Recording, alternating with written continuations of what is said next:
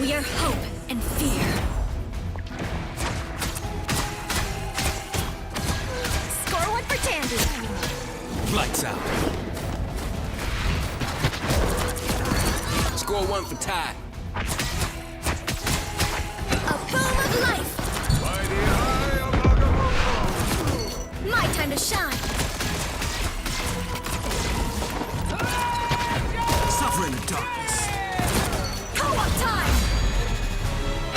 Us against the world. Random table. Sweet.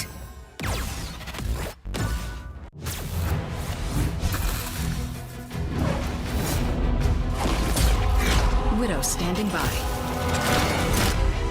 Target neutralized. The Widow's bite is lethal. Hit them till they don't get up.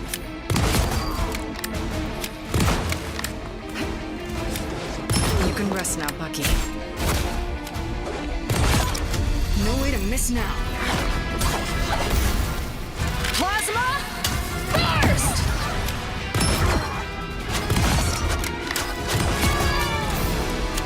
Widow style.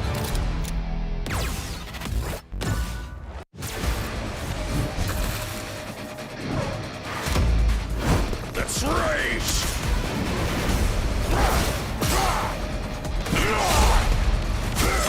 Yeah, they're coming. Don't get back up. Coming at you. Maximum! Come on! Berserker! Rage!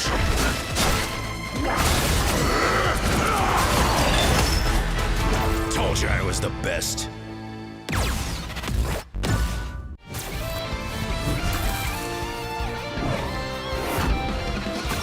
Eat nuts and kick butts. Got him, Tippy! Hey, check out this big acorn!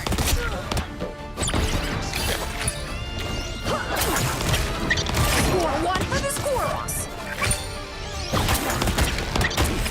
Ah, it's a squirrel nami! Huh, where do you think you're going?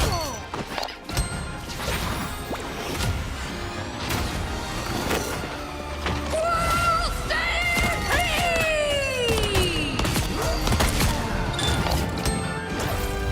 Anybody want some nuts?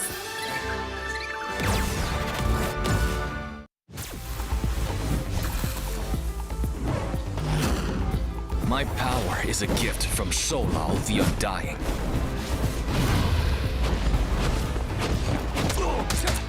Struck down by living chi.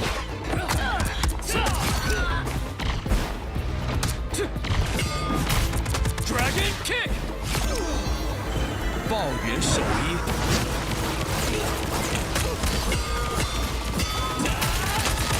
Perfect hit!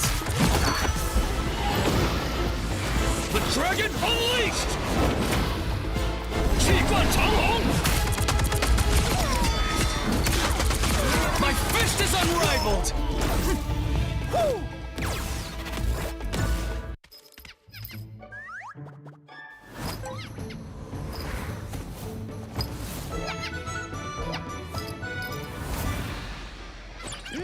Time to go nuts. Ha! Hey, check out this big acorn. World Stampede!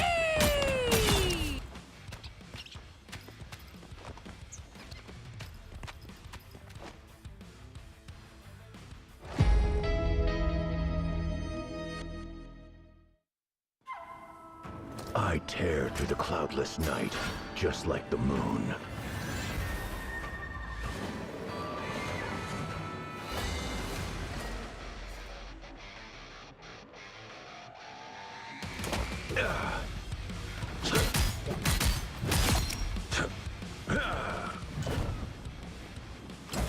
To drain. The moon haunts you!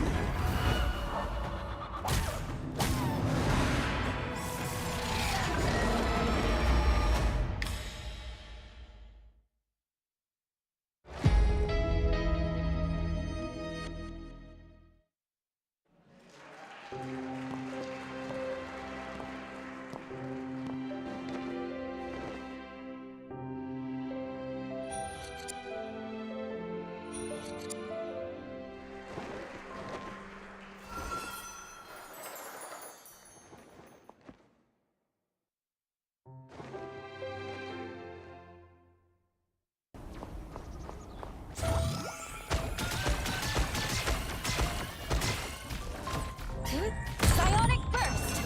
Disappear!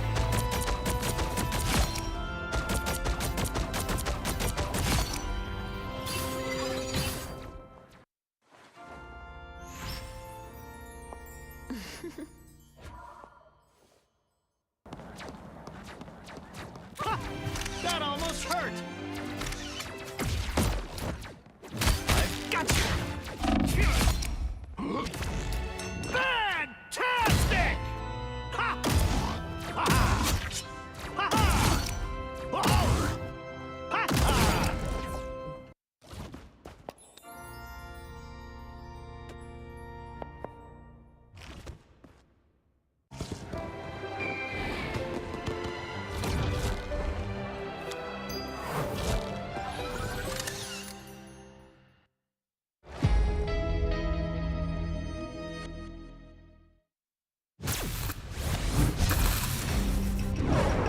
Now for something truly fantastic!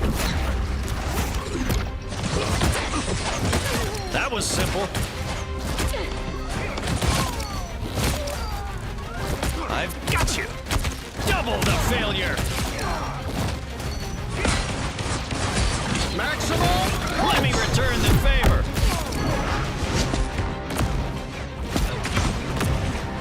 I'm as strong as Ben!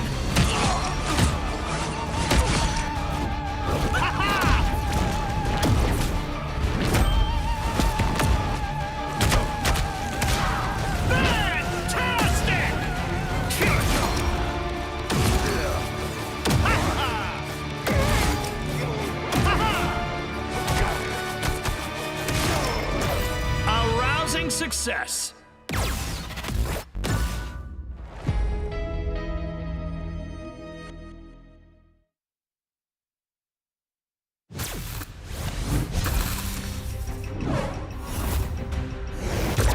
Who wants to see something fantastic?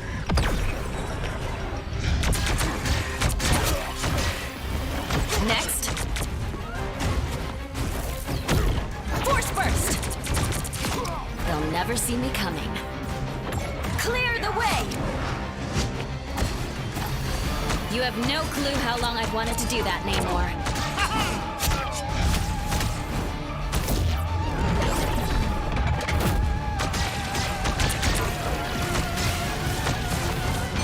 Disappear!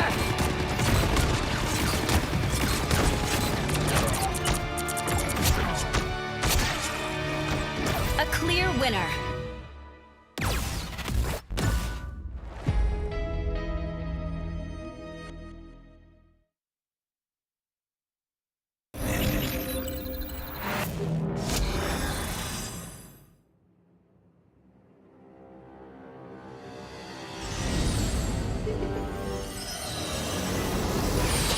You have been sheltered by the light for far too long.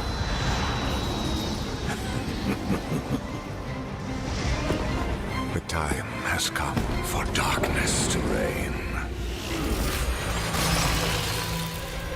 Soon your resolve will begin to crumble. You'll be stretched too thin.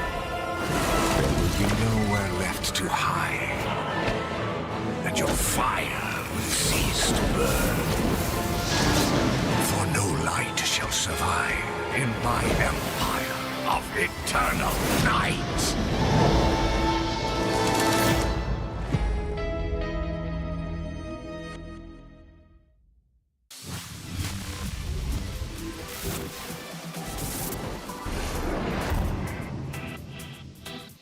Ultimate being used by Kanga.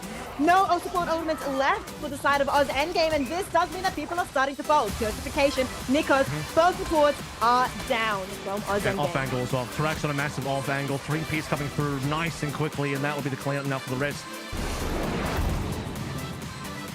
Rude's used that off at very low HP. Tricky survives, gets enough healing to be able to make it work. Isaac follows up on Oz 6, and this is a situation now where Fury look to be able to get a full reset on Oz endgame. I don't think Oz endgame is going to really throw much more into this one. They don't really have a lot. Isaac's going to make sure nothing happens. Another double stun on the back line. And there's a reset. It costs an extra ultimate. It forces him out. That Eternal Bond healing at least is going to keep that Invisible Woman standing.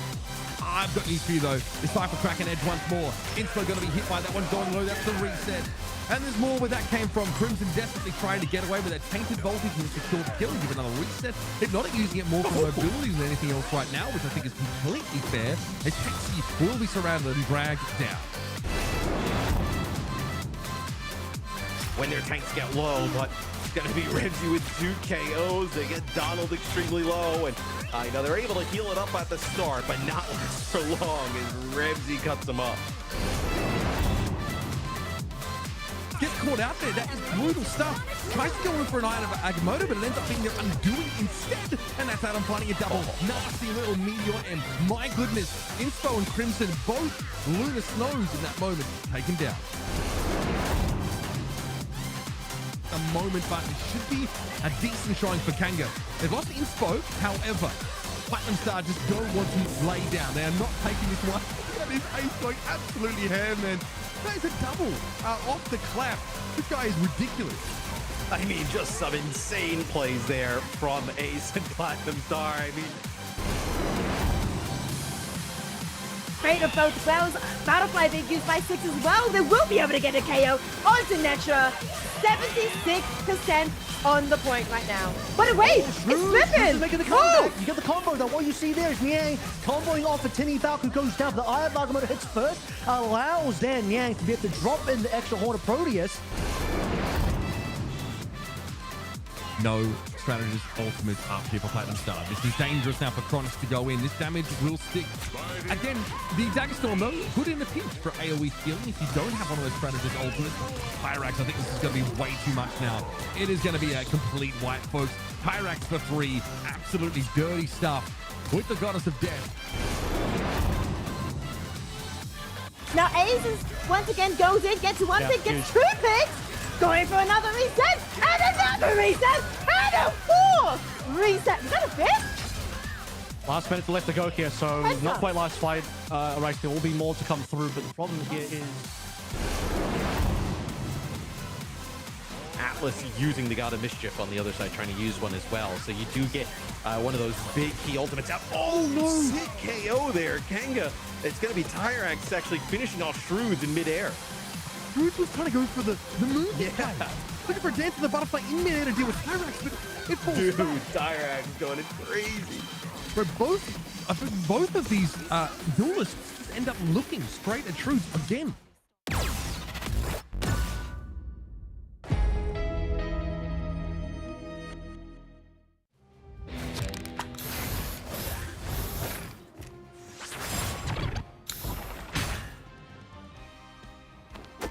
I'm hulking out! Hammer shield!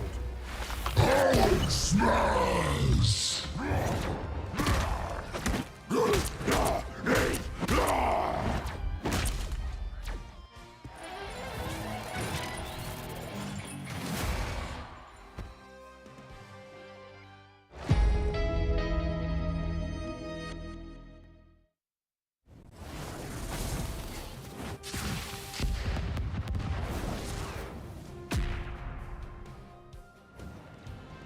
Dodge this! Supernova!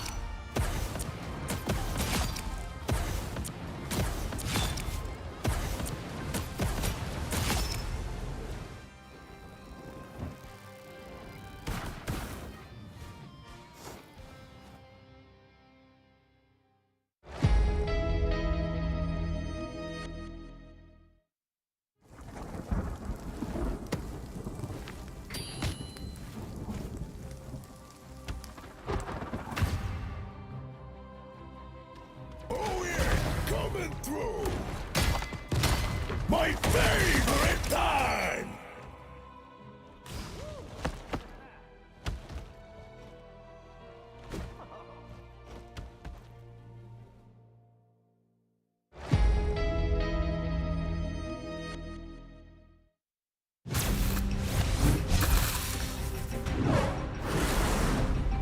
Human Torch in the house, yo!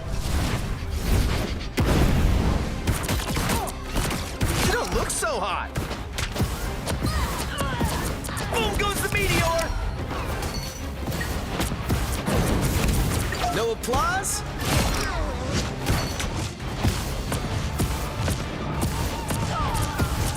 Dodge this! I'm the brightest in the sky! Supernova!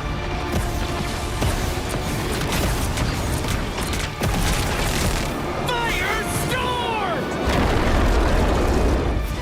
Flame on!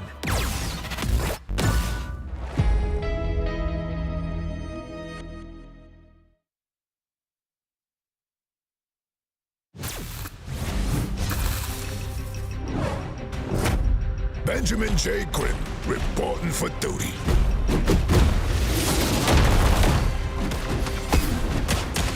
Too easy! Coming through! Let's rumble! I'll cover you! That's gonna bruise! Let's go, Logan!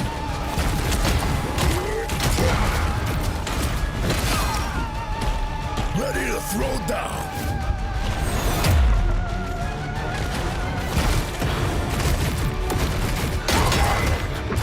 It's clobbering time! Booyah!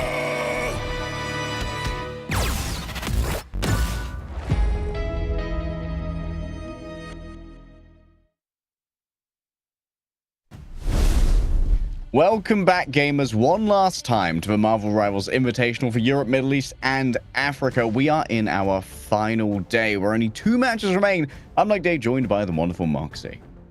Yeah, and we have all of the pleasure of getting to bring you all of the action today. And Harry, we're going to be kicking things off with 2 teams that have not met each other in the bracket. Like ships in the night, they have continued to pass each other round after round after round.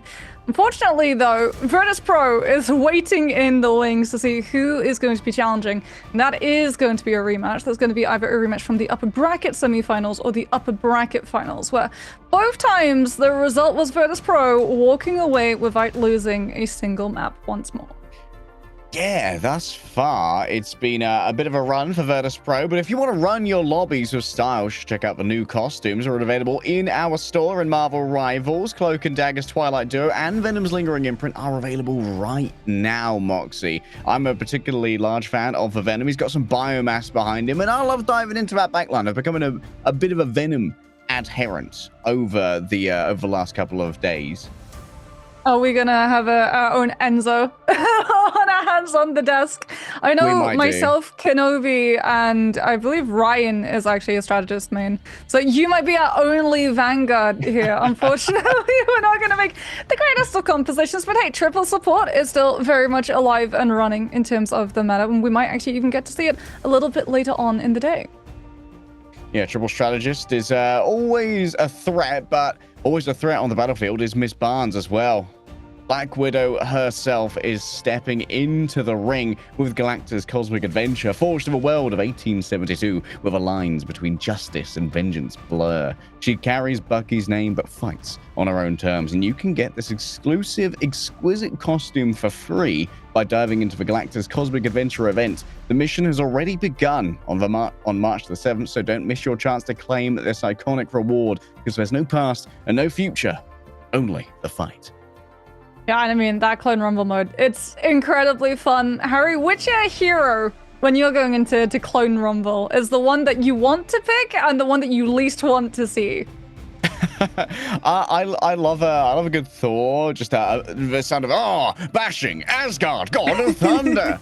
I hate seeing Namor, you know? Same. Like, 12 Monstro spawn is too many Monstro spawn, but when it comes to dates, we've got just enough dates here in our invitationals. We are on the, I don't know, 10th overall now, but there are still 6 days to go in the NA Invitational next weekend, Marks.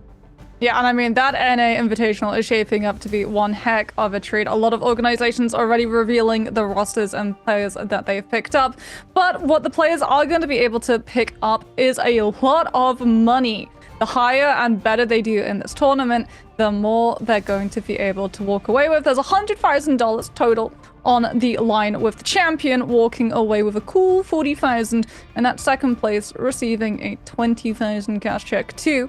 Third place, nothing to sneeze at, 12,000. Fourth place going to be walking away with 8,000. Fifth and sixth taking 6,000, and seventh and eighth will be walking away with 4,000. You love to see immediate investment of the esports scene into a game that is very, very new still, and a lot of these players are still trying to figure out what exactly is the meta, what exactly works the best, and we love to see it because that means we get to see so many different compositions coming on. We said that we have some banger matches to be able to see, and just as we pointed out, there's VP all the way up there in the peaks of the grand finals, waiting atop Mount Olympus to see which mortal is going to challenge them, potentially. Not just take a map, but take the entire series and truly make the gods bleed. Throughout the entirety of our tournament, Virtus.pro has only dropped a single map, and it was so influential when Team Peps took that Spider Islands that it has changed how every other team in the professional scene plays the defense of Spider Islands when it comes to getting those long fights, those very quick fights, and just making sure that you are always fighting to stop the progress of that convoy and just bleeding time as much as possible. And we're going to have Hidan on later so we can talk a little bit about how Team Peps formulated their strategy to take a map off of VP, because I can tell you, Fnatic and OG, they will have been studying that board and trying to figure out, okay, if we can make it to grand finals, how are we going to replicate this again and again and again? Sorry for all of you who are getting Bucky flashbacks. I mean, when you're talking about VP, you do have to talk about that, Bucky, because my goodness, those duelists, how do you possibly win against them in terms of those picks and bans? One answer that Peps had, like you said, other than being able to play incredibly aggressively for a lot of different fights in Spider Islands, was the Wolverine. So I will say, depending on who we see matching head-to-head with VP a little bit later, one team might be just a little bit ahead in terms of that overall chances, considering that OG have one of the strongest Wolverines in the region. But like you said, Legday, we have the absolute pleasure of getting to bring Hidan onto the desk so we can ask him all about managing to have such a huge impact that the meta changed entirely. Hello everyone. Hey bud. Can you hear me? We can indeed, and it's lovely Perfect. to hear you, Hidan. Well, we were just talking about how Peps kind of changed the game on Spider Island, so I guess open up by asking, how many iterations did you guys go through on your Spider Islands defense, or was it kind of always a brainchild that, like, we're just going to fight as much as possible and stop that convoy in its tracks the second that it comes out the door? All right. First of all, thank you guys for having me. It's a pleasure to be here and talk to you guys. So yeah, regarding Spider Island, like, we went through a lot of brainstorming because, to be fair, it was one of the worst map before. Like, we were always like really struggling on like how to play the map, and yeah, we came up with this strategy so that we could pretty much like get more team fights pretty much. I guess like we've been struggling in giving the first checkpoint after one fight, things like this, you know. So I mean, pretty much like now all the teams pretty much did understand why it's good to actually play this strategy, and that worked pretty good against VP. And yeah, even against us, like OG was doing that as well, like on those on Midtown and on Spider Island, for example. So it proved that it's actually working pretty good. And yeah, that was one of the strategy used back in the day in Overwatch as well, right? So yeah, we try to translate it here. So one of the ways we've seen teams try and stop that particular approach from occurring is banning the Doctor Strange. As a coach, obviously you have to think really hard and for a very long time about the picks and bans going into every single game, and you know, everyone's different depending on the team that you're running up against. Is it more valuable for the teams to take the Strange off of the pool entirely so they don't have to worry about that? Is it worth removing one of those ban slots and not being able to target ban a specific hero from the team that you're going up against instead, though. Yeah, it can be really dangerous to, for example, like I don't think a Strange first ban will be like ever smart because, yeah, if you play against Fnatic, for example, you don't want Mukmuta to play his Hela for sure. Like if you don't have a Hela player on your team, but yeah, that could be a strategy where if you know that the opponents are doing really good on defense and they base your strategy on having a lot of team fights, then yeah, it could make sense to actually ban a Strange. But I feel like all the teams are really comfortable on just playing Strange, you know. So yeah, I know we did ban Strange yesterday, but just because we didn't want them to on double shield and stuff, but whatever. Yeah, it could make sense. Could make sense on those like convoy maps to ban Strange for some teams. Yeah, they can do that. Sure, go ahead. Yeah. Moving on from general drafts, let's focus in on some specifics for Fnatic versus OG here. As you're fairly familiar with these teams due to the scrum environment of EMEA, do you have any insights into what we might see in the draft here? Both of these teams kind of like the Wolverine, but you gotta get rid of Mukmuta's Hela. Yeah, I don't think Mukmuta is ever gonna play Hela on this best of 5. I think OG is gonna ban Hela first on every single map, and then it's actually gonna be pretty interesting to think about if Fnatic is comfortable enough against Tanuki's Wolverine to not ban it. If I were them, I would just ban it. Not because Tanuki is really good on Wolverine, but because when they don't play Wolverine, they're not as great, even if they're still really, really good without the Wolverine, right? But Fnatic, for me, Fnatic has a chance if they ban the Wolverine, and if they don't ban Wolverine, they might just get the Venom out of the picture. But yeah, I think they might ban Wolverine and not take any risk, and we might have those like Berkey Star-Lord matchup, because I think OG is gonna ban Namor second. Well, we'll see. So moving away from looking at the duelists and looking instead at the strategists, Fnatic have had a very clear to see path in terms of the protection slots. They've always protected Line Pro's Invisible Woman. And in the meantime, we saw OG yesterday making a real headway and being able to keep Ken on that Loki. In your opinion as a coach, which hero actually finds more value? Would you rather have someone who is better on the Invisible Woman or the Loki? So pretty much, they might secure Invis if they let Wolverine open. That's pretty much it. Because you pretty much need that Wolverine. You pretty much need that Invis to deny that Wolverine jumps, like those dashes, right? Okay, especially if like maybe they don't play Mag, for example. It's gonna force, for example, Magneto to bubble the Wolverine so he can do something, because Invis has a great impact on not letting the Wolverine express, you know? So that will why they will secure Invis, but if they ban Wolf, I don't think they will secure Invis. Like, then it not make sense. They will just play Luna Loki, which is like better in my opinion. Go ahead, sorry. No, that's good. Go ahead. I was thinking, like, talking about how to mess with the Wolverine's rhythm and the expression of Wolverine. Invisible Woman is one thing we've seen. We've also seen teams start to pick up The Thing as an answer to it as well. Networks in particular has been doing some of this. Do you have any insight in like how The Thing is fitting into compositions at the moment? Yeah, The Thing is definitely... So it's definitely not bad against Wolverine, just because, like, yeah, of course, the slam.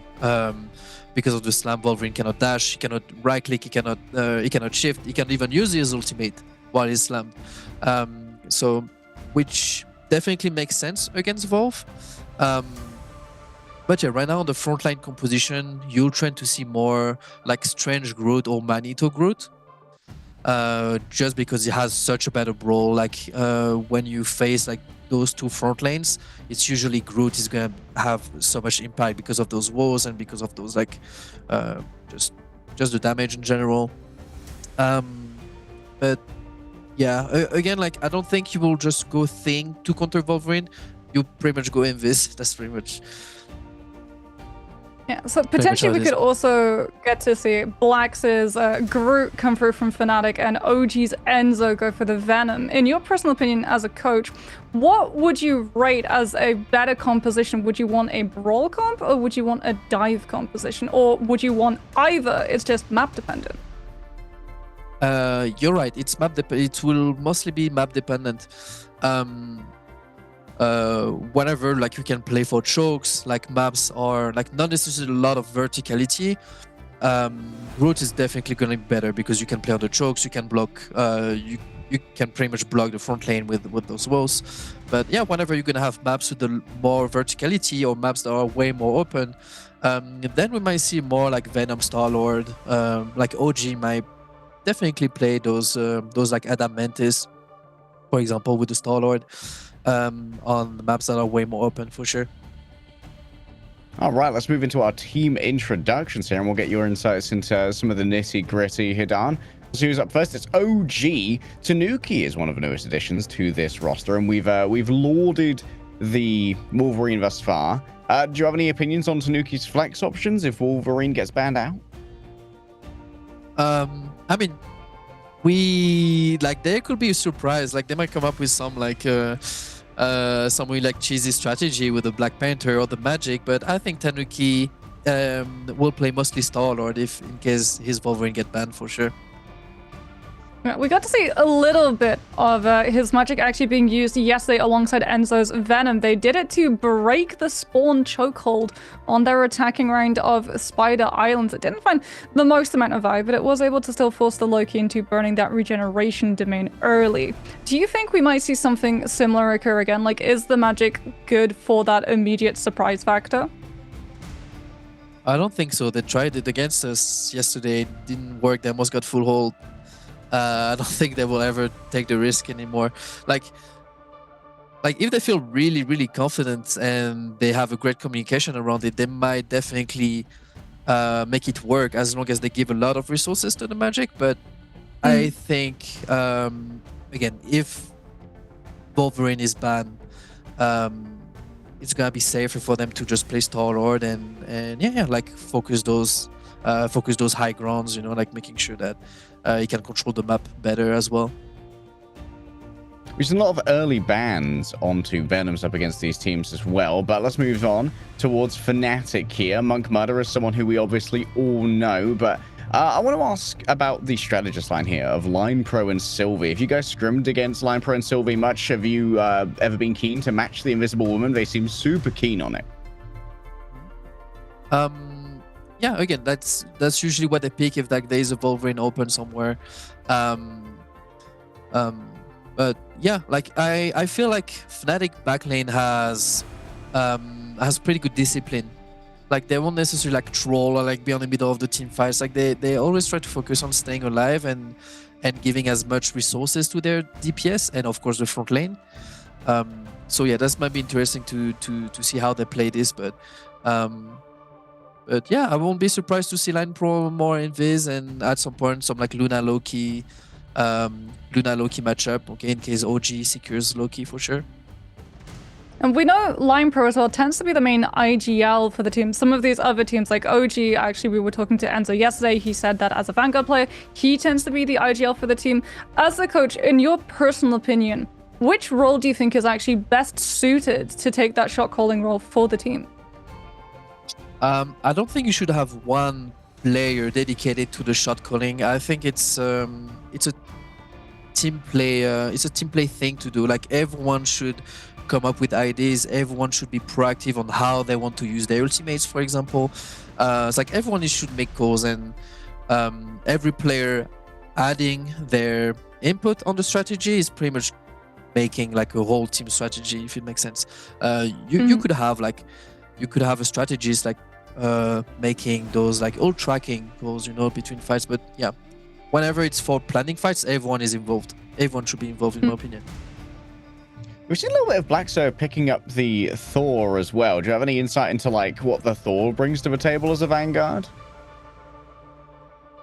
Thor breaks in the table only if they can play Hela and Loki. It's like, it's I would say like Thor is gonna be good to actually control some of like tank divers, like some like Venom and stuff, but I don't think the hero has much value just as a hero.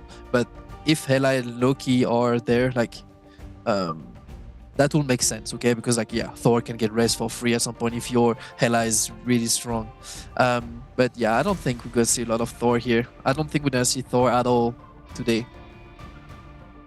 And I mean, if you're a coach and you're basically giving a pep talk to your team, what advice would you give to any of your players who would have to go up against Virtus.pro? Because like, honestly, when it comes to the amount of flexibility that this roster has, it doesn't really feel like there's a good option to target ban things out. Like we've seen Sparkus still get target banned out on the Psylocke, which leaves the Winter Soldier option. Fire is always target banned so that he can never have Hela available, but they're still able to find the flexibilities and still carry on almost every single hero that they play. What do you think is the secret to taking Virtus.pro down?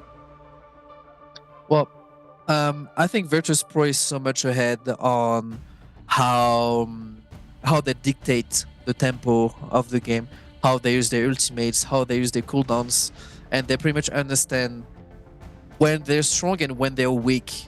So like they could make really fast decision, right? But an advice I will give to people that plays against Virtus.pro is that they should just like chill. They know that playing against VP, you are the underdog, so you shouldn't play with any pressure. Try to have fun and maybe and yeah, just do your thing, right? It's usually easier to play when you know you're in the underdog. So like you have nothing to lose, right? So yeah, I mean, I don't think VP is gonna lose a single map today. Well, we'll see if that's the case, because we have ourselves some predictions here. We'll ask you to submit some just before the show. So let's have a quick look at where we're all putting this. Oh, big OG believer. Mox, I seem to be going for Fnatic, but you might have a little bit more insight into this. Why do you think that OG is going to win? I mean, OG, if Tanuki is able to get the Wolverine, it seems like it might be just Tanuki running the lobby.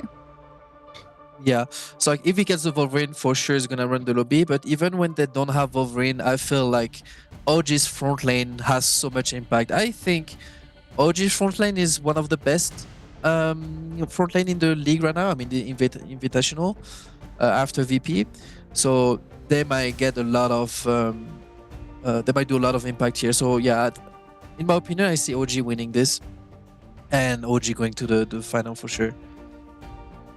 On my side, when it came to prepping for Fnatic, I was also focused in on that backline. Moxie and I have both given a map to a Fnatic here. With you going for OG going up against Virtus.pro, still don't think they're going to drop a map. Like, are they just that good? Are they? Is it Pep's the only heroes we have who can take a map off VP? No, it's my dream. My dream is that VP doesn't lose any single map after losing a map against us. That's pretty much my dream here. So they might drop a map. Yes, like I won't be surprised if they drop a map to OG or Fnatic, okay, if they go in. But my prediction is like, yeah, this is just my dream, right? Like my dream is that we're the only one that made them drop a map, even if it was like really tough, right? Yeah, I think Harry and I's dream is that we get a grand final that isn't just a 4-0. Yeah. Well, from a show perspective, it would be so much better. Well, thank you so much for coming along and joining us, Adam. Before we let you go, is there anything that you want to say? The Peps community are always supporting their team, and we really want to give you this opportunity to shout and give some of that love back. Yeah, like thank you so much for the Pep community. Like they've been supporting us even on the bad times whenever we're losing. For example, like we did another like tournament when like we lost to VP like 4-0 as well, but they were always like cheering for us. They're always there. We can see on the social media as well, like they're really there for us. So yeah, thank you again, and I hope that we'll get better. We have a lot of things to work on, so we won't disappoint you guys. There, Team Peps. Thank you so much for joining us, Sedan. You guys have so much to work on, but it means that there's so much more room for improvement, and Team Peps are far from their final form. But Moxie and I, we're going to be going into our final form here for the last day of the Marvel Rivals Invitational in Europe, Middle East, and Africa. This might be the closest match we've had so far, and as you were alluding to earlier, Moxie, these teams are yet to meet. Yeah, these teams are yet to meet. However, we have been meeting our lovely watch party guests. In fact, some of them have even joined us on the desk. They're going to be keeping up with all of the actions, so you can go and find their Twitch channels right there underneath all of their portraits. But back to this match, because like you said, Fnatic and OG, every single time they've been on opposing ends of the bracket, so they haven't been able to match wits physically against each other yet. They have still been able to watch each other's matchups though and figure out which compositions are the strongest and which ones they can absolutely target when we head into that pick and ban phasing, which is going to be very important indeed. Well, heading into our first map, it's going to be randomly decided. No team has a specific advantage here. It's going to be down to the RNG where we begin, but also this is going to be a best of 5, so this series is going to be fairly long, but it's not the extended data download you get in a best of 7. Adaptations are going to have to be quick, and they're going to have to be precise when we identify strengths and weaknesses for both of these teams. Yeah, and random map generator is apparently a Peps fan. We're going to Spider Islands. So we're definitely going to be seeing a lot of very aggressive close holds towards those spawn doors. Definitely a lot of these teams going to be wanting to go for heroes who can use verticality as well on the attacking round, so that you can instantly, if you do win that fight at the spawn doors, just go up onto one of those buildings and scout whether or not the defensive strangers portaling some went back in to take as many fights as possible on that recontest. Yeah, we've seen a lot of teams try and iterate on their defense with the counter portal as well. The segment that kind of first fight is over, trying to get a portal up on top of the respawning defensive Doctor Strange, and obviously seeing him out of that portal cast, all causing him to panic and mess it up by getting a couple of headshot snipes through the portal as well, just creating that window to pressure out a vulnerable Sorcerer Supreme. Some absolute zeros as well from things like the Luna, where you're able to create that portal, a window of opportunity. So the defense has to make sure that they're body blocking and covering for the Doctor Strange so that he doesn't get felled when he is mid-animation casters. We're getting ready to go in and see what is going to occur in terms of these picks and bans before any team gets to protect a hero, safeguarding them from a ban. Both teams get the opportunity to take one hero out of the mix, and OG are going to remove Monk Mudder's Hela. Fnatic answer back, taking away Enzo's Venom. And now what is the... Yep, they're going to protect Blackso's Groot here. This is the thing about Fnatic. You can either deal with Monk Mudder on the Hela, or you can deal with Blackso on the Groot, which is probably their best character. We, of course, are going to see the Wolverine protected on the other side. This is where Tanuki is at its strongest. Yeah, Tanuki is going to be very happy by getting that one through, especially because Groot is incredibly susceptible to the Wolverine, so we're likely going to be seeing him get backed up by something like Magneto with that Bulwark to bubble the Vanguard if he gets taken out of the mix. Luna is going to be banned out, and Star-Lord is also going to be removed. So if Tanuki struggles into Melio, he's not going to have that duelist to be able to swap on over. And that has been the duelist that he's looked the second most comfortable on. So very good targeting there coming on through from the side of Fnatic to shut down Tanuki's Rising Star. Yeah, I really like the kind of catch-22 they put Tanuki in here. Really lock him in to that Wolverine pick, when knowing that Melio is equally happy to pick that up, but also is a little bit more flexible when it comes to these other picks. Lunaban, of course, is nerfing the Chilling Charisma team up with the Namor to make sure that it's not as disastrous to dive into. But here it's going to be all about how Blackso survives Tanuki's assault. And we're really going to be looking at Line Provo's force physics to try and interrupt any potential kidnappings with a Feral Leap. And because both teams were sort of prioritizing removing duelists and vanguards from the pool, strategists are both going to have their personal favorites open to them. So Linepro, like you said, is going to be taking upon the mantle of Invisible Woman. Ken, in the meantime, gets his Loki. So he's going to be very happy about that one, as too is Etsu, because Etsu gets to rock the Winter Soldier, and Sylvie's clones are going to allow that Bucky to reset with Kraken Impact again and again and again. Yeah, Etsu really has been the be-all and end-all of so many OG fights with the efficacy of this Winter Soldier. The Bionic Hook is incredibly important. A missed hook, a missed grab there coming through from Melio. I believe it was hit by the metallic bulwark. That's going to be Blackso dragged in. Of course, the capacity for kidnapping on the side of OG is supreme with that pull coming through from the Winter Soldier as well. Scattered to the 4 wins here are Fnatic, so they're not going to get a fast recontest here. But Snaze has gone out too far. Trades it out for Networks, and Line Pro catches the AoE of Alex as well. However, Fnatic, they're scattered. Close hold broken, and it's not going to buy them an easy recontest off of a strange portal either because of how scattered they currently are. Networks is immediately going to swap off of the Magneto onto the Thing, knowing that Tanuki is on the prowl with this Wolverine. It's going to be waiting around that left side. The second that one of these players from Fnatic walks a little bit too far, they're going to be met with a very angry Canadian. Angry Canadians are the worst kind of Canadians. They're scary when they're not being polite. Networks already dropping down with the Stone Haymaker. Of course, they can't shield out much of that damage, but they can surround the Thing and try to overwhelm him with raw damage, forcing out the regen domain already as the Groot enters for Frey. Blackso has taken so much damage and needs the care of Line Pro to try and survive this one. Monk Mudder working the margins with the Psylocke, fell low, instantly healed on up. FNC, they're coming up towards a couple of ultimates here, but the Kraken Impact's already available for Etsu. The second that they see a good way to move on through, Clobbering Time was used, but it seems like it was mostly avoided there due to the double shields of Enzo and Snaze. Melio looking to get a grab. Snaze going to be the primary victim. The walls came up and Snaze went down. Last stand potentially coming into the mix, but it's Monk Mudder first with the Dance of the Butterflies, forcing Alex's invis boundary. Melio now gets a free pass to utilize this Wolverine ultimate. First goes the Feral Grab onto that Magneto, but here comes Etsu, potentially the hero of the hour. Kraken Impact gets the reset off of every single copy that Sylvie has left standing, and that is Etsu landing hit after hit after hit, felling player after player. Yeah, Line Pro a touch outside of Sylvie's invisible boundary. There in comes the contest from the back. Waiting in the wings is Etsu. I think that's actually a miss there due to Melio's burst mobility. Still is going to go down. Monk Mudder gets the critical pick at the best time. Assassination from Psylocke doing what she does best. Sylvie piles in onto the point, trying to stop this in its tracks. Not going to be too much gained off the back of the Meteor M, but players laying low means that Snaze with a Dark Maelstrom can pick up 2 final hits in the midst of all of this. It's a dirty fight coming through, but OG are clutching up towards the end of it as 2 final blows come over from a Force Physics. He's going to have Aya Agamotto as well. Ken and Alex both are stones throw away from their ultimates too. So for the side of the defense, it's imperative that they try and find any form of poke that they can. Unfortunately, because they lost that last fight off of a portal play, you can see the attackers already positioned to take away that high ground potential angle that Fnatic could use to stall out OG's approach.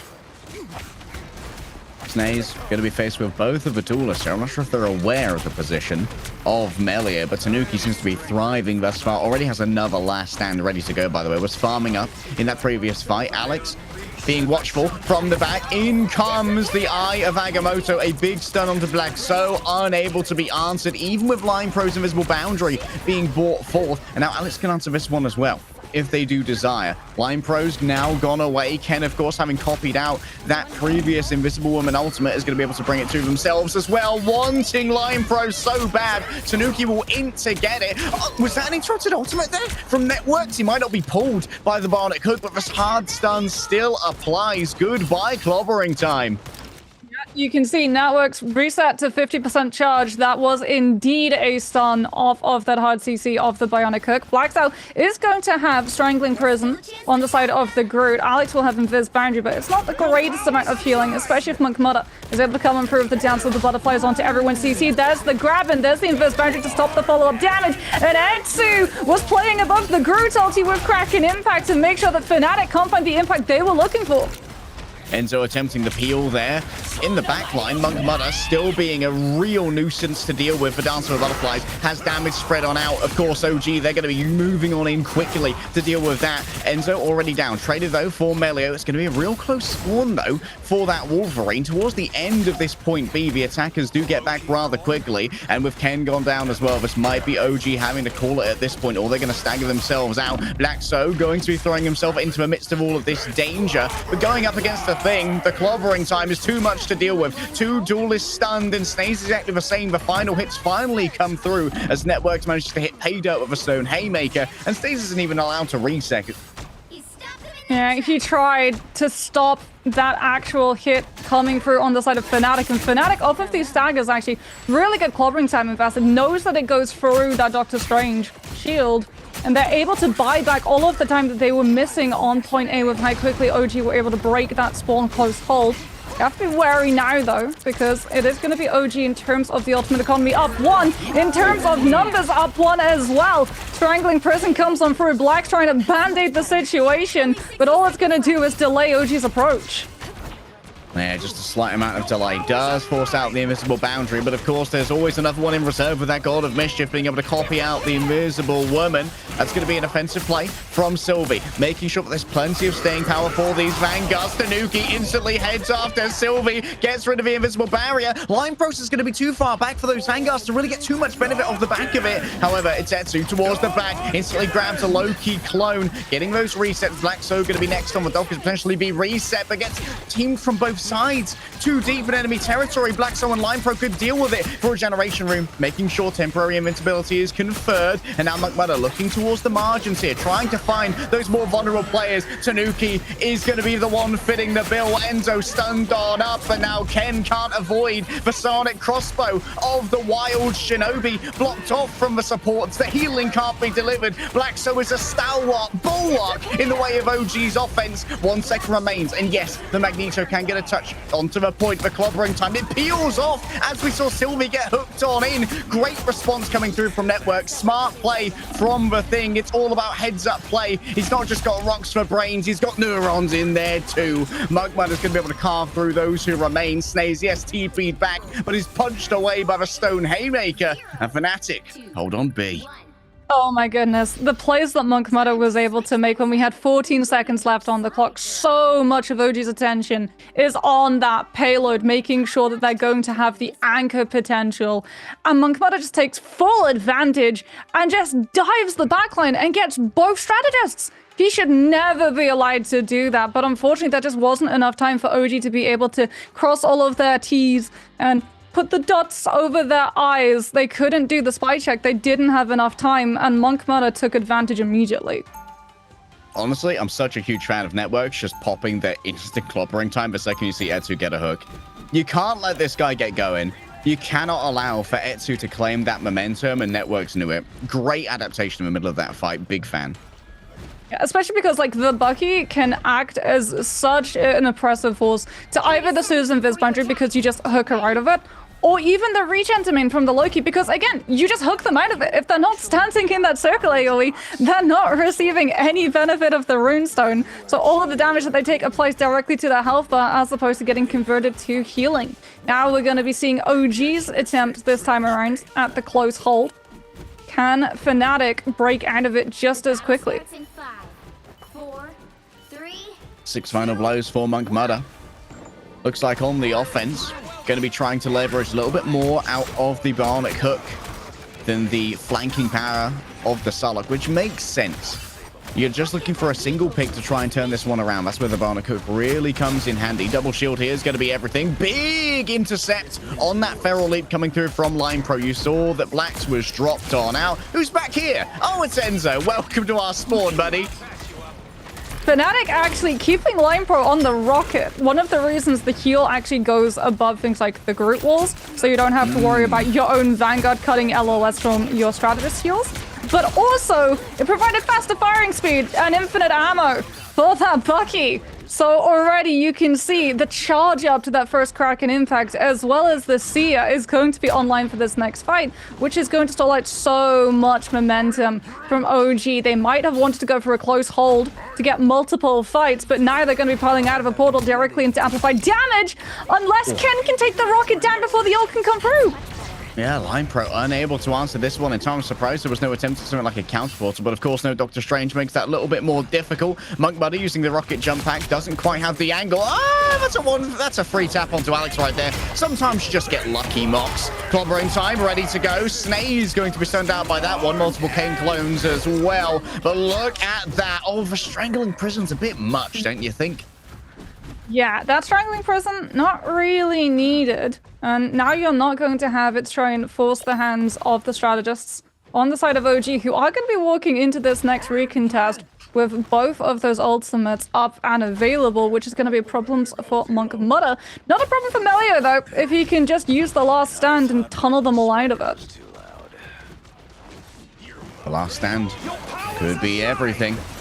Blackso trying to harry the oppression here and moving forward. Up comes the invisible boundary. Monk Mudder ready to stand on business for a second, but either of these goes down. That's a lot of damage onto Etsu. Missing from this. The last stand thrown on through. Enzo finished off. It's a coup here from Monk Mudder.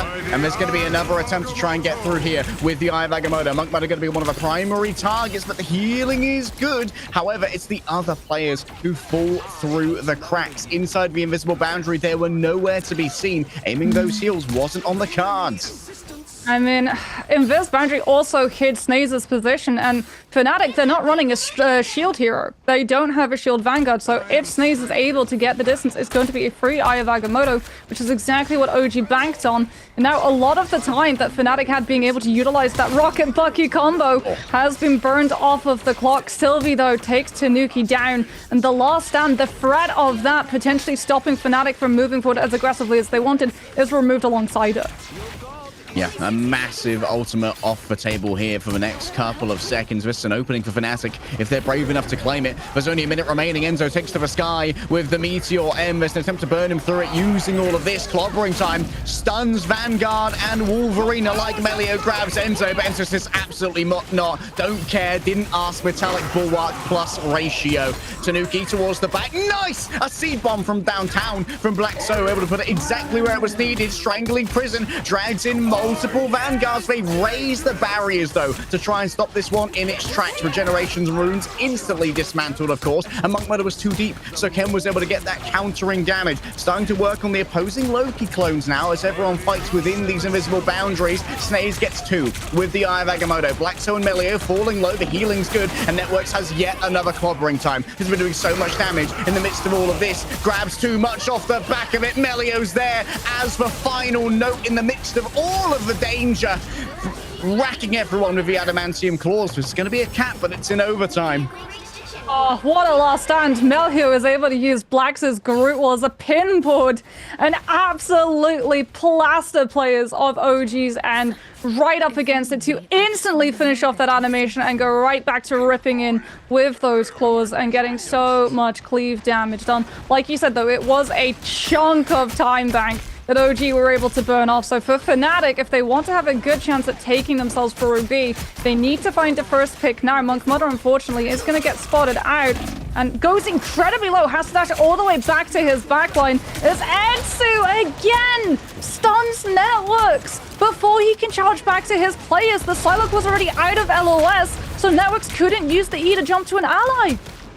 Quite the organized crime there from Etsu and Tanuki, just absolutely ganking Networks. He might be immune to displacement effects due to his resolve, but the damage is still good, and OG, if they do one thing, is pump out damage. Melio's a little bit deep here. Wait, Tanuki fell for the bait. That's going to force the regeneration rune out of Ken. Nice clone placement as well. This is the kind of mechanics that really set Loki players apart at the top level. That's going to be a big usage of the entangling prison, and guess what? Networks is there to try and deal with it. Alex falls on down, but there's already the Trickster Gold coming through from Ken to make sure that there's that reinforcing invisible barrier to deal with all of this. It's going to be raised as well by Sylvie, of course, having taken over Line Pro's position here with another invisible woman. Attempted a knockoff there onto Etsu. Snake's just going to have to trade their life for time as they fall on the cart.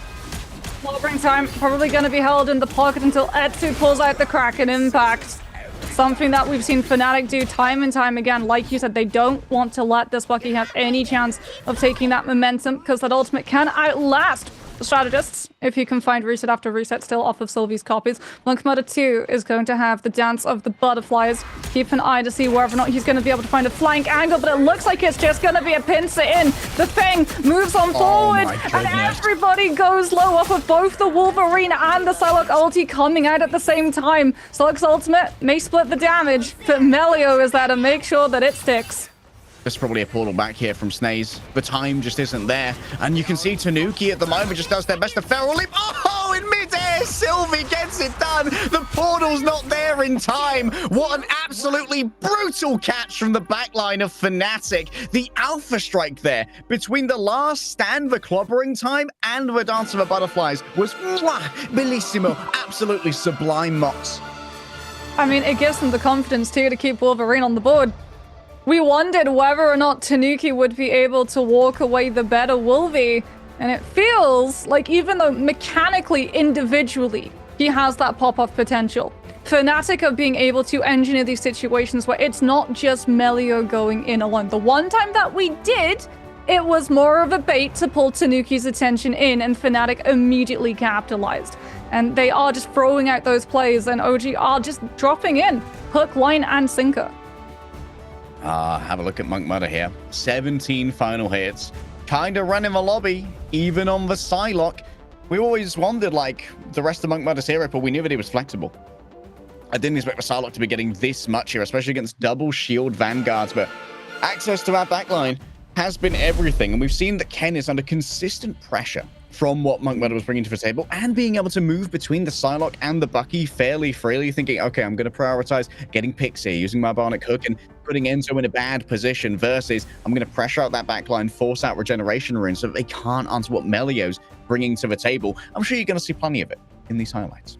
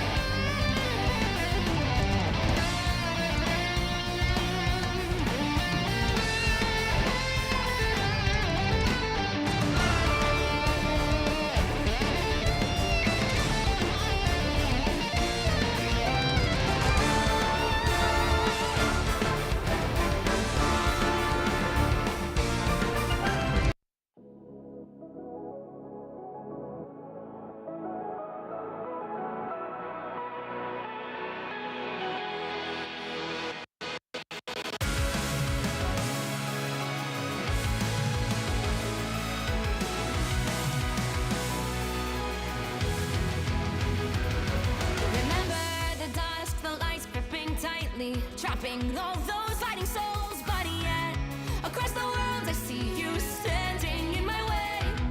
And remember the time, the place we used to fight, like the sun and moon, and I wonder if ever there was a time that we were friends. The night has fallen, shadows looming, and yes, that time has come for me to seek you out. We are set now for our last reunion. Break the chains, find your way, come fight me. Do you remember who you really are? Show me that you are still the only one for me. I'll be waiting for you. Playing out, hoping your fries, raising up your fists and smashing through time walls. Before the rift splinters again, we are rebels till the end. Rise up, hoping your mind hold.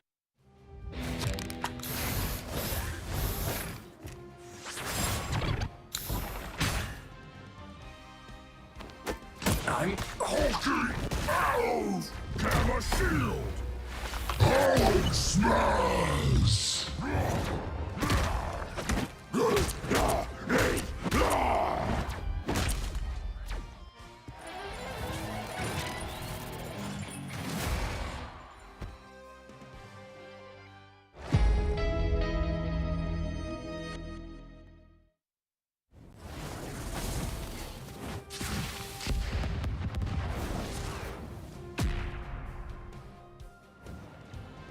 Dodge this!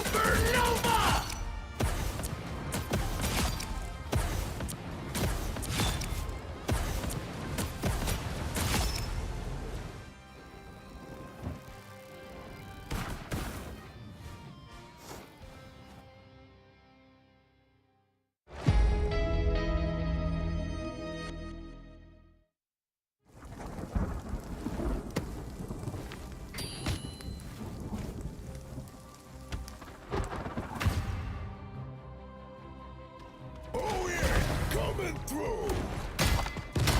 My favorite time.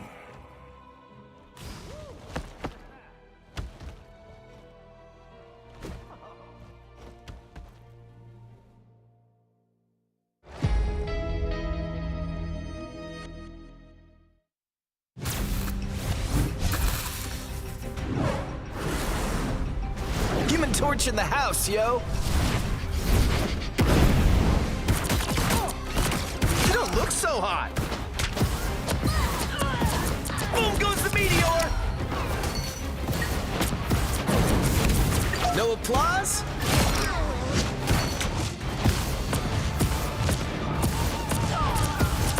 Dodge this! I'm the brightest in the sky. Supernova!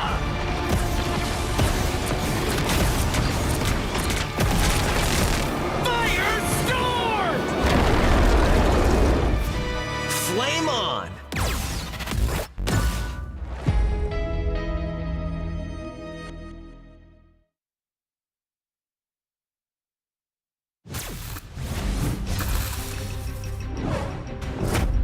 Benjamin J. Grimm, reporting for duty.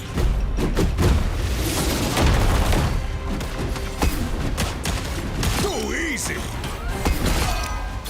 Coming through. Let's rumble. I'll cover you. That's gonna bruise. Let's go, Logan.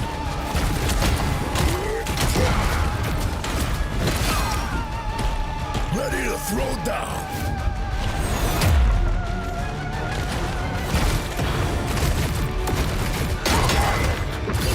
It's clobbering time! Booyah!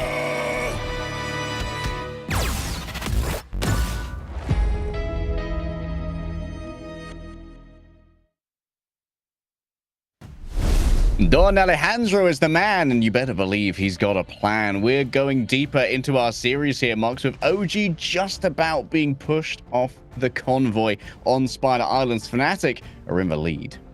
Yeah, and I mean, when we were looking at our predictions for this game, like, both you and I thought it would go the absolute distance in this BO5 series.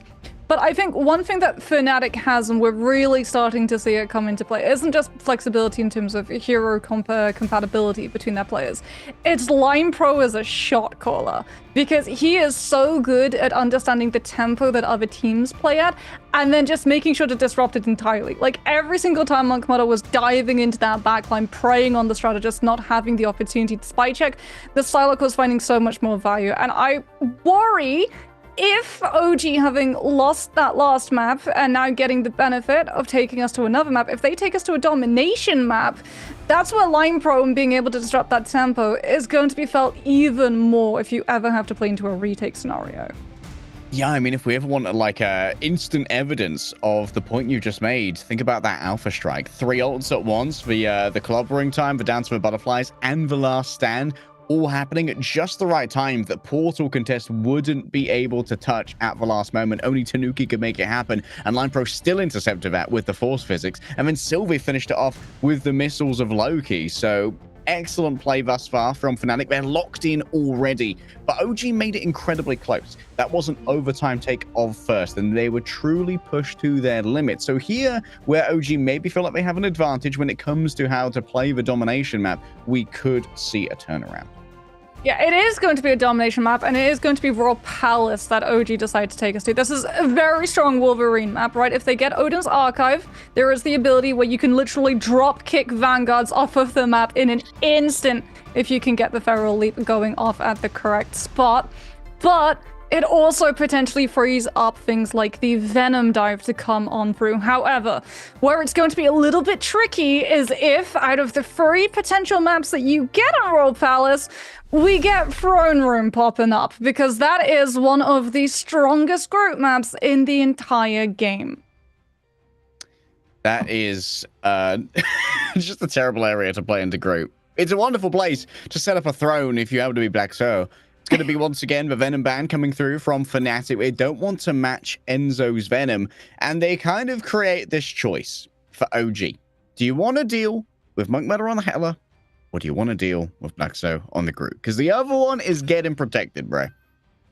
Well, it is going to be the Hela taken off of the table. Like, Groot, if they do manage to play it, it is going to be countered potentially by the Wolverine battle. So Melio and Tanuki both likely going to be able to access their signature heroes, as we're waiting to see what exactly OG is going to be able to protect. It will be the Wolverine protection, as we talked about, as Hidan actually talked about when he was on the desk earlier. Tanuki is a little bit less flexible in terms of those duelist roles in comparison to something like Melio. Fnatic instantly going to be going for the group protection and the Starlord ban, yet again keeping Tanuki hero pool to an absolute limit. I mean, if it ain't broke, don't fix it. This is one of a few teams as well that's not particularly keen on banning Ken's Loki. Ken's probably one of the best Loki players that we have in all of EMEA and consequently all of the world. But Sylvie, very comfortable matching that. Picked up the MVP on Spider Island just now, and Luna's banned again. It's the same draft from OG, but given how close the last match is, they might think that they can change this in terms of their mechanics and planning rather than their draft stage and come out on top. Yeah, I want to know which of the submaps it's going to be. If it's Bifrost Garden, it's going to be super out in the open, which is another reason why you wanted to remove the Starlord from play. Same thing with Throne Room. There's a lot of pillars that the Starlord can hide behind. It allows the Magneto to find even more value with those bulwarks, because you always have to try and break them to get to the Starlord hidden within, which would allow that Magneto instant access to the full damage and knockback potential, that 9-meter push on the right click.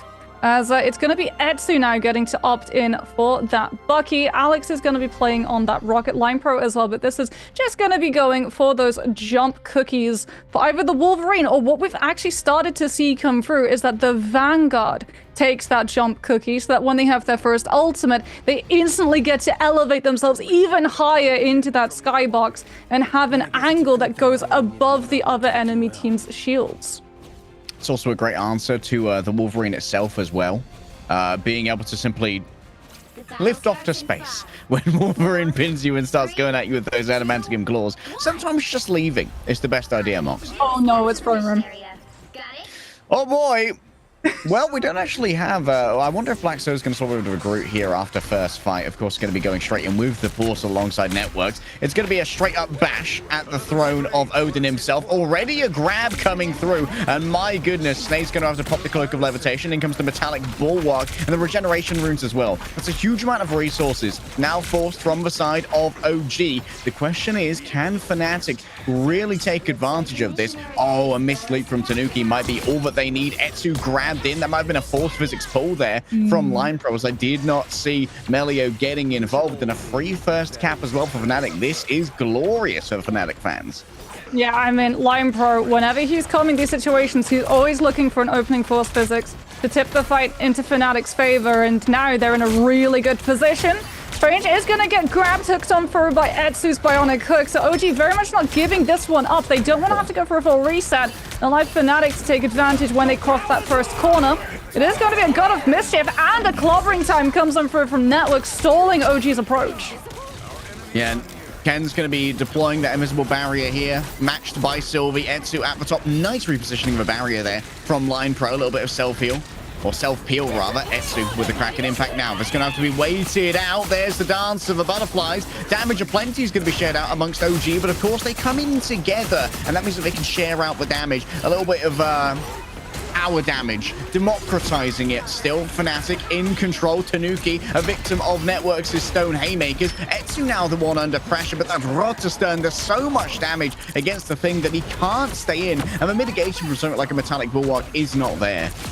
Well, there's the Groot swap that we were expecting to come on through from Black's Hours. Sneeze pushes up even more. They have point percentage to make up for. They need the stagger eliminations to stop Fnatic from regrouping, especially since Fnatic are going to be coming into this next fight with an awful lot of ultimates and a lot of follow-through potential. We could very well see a clobbering time into free strangling prison when Snaze and Enzo, even holding that shield up, is not going to be able to save them from Network's ultimate. Yeah, we've often seen clobbering time actually used as like that secondary control method, as you talked about, to really pave the way for another Vanguard to hit the ideal ultimate thereafter. A setup on a grab. Snake's already given back Metallic Bulwark. That's going to be the Eye of Agamotto. Only stuns Sylvie for now, but Etsu's going to be able to turn this into reset after reset for the Kraken Impact. Moving in after Line Pro. Headshot after that as well. Bro, he's a mechanical demon. Oh, Etsu, you're going to make me swoon, bruv. And Enzo, too, utilizes that Meteor M to make sure that any potential shutdown that could have occurred onto that Winter Soldier mid-Kraken Impact is removed entirely. We've got two dueling mentalities. Fnatic are trying to do everything they possibly can to thread networks into the backline, to land that Yancy Street Charge and the Earthbound status onto Etsu so that he can't Trooper's Fist avoid the follow-through damage when Fnatic turn their attention to try and take him down. And in the meantime, OG just have to survive and bait the Vanguards to walk forward for Etsu to get aggressive on the backline instead. Invisible boundaries exchanged. Those Thorn Lash walls are actually doing some work here in terms of pressuring that backline. Melio looking for a leap onto Tanuki, actually dodged by their own Feral Leap right now. Just playing their life, trying to survive as long as possible and force more out of Sylvie. In this case, it's going to be a clobbering time. That's 4 players stunned. Blackso building up to yet another Strangling Prism that's ready to go. That's going to be good for 1. But Snaze grabbing the Dark Maelstrom, a drive-by on Melio. Dance of Butterflies now coming in on to all of these Vanguards. But of course, they just retreat into the Regeneration Domain of Loki. Is the perfect answer to Psylocke's ultimate as she cannot take down the runes. Enzo just able to freely throw out Metallic Spike after Metallic Spike into the chests of Fnatic's players. It's going to be a recontest coming through. I think that one might actually be Blackso coming in from the off angle here, although instantly pinned. Tanuki says, "You're not welcome on my point, bruv. We're going to be taking this one back." Monk Mudder in the back. A last stand attempt here from Melio. Fnatic believe it to be winnable. Maybe they got a better read than I do because Snaze is down. Enzo floats merrily above the point, dunks down onto Line Pro. Not a fan of the Don, clearly. But Etsu is going to be the final note on this one, surely, with that final use of the Kraken Impact for resets are there, and Ken's cleaning up. I need to see these stats because I don't think Ken actually died. That Loki was up to absolute mischief the entire round. There was absolutely nothing that could be done. You saw it at the end, like Fnatic tried everything they could. That was why they went for that really aggressive play onto the point, because they were pulling so much attention. Like Ken was having to turn and peel for Etsu, who at the same time was actually receiving Alex's shield to make sure that the damage didn't stick and they didn't lose that potential win condition of the Kraken Impact coming on through. But in the meantime, Ken's just off on the sideline on that staircase. And yeah, it's actually Alex who hasn't died. Ken fell a singular time, but has doled out 14,896 healing, as well as 5,699 damage done. And that's sort of one of the problems that comes through when you have a Bucky who's always wanting to utilize those Loki copies for the Kraken Impact resets. It does allow them to stay standing just a little bit more and get some more damage and heals off to the rest of their team as we head into the second round. And OG picked this map. They picked this map well because they're currently 1 round up against Fnatic. Yeah, it was a good read. But one thing that stood out to me in the stats was actually how low Blackso's damage was.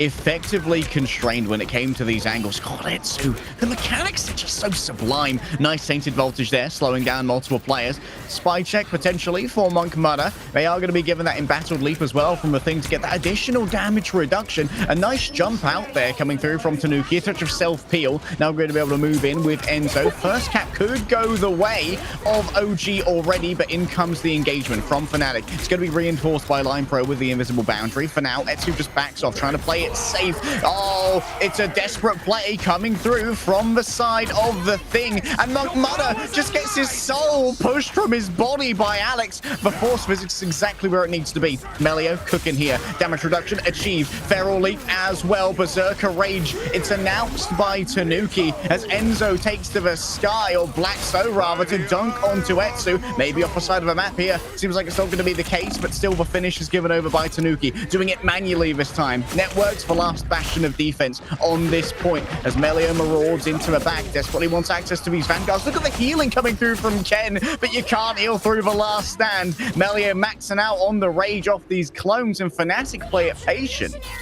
I mean, there was so much desperation from both sides not to lose that first fight. Enzo even threw in the meteor M at the tail end of that fight with so many players down. And it's because the benefit is so much more than the punishment. OG have to worry now about walking into a retake situation where they don't get to scout out where the Psylocke is, where the Wolverine is, and they're going to be having flashbacks to Spider Islands, that 3-point charge headed by the Thing. Melio already waiting for his moment, sees the Vanguard, misses the grab! That's a critical opening now for OG. One less thing to worry about. Maybe they can initiate the lift with Networks just sticking close to that Thing, presenting the threat. Etsu to the sky with a tainted voltage. That's going to be onto those Loki clones as well. And they're actually going to be backing up Etsu with the invisible boundary. Tanuki's able to do so much damage. Networks and Melee are already down. The front line decimated. Blackstone next to go. And the remainder of Fnatic try their best to just slink away into the night. Yeah, Fnatic are running a composition which allows OG to walk a little bit further towards that point, as opposed to getting aggressive in their face when they're mid-fight plan. Tanuki scouts out where Monk Mother is going to be on that. Psylocke deters the problem that this team has to deal with that next Dance of the Butterflies. Tanuki doing his best to save the E here. Wants that damage reduction for when it's time to get a touch more aggressive. I believe that's another missed grab from Melio. Another threat off the table. And now it's going to be Tanuki's turn. Nicely avoided. Clobbering time. Grabs two. Tanuki forced to use the damage reduction this time around. But guess what? The last stand good to go. Can drag people out of that invisible boundary. Forces out the regeneration domain. His Network just plays to the peel. And Monk Mother's getting himself the back cap. Come on back to try and check out what I'm doing. I've got myself a dance to show you. And the dance recital is attended by OG. But they're not going to be leaving. Final hits are grabbed. What a map flip from Fnatic. Oh, what a masterclass in sleight of hand from Fnatic. Absolute magicians. Keep your eye on the fight that goes down on the front line. Never pay attention to what's happening on the point itself. And then the second you have to turn your head and deal with that Psylocke, instantly everyone from Fnatic gets the green light to go right into that front line as they're mid-rotation with the Thing in the Wolverine. Eye of Agamotto dive bombs in to the Invis boundary. Might be able to find the elimination if the E is built up fast enough, but it's not going to be able to if last stand comes on through from Melio, stopped in its tracks by Tanuki, who's able to win the Predator food chain off. It did force out Alex's invisible boundary in the midst of nowhere, though. Oh, Monk Mother super low. The healers weren't there to try and deal with this, so the AoE off of hitting the Thing was able to grab the final blow. Surrounded by everyone. Networks, that was super brave, but brave is a charitable word. Let's put it that way. Fnatic are going to lose control of the point and the mission area. It's flipped. Oh, now they're going to have to walk into a retake situation. They can potentially send Monk Mother onto one of those off lanes to have OG's head turn yet again so that they don't just get chipped down when they walk out of the spawn. Network's also going to be swapping on over to that Strange Portal, so no choke necessary. They've got a free ticket right onto the point instead, but OG, they backed off. They already pre-prepared their positioning for this, and they meet Fnatic the second the team drop through. Oh, with no Thing, Tanuki's grab was going to be a major threat, but actually missed it right there. And it's going to be Melee who's doing slightly more. Snake's overwhelmed by the damage Sylvie brings to the table. It's going to be dueling invisible barriers. Plenty of healing for all and sundry. Networks finally grabbed here by Tanuki. And look at that. Etsu gets a reset off the back of it as well. Good combination of pressure from the duelist for last stand onto the strategist line. Desperately looking for Sylvie. And the hunter finds his mark. He's going to be walking home with a new fur coat today as Guardian of the highest regard, my friends. Fnatic force from a point, and OG, they picked their map well, bringing our series 1-1. Tanuki's Wolverine finally got to do what it wanted to, and it was really interesting actually because they flipped the strategy on the head. Normally Wolverine melts down the Vanguard, right? You're looking for the kidnap opportunity. Your damage is scaled to the health pool of whoever you're scratch posting up against. But he goes for the strategists instead. He knows that there is value to be found in denying LOS for both Sylvie and LimePro. Sylvie because Loki needs to be able to see those players to post up those clones and give them the opportunity of jumping into those regeneration domains. But for LimePro, if LimePro's out of the fight, if he's out of LOS, Fnatic's communication gets cut in half. And you can see the immediate focus fire from OG's side in terms of the eliminations they found against Fnatic's players. Like, yeah, the Vanguards are sitting at 8 deaths and Network's on 7, but Sylvie's on 4 and LimePro's on 6. There has been a target campaign to take the strategists down every single fight, and it is paying off for OG. Losing the commander can be a real detriment to the command and control of these battles. It felt like Blackso was getting kind of frozen out of these fights as well. Had a lot of struggles on the crew, even on one of the better areas for him in terms of things like the throne room that was swapped off to have access to the portals as well from the Doctor Strange. However, OG dealt with it well, and Etsu finally had his map. We were looking for the mechanical demon to come on out, and guess what? You're going to see plenty of him in these highlights.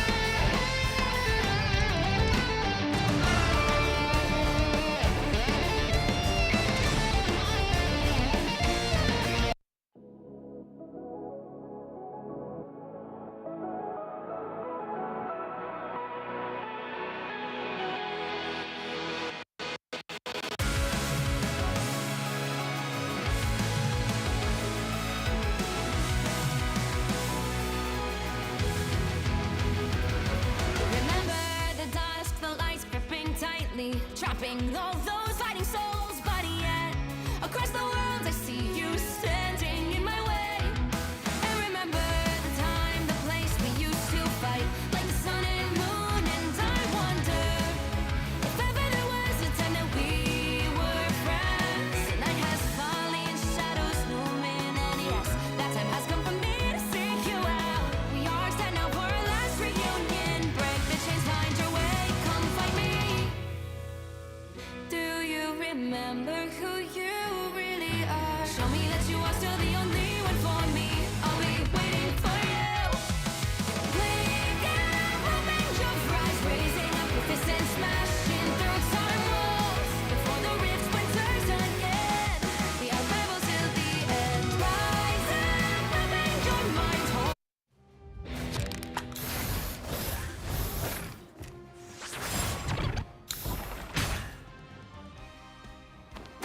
I'm hulking out!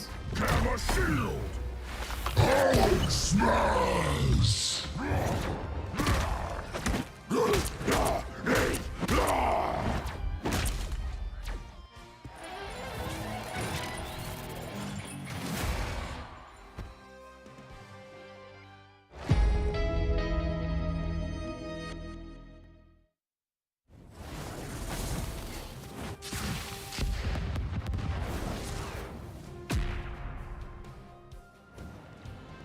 Dodge this! Supernova!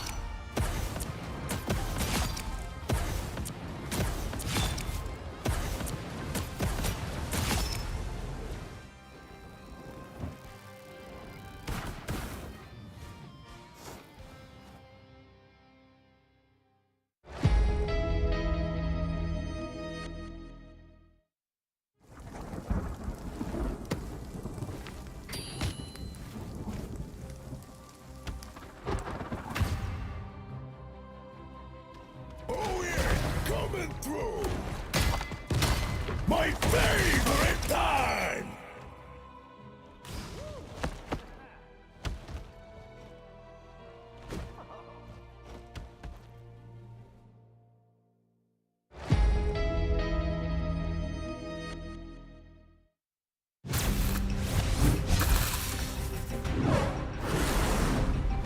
Human Torch in the house, yo!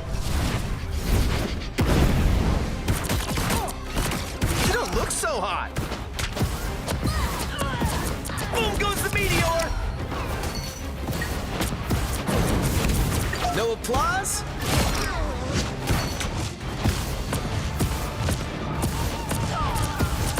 Dodge this!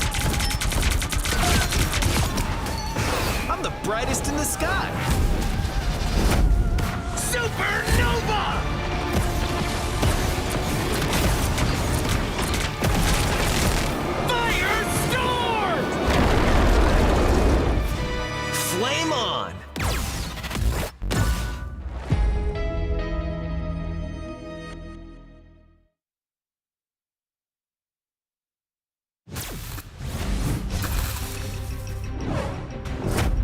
Benjamin J. Grimm, reporting for duty.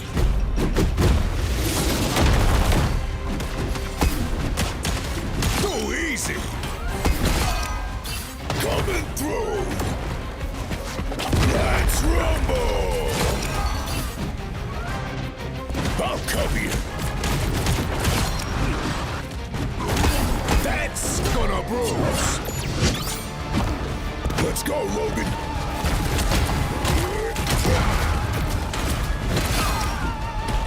Ready to throw down.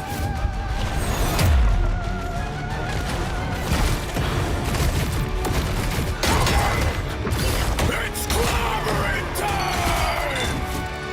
Booyah!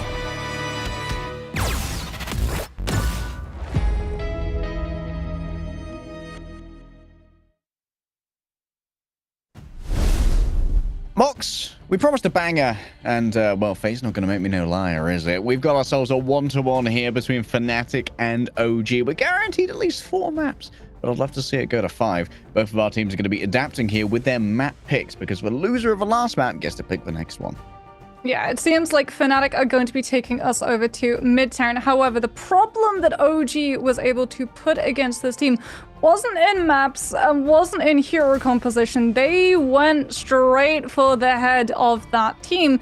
They targeted Lime Pro personally, and you better believe that he's not going to be happy about this one. This is probably one of the stronger maps for the Invis Woman. There's a lot of potential places for you to knock players off of high ground with things like, of course, physics.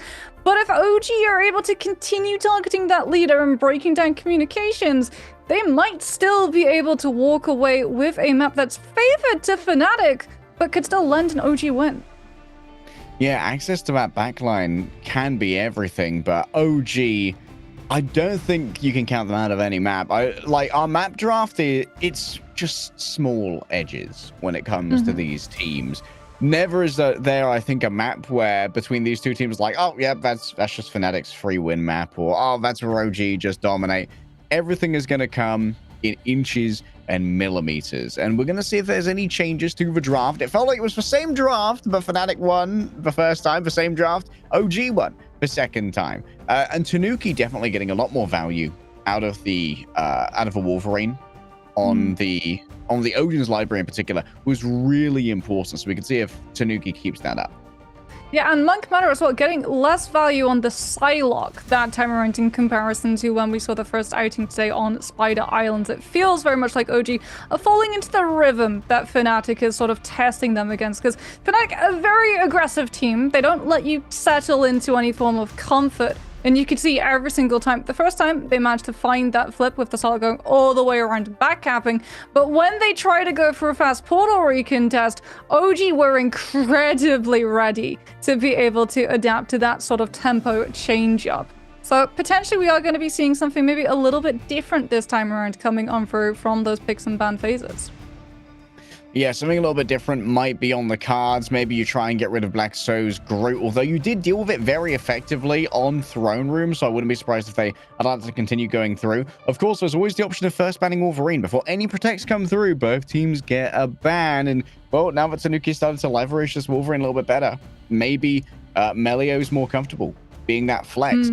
Obvious, and, like, if you ban the Wolverine as well, like, maybe that forces a protect of the Star-Lord coming through from the side of OG rather than protecting someone like the Venom.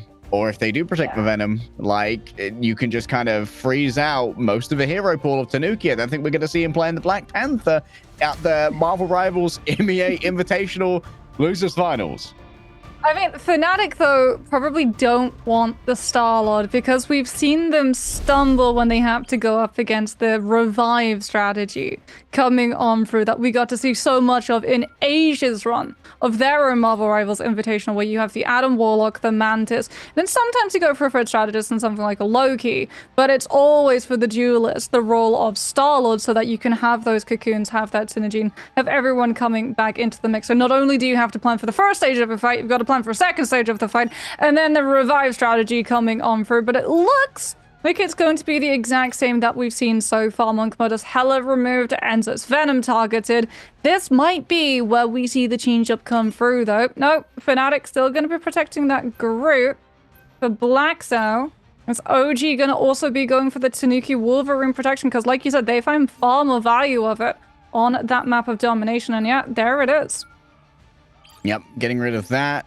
Last ban, going to be Luna once again. They want to keep that Namor with the chilling charisma extra spawn off of the table. And this time, the target ban on Etsu. This is a good area for Storm, though, Moxie. And Etsu's a very powerful Storm player. We could also see something like the pivot to Psylocke, which we've seen from Monk Mother as well.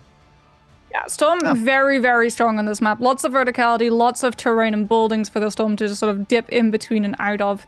And as well as that, the damage boost. If you're fighting a team that doesn't have a Storm and you do, that 12% push in terms of your damage makes a massive difference. Not just in terms of pick potential with time to find those eliminations, but also the amount of time it takes to build those first ultimates coming on into the mix.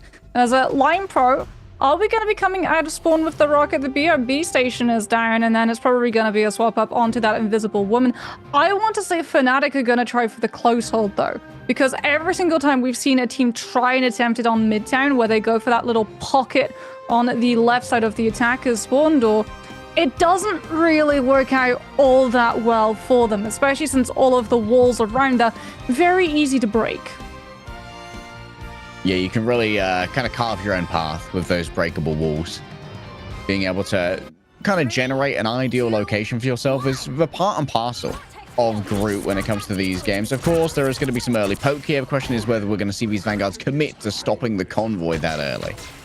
Well, Psylocke is going to be the second duelist for both of these teams, so we're not going to have a Storm. What we are going to have is a Kidnap coming on through, leading into an immediate elimination onto Blackside. That's why Rocket is played at this level. It's so that you can give that super jump on over to your Wolverine players, and they can take those Vanguard sky high.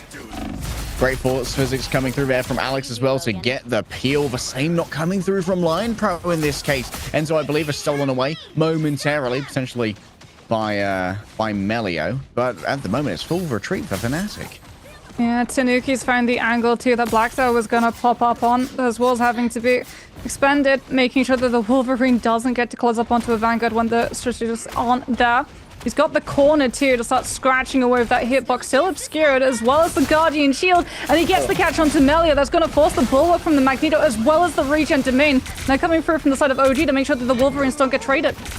Metallic Bulwark for that little Uno reverse. Now it's time for the Vanguards to step up onto this. Melia already so low. Snakes is so accurate with the daggers of Dinak. Stabs into the heart of Melio. And now it's going to have to be a troublesome time. Oh, the solo ultimate here from Etsu. Tries to force for disengage. And guess what? Networks is the only one inside of the AoE. So it's easy as it gets to just focus in that damage. Playing with the edge of the Dance of the Butterflies AoE is one of the things that really sets apart a good Psylocke to get maximum burst.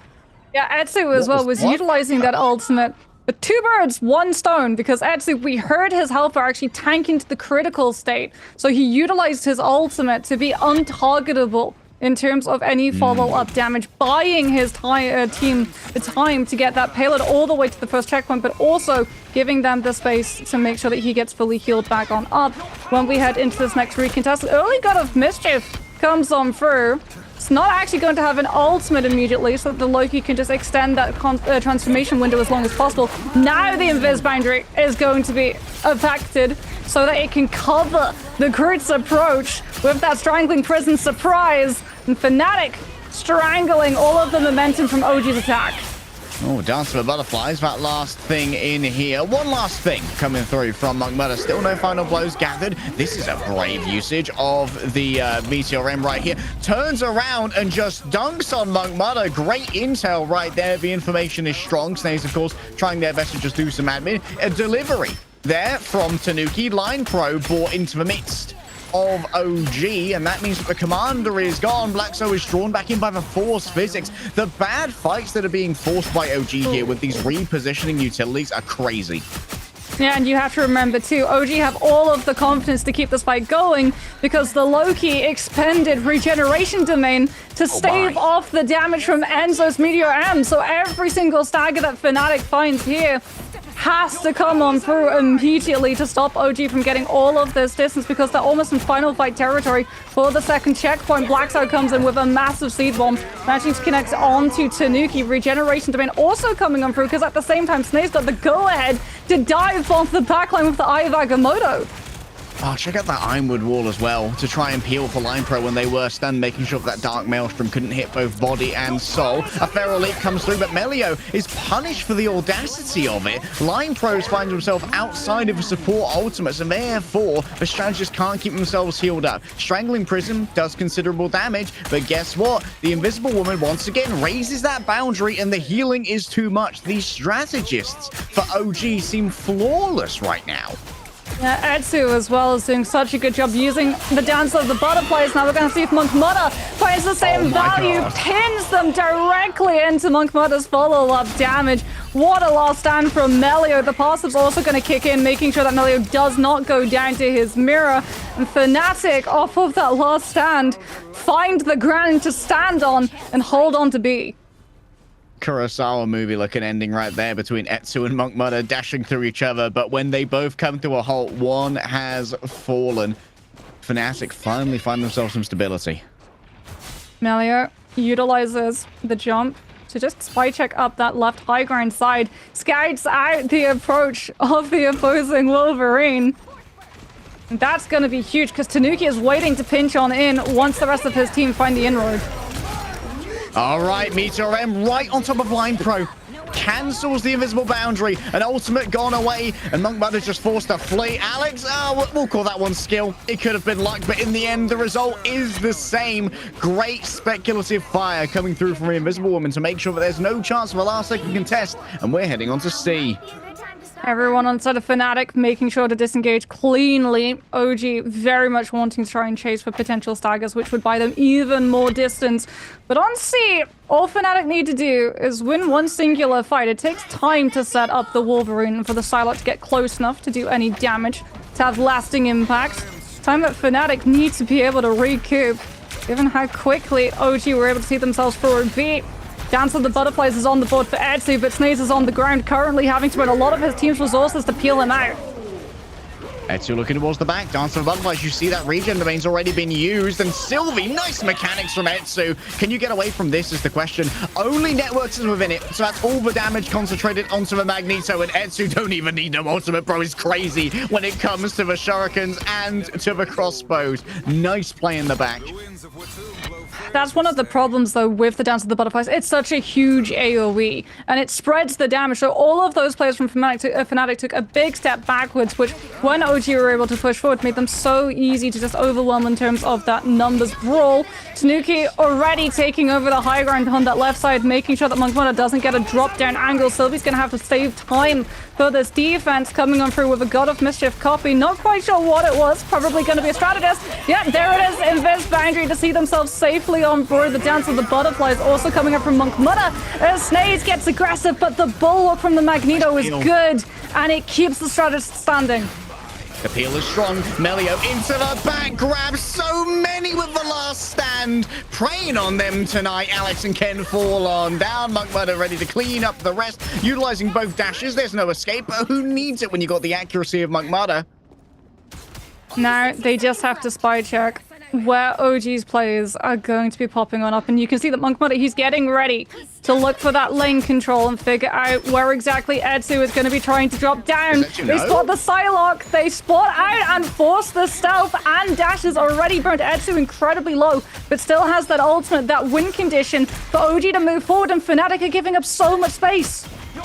New hot space here for Monk Mudder, trying to give away some space so that maybe Monk Mudder can slide in afterwards. Oh, an attempt at a big grab there coming through from Tanuki, and that's going to be the Dance of the Butterflies up in the high ground. It might well be focused onto a player, but it seems like for now everyone from Fnatic's been able to move away. Up to the top goes Networks with the Meteor Ram, trying to dunk it down. It seems like Ken went low, but it's going to be able to survive this one. Finally, Networks finishes their own meal here. Monk Mudder descends from the heavens with a Dance of the Butterflies. 3 final hits delivered. Oh, goes the Wolverine as it's a grab onto the remaining Vanguard. No seconds remain, and despite quite the pace on A, OG are stalled on last.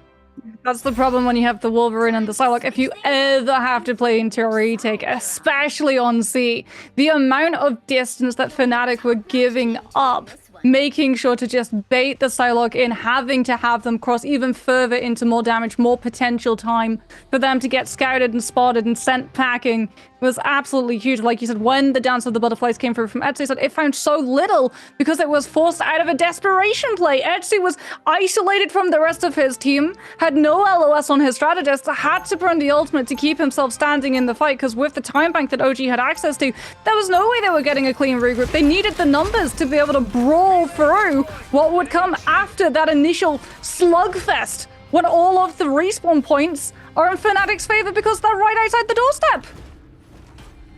They're just right there. The convenience of it, Mox. Networks. Gonna be moving over now onto the thing. Trying to deny opportunities for picks to Tanuki, but right now I'm all about Etsu again. The Etsu heads, we're rising up. I've been very happy to see the move over back towards Psylocke within this Bucky ban framework. Getting rid of the Winter Soldier has just unleashed the Shinobi.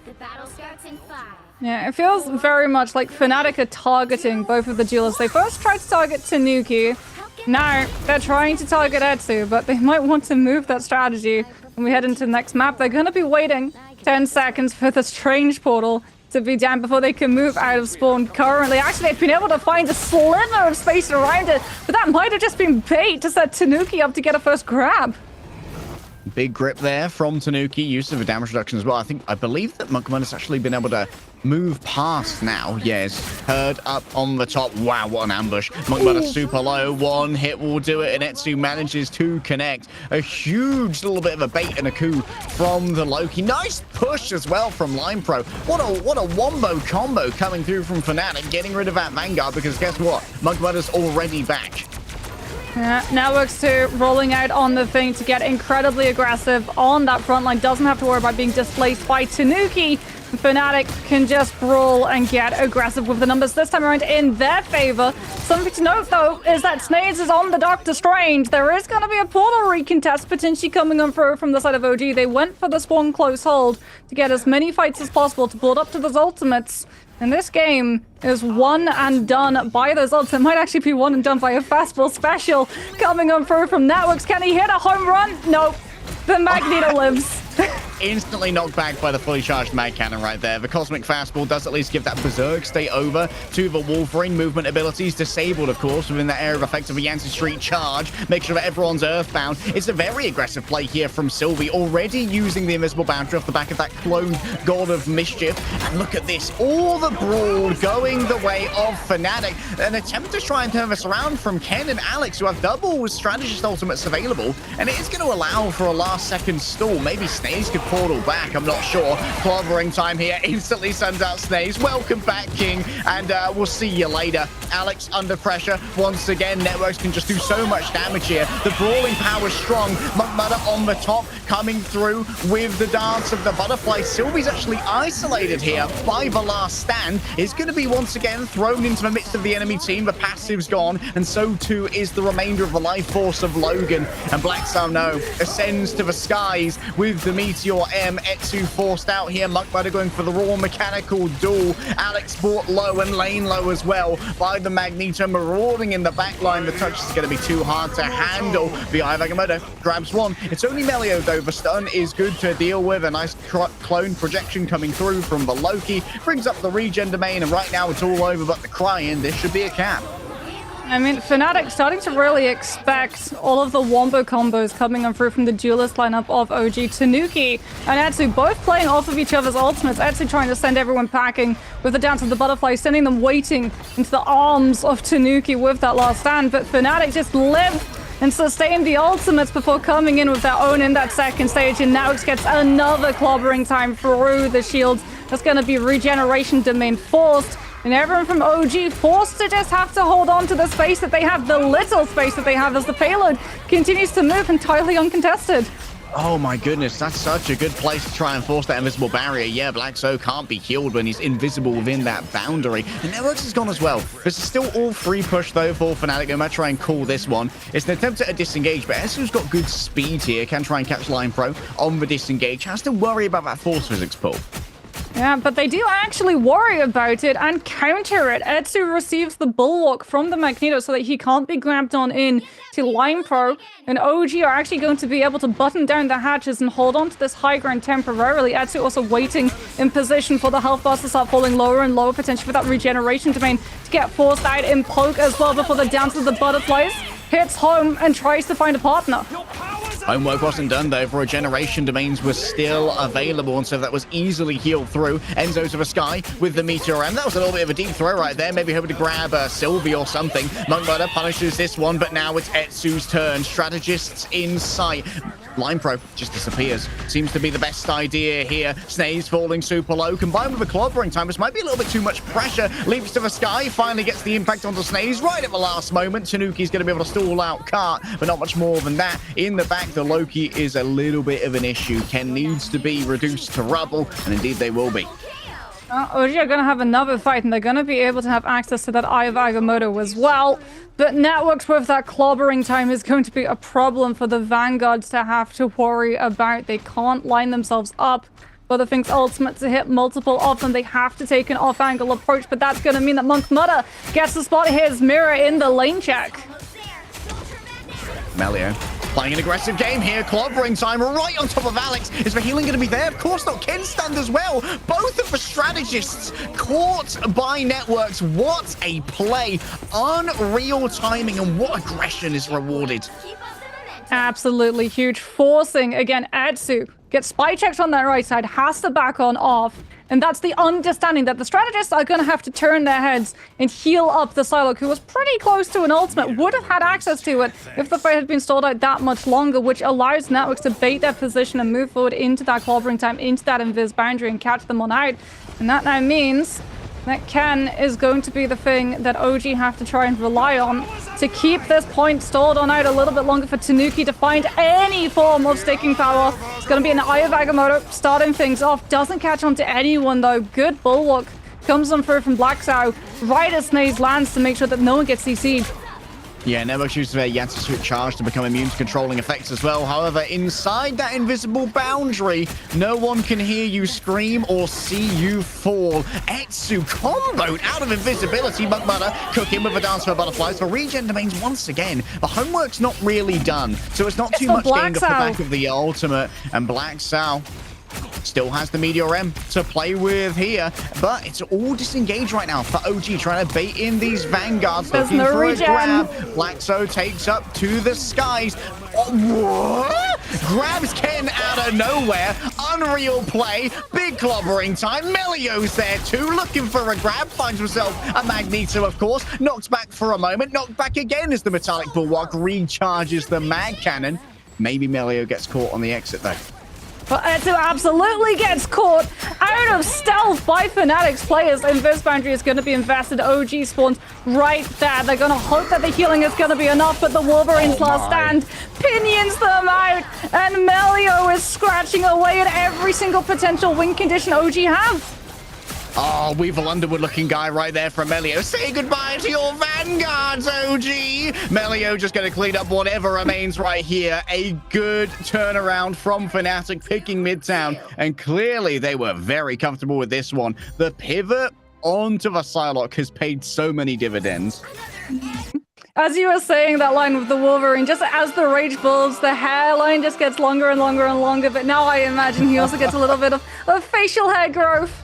Just so long, so he has a little mustache to be able to twiddle every single time he's able to grab someone out of those strategist ultimates with the last hand, because what an evil genius. We got to see Melio at work. 31 eliminations, but Monk Mudder, 42, 21,900 damage done by that. So look, Etsu did outpace him, coming on through 23,000 damage, but you can see the difference in terms of what was meaningful and not, given the fact that Monk Mudder converted his to 42 elims, and Etsu is sitting at nearly half of that, only coming on through with 22.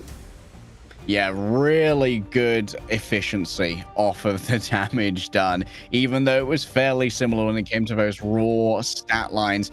Oh, Mox, I am so excited to see how OG are going to adapt to this, but to give you some insight into what they're trying to adapt to, check out these highlights.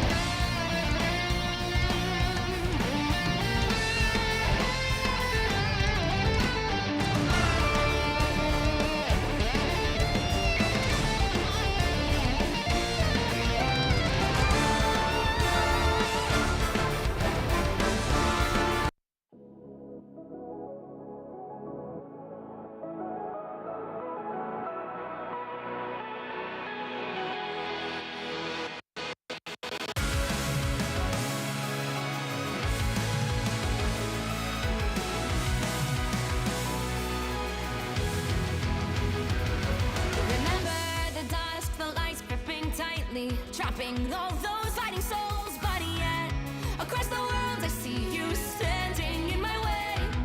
And remember the time, the place we used to fight, like the sun and moon, and I wonder if ever there was a time that we were friends. The night has fallen, shadows looming, and yes, that time has come for me to seek you out. We are set now for our last reunion. Break the chains, find your way, come find me.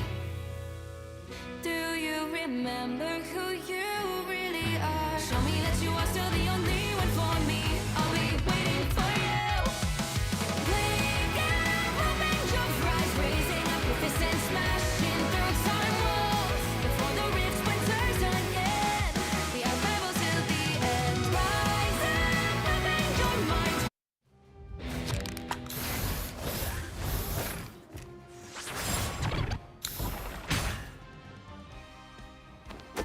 I'm hulking out!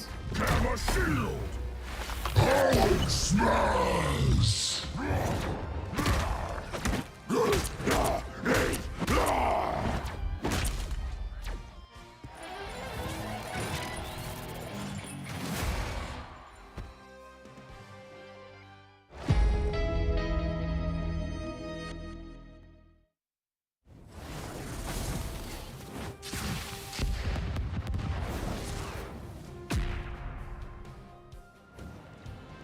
Dodge this!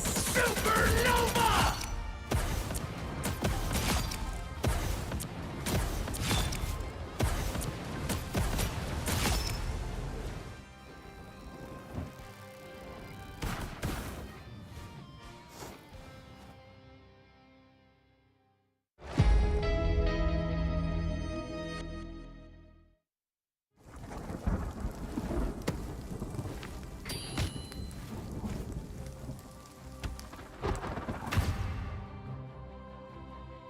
Oh yeah, coming through! My favorite time!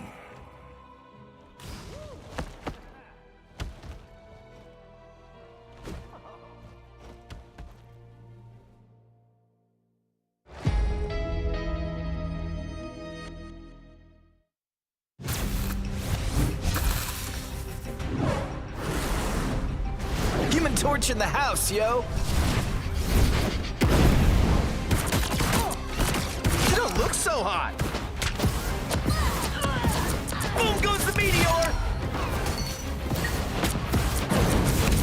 No applause?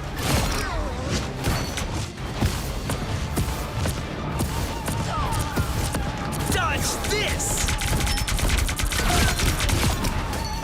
I'm the brightest in the sky! Supernova!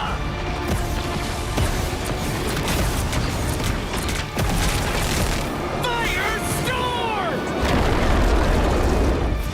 Flame on!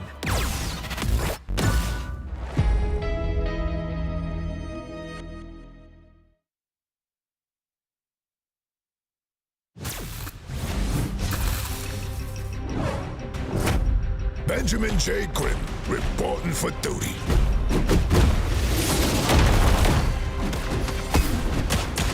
Too easy.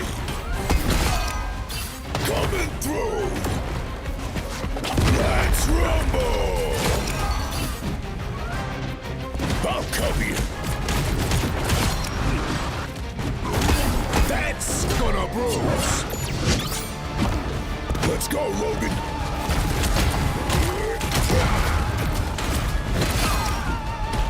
Ready to throw down.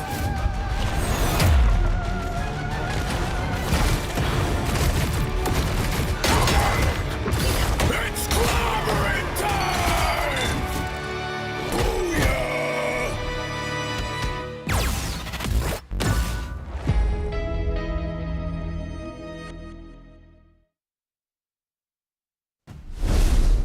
Return from your intermission pee breaks, wash your hands and grab your popcorn because Mox, this is absolute cinema. 2-1 in favor of Fnatic right now, and OG, they get to choose where we're going next in order to try and turn this series into a 5-mapper.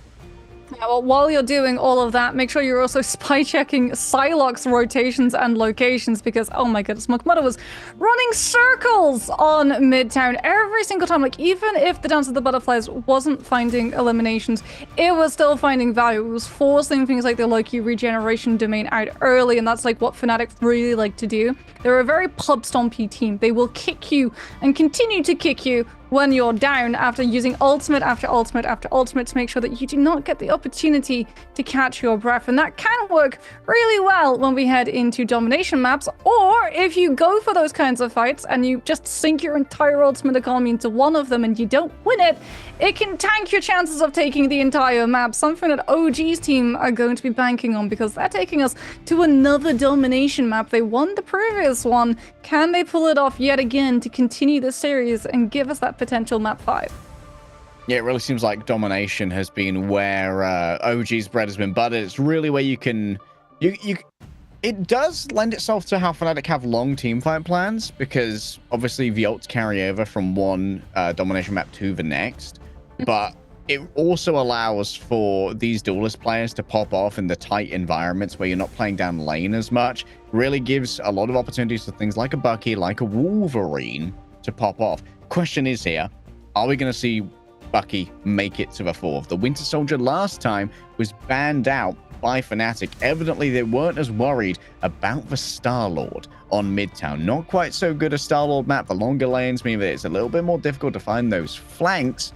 Maybe we see a protect of the Winter Soldier here coming through from OG? Potentially. I mean, Kraken Impact is a very strong ultimate, but so too is just the ability to bionic hook and then turn your camera and trooper fist them directly into enemy territory where they just have absolutely no chance of being bailed out by the rest of the team. Or if you are able to save your teammate, it comes at the cost of every single resource that you have available, so you lose the second stage of that fight. It's definitely going to be very telling, though, when we do head into that ban and pick selection, whether or not there is going to be a change to a draft coming on through, especially since OG just lost the Psylocke mirror match. I mean, yeah, it's so dangerous having lost the Psylocke mirror match. Like, it felt like Etsu was able to mechanically match Mukmada, but it felt like the team response to the Psylocke dives was a little bit better coming through from the side of Fnatic, and that was reflected in the amount of final hits and eliminations that could really be gained out of a similar stat line from the side of Etsu. Yeah, and it felt as well like Fnatic were able to do more when the Psylocke was like even just on rotation before even hitting into that backline. We always got to see networks on the thing getting incredibly aggressive and opening up those spaces that if you turned your head to deal with the Psylocke, it opened yourself up to be feeling more damage coming through from the thing and vice versa, as opposed to OG where when we did see Etsu try to make those kinds of plays, it felt like the team went either in position to be able to catch them or to take advantage and look for a potential more valuable trade, because we didn't see a backline trade coming through. Every single time the Psylocks met, it always felt like Fnatic were the ones coming out on top of the duel. I often felt like it was the case. Oh, that's going to be a first ban there of the Venom. Obviously, on the Eldritch Monument, Venom has some excellent dives, which can really be shut down. We're always going to be basically perma-banning the Hela because you can't match Mukmada. with Tanuki or Etsu. As far as I'm aware, they are going to go for Protect on the Winter Soldier, which means that now you can ban out Tanuki on the Wolverine if you're feeling, but Melio's also pretty comfortable on that. So maybe you just ban out Star-Lord instead. I mean, Melio has been doing work on the Wolverine, and it also puts more pressure on the strategists and their ultimate. So it's going to be a protection coming through onto the group to set up for Black Sow. Could potentially also look to make it harder for that Bucky to find the pop-off potential. Things like the walls making it harder for Bionic Hook to find their targets. And again, they're going to go after Tanuki, limiting the hero pool that he has available. So 100% they're trying to force OG to take the Wolverine mirror match. And Tanuki, without access to that Star-Lord, has no choice. OG could not take the Wolverine out of the pool. I mean, I don't particularly mind forcing the Wolverine out of Tanuki. In many cases, Wolverine is kind of too difficult to handle. But I think Fnatic have everything they need to deal with this. They have the Force Physics from Line-Pro, who's essentially perma-picking the Invisible Woman, and Networks has a very strong thing, which I don't think is going to be matched by OG. So you kind of force Tanuki to play this Wolverine no matter what, because what are you going to do? Go up against Wolverine from Melio without a thing on your team? No, you've got to at least present the threat so that you can try and force Fnatic to deal with what Tanuki's bringing to the table. Yeah, it looks like OG are going to be opting for the double shield approach of Snaze, going to be opting for that Doctor Strange, Enzo on that Magneto. In the meantime, Fnatic going to be putting Black Sow onto that protected Groot, and something to note as well is that Black Sow's Groot has been doing absolute work every single time we've seen the Strangler Prison come through. It's always had impact, not just in the amount of players that it's able to pick up, but the fact that he always, after that CC immunity is running on out, uses one of those walls directly in the middle of where those players are, so that if someone like Ken tries to drop a regeneration domain, it actually gets lifted up above the area of effects of all of the players left below on that low, so they can still get taken down. Strange Portal going to be coming in out from both of these teams, and now it becomes a matter of which Wolverine can find more value, as OG don't actually portal directly into the high ground. They're going to be putting themselves onto the low and trying to bait Fnatic to drop down and come to them. Oh, Magmada catching so much poke early, and think about the Force Physics pulls here, and it's time to try and grab Black Sow, who manages to just body block himself on those walls, and, well, without Magmada, this should be an easy first cap for OG. I like this approach coming through from OG, the understanding that the pull distance in is so much shorter than the push distance out. So as long as OG kept the distance between themselves and Line-Pro didn't have the advantage of being able to grab one of these players out of position and Black Sow to wall them off to isolate them. And now with the point in control of OG, they can just continue to kite. Yeah, it's a low ground offense this time. Big grab onto Networks. Oh, Tanuki was lurking. What is this coming through from Melio? No Force Physics was available, and it seems like Sylvie is going to be punished for this. I imagine that one was actually a Bionic Hook coming through from Etsu, who already has a Kraken impact, by the way. Monkmurder sitting at 41%. Admittedly, it's not been a particularly long run for him, and there's a Stagger coming towards. Oh, this is brutal. Yeah, I'll deal with you later. I'm just going to deal with this Loki clone. Bro's doing his homework right now. He can't even reset off the edge. The map hasn't moved yet. Yeah, the window is still up. That window only pulls away once the map has passed the 50% mark. And now the passage of percentage is going to activate that map to change the door for him to differ. And Fnatic with ultimates for the strategists will be able to walk forward, but because they lost the poke duel, Enzo and Snake is able to absorb so much pressure coming on through from Monk, Mother, and Melody, not able to find the opening. It's actually OG overall in terms of advantage for that economy. Don't know if there's even been a pick yet for the side of Fnatic. Not their greatest map so far here on the hangar. As Tanuki once again prowls around the top and attempted a grab. Oh, get back over here, says Alex. Raised up as an invisible boundary to the top goes a Meteor Ram, as well as the Kraken impact as well. Many players affected with that culling debuff, but it seems like everyone for now is well taken care of by the strategists. Snaze disengages. Aggressive play here off the back of that invisible boundary, and once again going to be matched up to a sky. Goes Black Sow. Oh, a big block, and that's a huge play off the back of the Eye of Agamotto as well. Line-Pro found Magmudder, though. The culling debuff has done absolute bits here for the side of Fnatic. A quick reset onto Tanuki, who gets himself a grab off the back of the Feral Leap, and that actually takes out Networks. This is nowhere near as clean as it should be for Fnatic, considering that 3 players have already fallen from the side of OG. And Monk Meta actually has to flee away, pick up the mini pack instead, get a touch more healing, a disengagement coming through from Tanuki. Grabs Blackso! What's happened to Fnatic here? How do these things keep falling through the cracks? Yeah, there's going to be a grab, and remember, OG are still in control. Snakes has returned in the midst of all of this. Networks has finally come through on the thing. Line Pro's down as well. This is an absolute routing of Fnatic. At this point, it's just free low for the side of OG. They've got another copy if they need it, but they're just farming up ults for the next fight, I reckon. Melio can't touch, and Fnatic, what happened? No one could take down Tanuki. No one could take down Tanuki.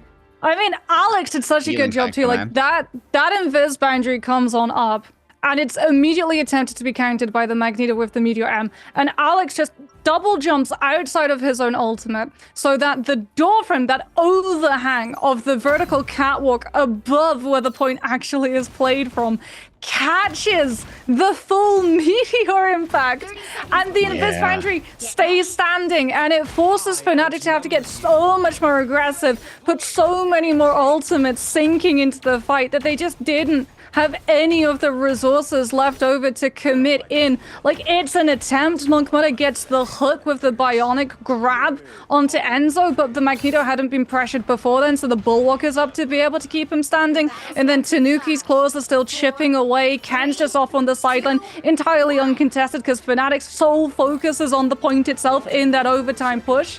And now, like you said, all they've done is donate to OG's ultimate economy for this first fight. Etsu's got a Kraken impact. Monk Meta will have one of his own. And it is going to be a matchup, a duel between the 2 Winter Soldiers to see who's going to be able to take this fight first. Well, thus far, Monk Meta has had the more effective Kraken impact, but the remainder of the team hasn't been able to really get that much off the back of it. 2 Gods of Mischief just going to instantly bring up the invisible boundaries. Everyone feeling the healing right now, and there's going to be plenty of staying power on the point. I believe it was a kidnap towards the back. Enzo going to be doing so much damage off the back of this poke. An attempt to try and take out the thing. Indeed, the culling is given over. That's a reset given to the side of Etsu, who gets yet another one inside of this invisible boundary. Still there's some staying power toward the side of Fnatic, but with their vanguards retreating, they have to give over the point gap to OG. So potentially a free Kraken impact comes on through from Fnatic. OG had to contribute both strategist ultimates in that fight. Tanuki's got a last stand. Might be the turning factor, but Fnatic know that they have the advantage into this next one. Clobbering time sets it up. The regen domain so that Monk Meta can keep firing again and again and again. He's getting so many resets. As Snaze answers Fnatic's aggression with an ultimate of his own. Oh my god, that must have been a huge push onto the Eye of Agamotto that came through. I just saw Snaze in Narnia after casting that ultimate. Maybe it was Black Sos. It seems like both of those were used in the fight while we were watching Monk Meta pop off. This was a fantastic use of a Kraken impact. For the first time this series, Fnatic are in control. I mean, what a setup. All of the resources was given over to that Winter Soldier. And now Networks is in position to just disrupt the approach coming on through from OG, buying them time, setting up for Melio, who gets to come through with a last stand, which is absolutely not going to be the last bit of point percentage accrued for Fnatic, because they're still in control of this round. The Melio finesse is crazy as well. Notice how he got around the back using the right click to be able to do the last stand in the correct direction, pull everyone into his team, just like the Feral Leap. Excellent play. Blacks out. Just poking away, trying to build up the Eye of Agamotto. Dropped the shield, so does get pulled forward by Alex's Force Physics, however. Strange, even taking the damage from the Psionic Vortex, is still going to be standing. It has allowed Alex, though, to hit the Invis boundary in this next fight, as Etsu gets taken down before he can go for the Kraken impact. Etsu womboed even inside the invisible boundary. Enzo, though, still putting out a bunch of pressure here. Going to drag everyone forward. Monk Meta down as well. Now, even when it comes to the picks, looking for that invisible woman. Down into cover goes the... Oh! An attempt to try and stop the clobbering time. And that's going to free everyone of the stun after Enzo deals with that Vanguard. Nice force physics once again. And there's the counter pull coming through. It's going to be escape for Melio, yes. But the remainder of Fnatic are going to start retreating. Coming down onto a point is going to be Black So. on that Doctor Strange. Remember, he's super vulnerable. Man, Alex is on top of it when it comes to his force physics. It feels like the Wolverine can't get anything done right now, and Enzo's there with the punish and attempted to grab. Nice quick shield coming through from Black So, but does not have it for the Rotterstern shots thereafter. Networks are just putting their body on the line. The rocks are coming through, but it's Rock and Stone that is broken to the bone as the thing is dislodged from their perch, and OG are back in control. OG able to hold on to the Kraken impact the entire time too. Etsu just threads the line, manages to go all the way onto that left side flank and keep pressuring the strategists again. Sylvie and Lifepro having to deal with it, and that weakens the staying power, the anchor potential for Networks and Blackstar. And Networks without the strategists LOS is just going to be a pinching cushion coming on through for the members of OG. Etsu still got this ultimate. Fnatic do have the invis boundary, but if the bionic hook is good from the Bucky, that's not gonna matter. Etsu's looking for it, doesn't find it, goes directly into the middle of it, uses the Kraken impact to dodge out of the last stand, and goes directly into the backline once more. Doing the homework on the clones. Etsu actually just backs away for now. The danger is too prevalent, and OG, they're still in control. Tanuki grabs himself a tank right there for a moment. The last stand, it got themselves, I believe, just an invisible woman, and the follow-up's not there. OG is still in control, and now they can chase down the remainders of Fnatic. This is all going to come down to one last fight, but Fnatic used most of their resources. It has to be Staggers coming on through from the side of OG. They're so far behind in ultimate economy. They also have to be able to push all the way up so that Fnatic don't have the opportunity to portal past them, because Monk Murder and Networks are going to have clobbering time to set up the Kraken impact. Networks is actually all the way back, trying to use the Yazzie Street Charge to go onto the point and activate the overtime, but Snaze takes him down, and OG yet again walk away successfully with a domination round, and they survive in this series. The Yancy Street Charge interrupted by raw damage. 200 over health is not enough to stand up to the daggers of Dinak from Snaze, who is having himself a series. But Ken walks away with the MVP. There's a reason we laud this guy's Loki as one of the best in EMEA, and therefore the world. Here's a quick look at the stat totals. Between Ken and Alex, only falling 3 times is kind of wild. But Tanuki, the survivability, only falling twice, took 13k damage. Yeah, absolute insane numbers coming through from him. OG able to really take advantage of everything that Tanuki does. Like, if Tanuki is taking all of the heat, if Fnatic's players are having to worry about whether Wolverine's popping up, Etsu gets a free run. That was the coordination that was missing on Midtown. Both of the duelists were talking to each other, establishing the angles, so that every single time Fnatic walked into them, if they cleared one, the other duelist got that green light to go ahead and be a problem every single retake. Oh, and Moxie, we were promised cinema. And, well, Marvel Rivals Scorsese has delivered. It's a 5-mapper. We always thought the lower bracket finals was going to be the one. And maybe our teams are going to be going in hot enough to get themselves a map off of Virtus.pro. And if you can get yourself a map, you can get yourself a series. We've got one on our hands, and we'll see you for the finale right after these highlights.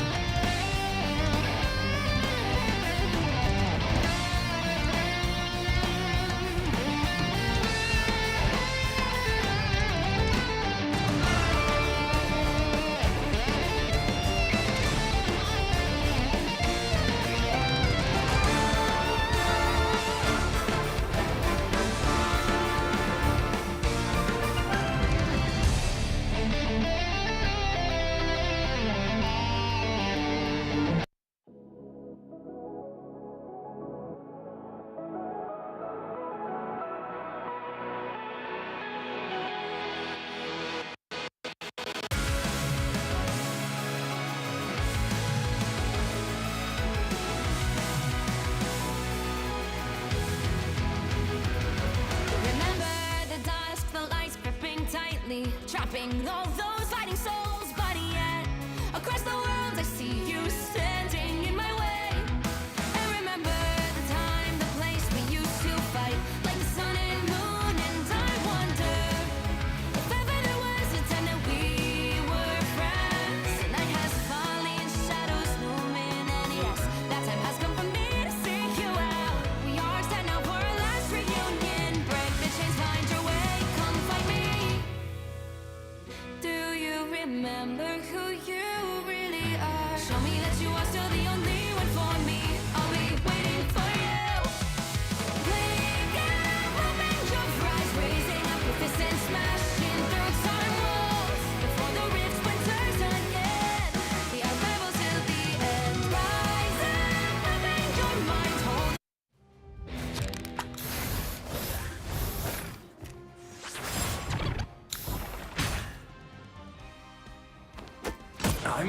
Arrows! Camera shield!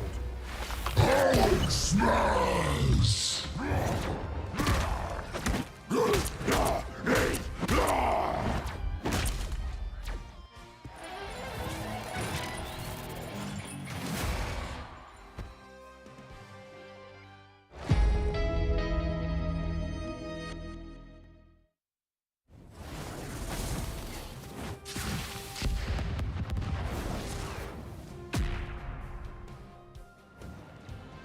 Dodge this! Supernova!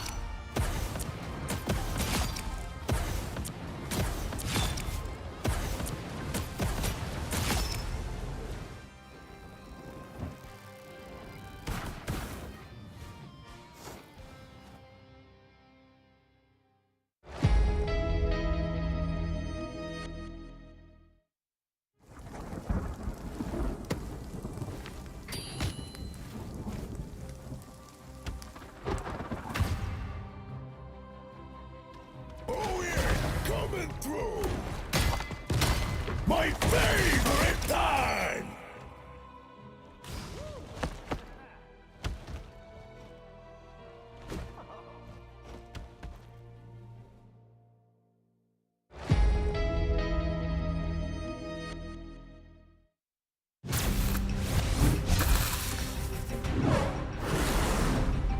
Human Torch in the house, yo! You don't look so hot!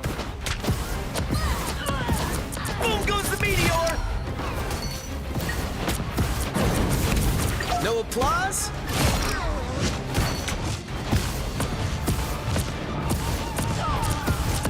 Dodge this! I'm the brightest in the sky! Supernova!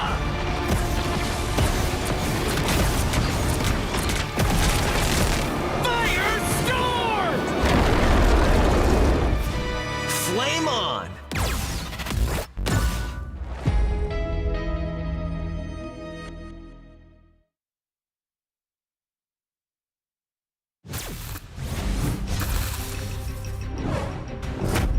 Benjamin J. Grimm, reporting for duty.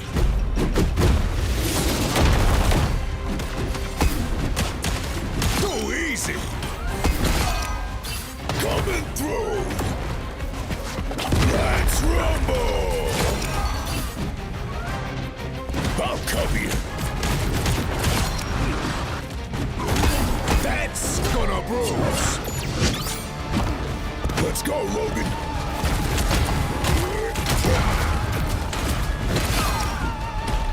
Ready to throw down!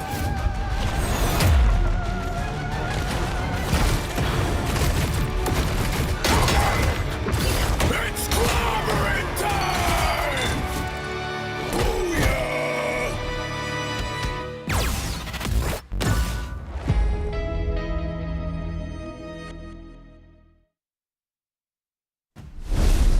These teams had never met each other previously, and the chatter around Vaccine Moxie was that no one knew who was the second best team, and could even be the best team, as Virtus.pro still have grand finals to try and fight the victor of this. We are 2-2 between Fnatic and OG. Titans of Esports clash here at the Marvel Rivals Invitational for Europe, Middle East, and Africa.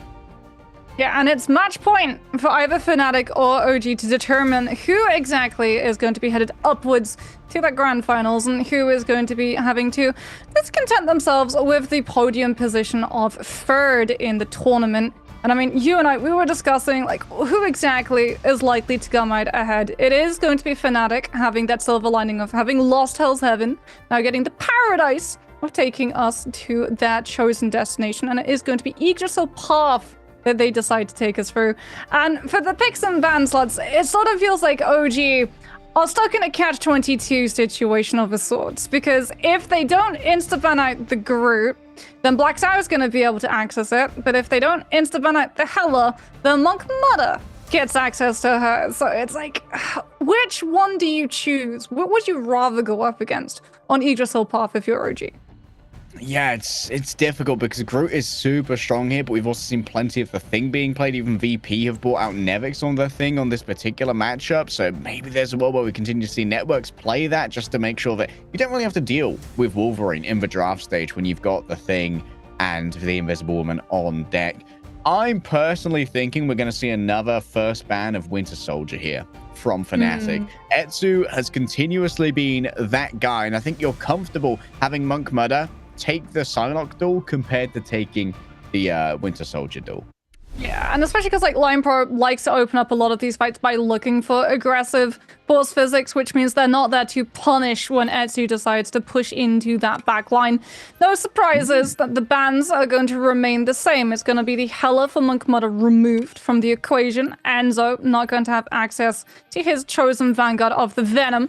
Group protection for for Networks and Black Sao is going to be coming on through from Fnatic. And OG sensing that there's the potential for Etsu to lose control of the Bucky, go for the protection of the Duelist with another follow-up ban onto the Luna. Oh, wow. They just ban out the Tanuki Wolverine. I guess that they aren't too bothered about going up against the Tanuki Star-Lord. I think the Star-Lord is pretty strong here on Idrisil Path.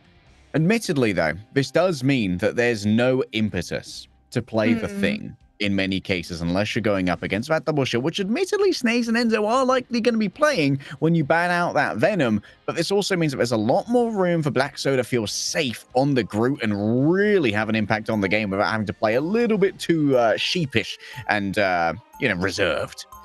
I wonder if we'll see just a little bit of the Nemo come through.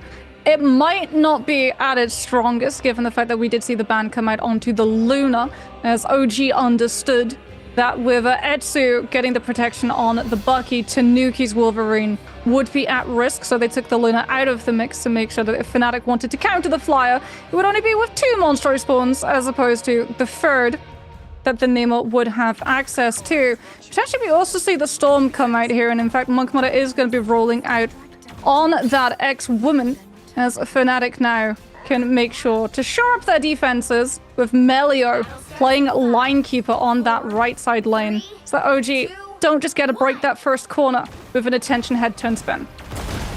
Yeah, the flank guard can be so much. Sylvie, of course, utilizing the great architecture damage that Loki does to instantly break down this statue. Ironically of himself, I believe. Monk Mudder. Yeah, the Storm is going to be interesting. If it's going to give over a huge amount of extra damage to Black Soul, it's almost going to make Black Soul like the primary fragger of the Fnatic front line.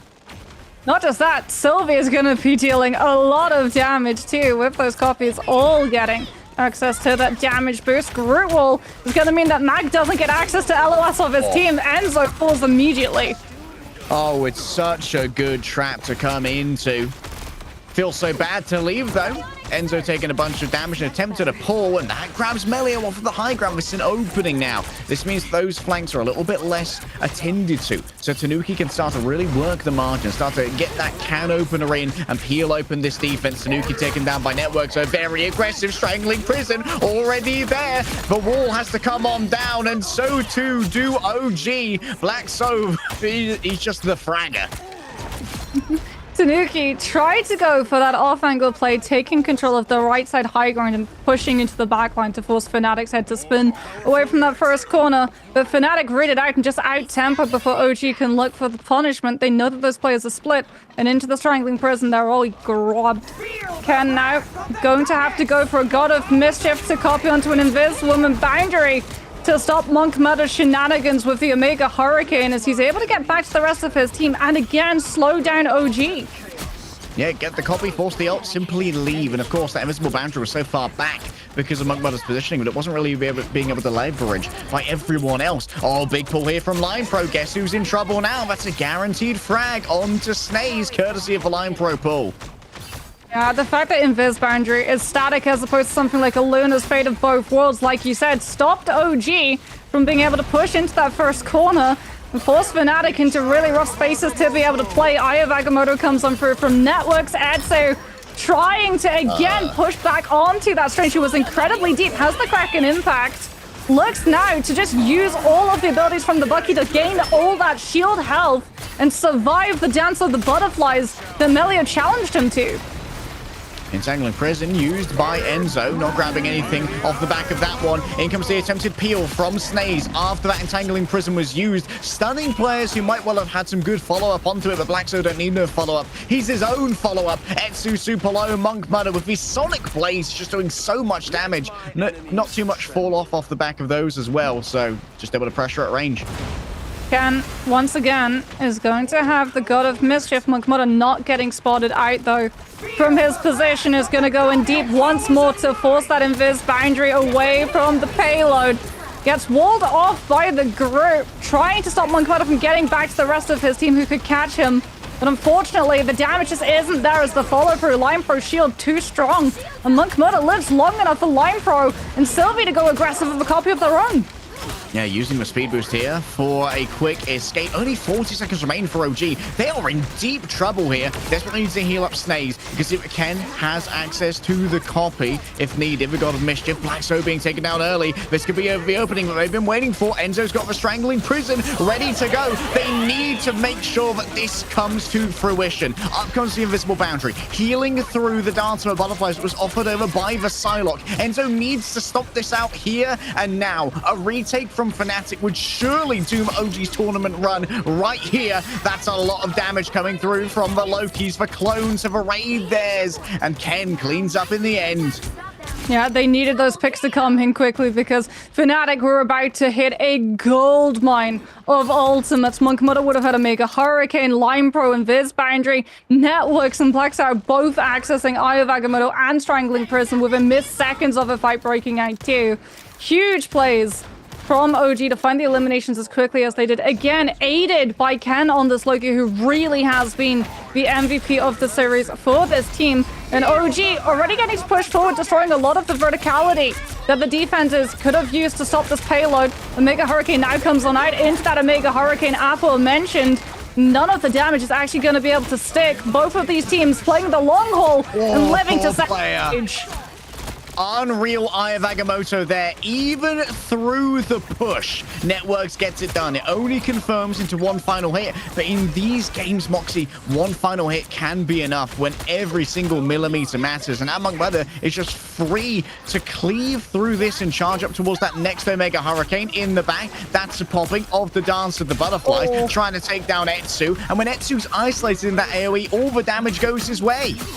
Fnatic just not allowing OG any time to reset and come in with the space. Galactic Legend alongside the shield stagger coming on out from Alex to make sure that Tanuki survives the ultimate activation. And off at the back of that damage, potentially OG are going to be able to move forward. Blackstar trying to go for the hero play of the Strangling Prison to stall out the attackers, walk forward, but it does not work. And all it does is mean that the ultimate's not going to be available for the next fight. Yeah, not available for the retake. That could be a little bit tragic, Mox. Especially because Etsu could really have been held to term if the Groot had his ultimate to stop the impact of the Kraken, finding pick after pick after pick. That's the one thing that OG are going to have to be relying on. They've got the better ultimate economy. They just have to survive the initial burst damage that Monk Mudder is going to challenge them with this Omega Hurricane. Omega Hurricane, of course, going to be into her back. We're going to try and waylay the exit path with this, with these walls. Agamotto also ready to go. Line Pro trying to keep them at bay for now. That's a push used. Force physics. Oh, Line Pro can't defend themselves from Etsu now. Target acquired. Pack picked up. Oh, Monk Mudder, you stepped a foot out of line and your toes have been singed. Etsu looks for frag after frag. Final hit after final hit. Yeah, there's a shield from Networks. He's like, oh, guys, I dodged the ult. Guys? Where'd you go? Oh, Melio's down as well. Sylvie's going to do their best to contest here. It might well be a dirty attempt as Line Pro instantly hooked on the incoming tainted voltage towards the invisible strategist. Still grabs pay dirt. What a predict from Etsu. Perfectly catches the double jump space distance coming on through from Line Pro. This boundary is going to be up, so too is Dance of the Butterflies. Alex and Ken both not having access to this. If Fnatic go fast, they can make this damage stick. And OG continue to poke. If they can land a hook, if they can stall Fnatic's pushback, they're going to have the opportunity to battery for one of their strategists. But no, it's just the regen domain and the Loki copies that are absorbing the brunt of the damage. And then the bionic hook grabs Monk Mudder into the distance of Tanuki. Alex could be in danger here, but no, Etsu with the peel. Rotterstern is all they need to deal with the Eye of Agamotto. We are so far away from almost being full held on first, Moxie. This has been all momentum, all OG, all the time, and the Strangling Prison as well. Line Pro's down, Blackso certainly going to be next. Snaze could potentially portal off the spawn room. No Keep way. your eye to see whether or not he goes for that play. Enzo with the Groot as well is going to just keep putting those walls up, making sure that no one from the defense has an opportunity of throwing themselves onto the card, that Sylvie doesn't have the option to use this God of Mischief and buy Monk Mudder the stall potential for this Omega Hurricane to hit home. Sylvie races up the boundary. It's a safe disengage for Blackso, coming back in with the Entangling Prison. Nice peel coming through from those Thornwood Lash walls. Tanuki, plenty of targets available to them now, but the regeneration domain is going to make some less appetizing than others. Monk Mudder bursted through the 600 HP that was offered in the midst of all of this, just ascending to the sky and laying Loki low. OG seemed to have done it in the last moments in overtime. The Yggdrasil path is paved with blood, but it's the blood and the sweat and the tears of OG that bring them to the goal. Fnatic, it feels like, just lost a little bit of all of the discipline that they had. They played A so well. They almost pulled off the full hold. And then they just got a little bit too big for their britches on B. Like, that Strangling Prison coming on through when it was unneeded was the thing that could have prevented OG from going as aggressively forward into the second fight of B that we saw. It would have stopped Etsu from picking up the positioning to go in with the Kraken Impact and catch out your Storm player, who should never be getting picked by a Bucky unless she's within distance of a Bionic Hook. Unreal accuracy. Etsu, we talked about it early on in the series. A mechanical demon sitting at 24-4 with 14 final hits, by the way. Look at the heal numbers, though. Because, like, Monk Mudder has done 22,000 damage, which normally would be great, but they're not translating into eliminations. Ken and Alex are doing such a good job of mitigating. Like, Alex has healed 22,000 and blocked 11,000 with his shields, and then Ken on the Loki has healed 32,000 in one round. There's a reason why VP were banning Ken's Loki. They did not want to deal with this guy. I wonder how much of that as well is taken from regeneration domain heals too, because those have always been absolutely on point. And now, OG, the shoe is on the other foot.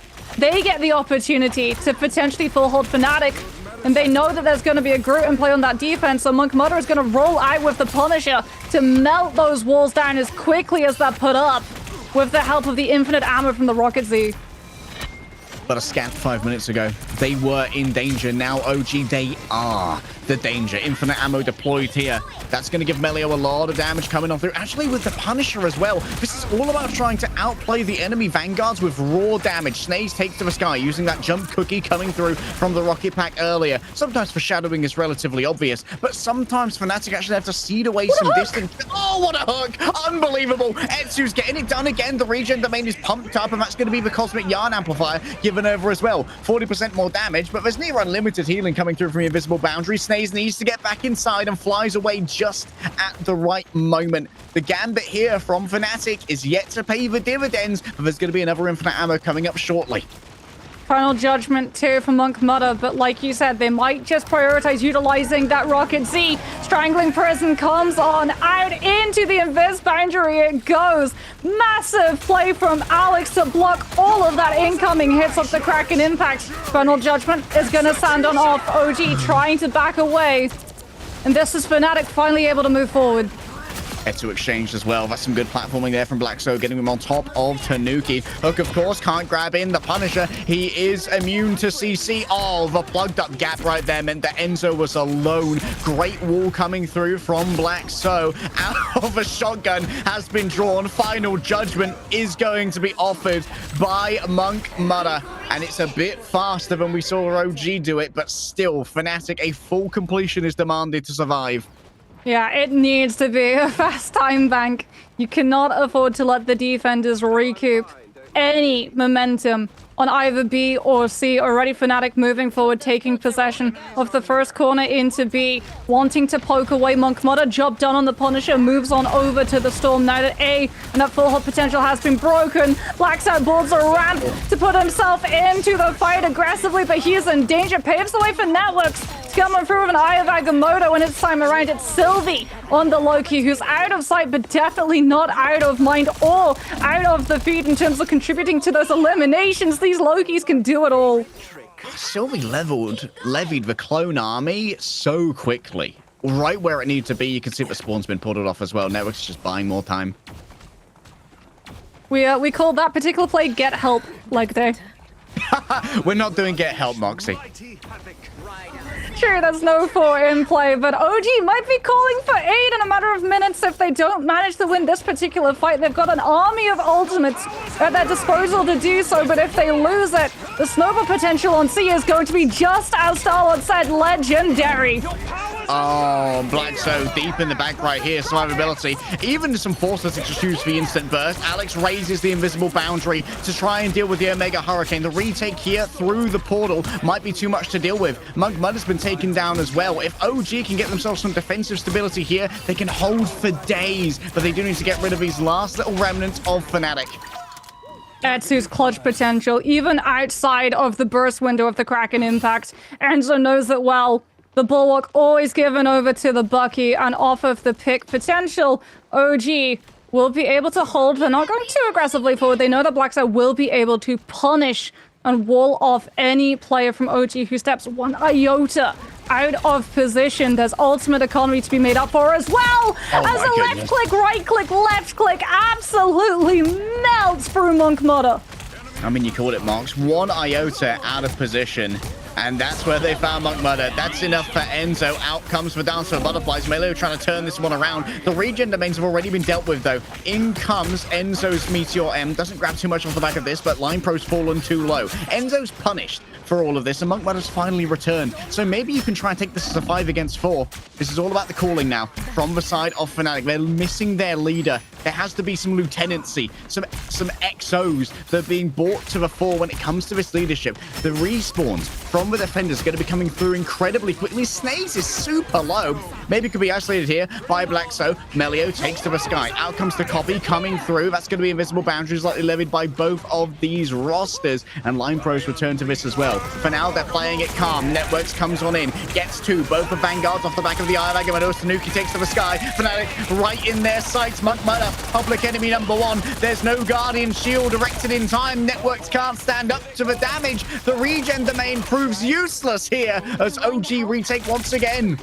Tanuki timing it perfectly as invisible boundary from Sylvie's copy drops. And now OG yet again can push up into the spacing, punish every single bit of space that Fnatic are able to buy with so much time burnt off of that bank. Monk Mudder does have that Omega Hurricane, so isn't potentially going to get picked early by Enzo melting them down with the Magneto combo. And you do have to just keep pushing back if you're OG. Omega Hurricane right into the backline. Everyone falls away, gives the space into the regen domain from the Loki. They disappear. And Lion Pro sees an opportunity to cover and hide Blackso's engagement. I think Agamotto could be everything. Maybe you try and peel away from this. Blackso's already got 2. Line Pro and Sylvia down, though. Snaze is turning it around by himself. You want to see a spell? I'm going to make your backline disappear. That's going to be Melio coming in now with the Dance of the Butterflies. Damages so much. 7 HP on Tanuki. Still reaches the pack. Comes back in. Melio's now down. 17 seconds remain. Alex coming back. Etsu exactly the same. OG have held strong here. Monk Mudder nowhere to be seen. The tainted voltage racks the nerves of Fnatic.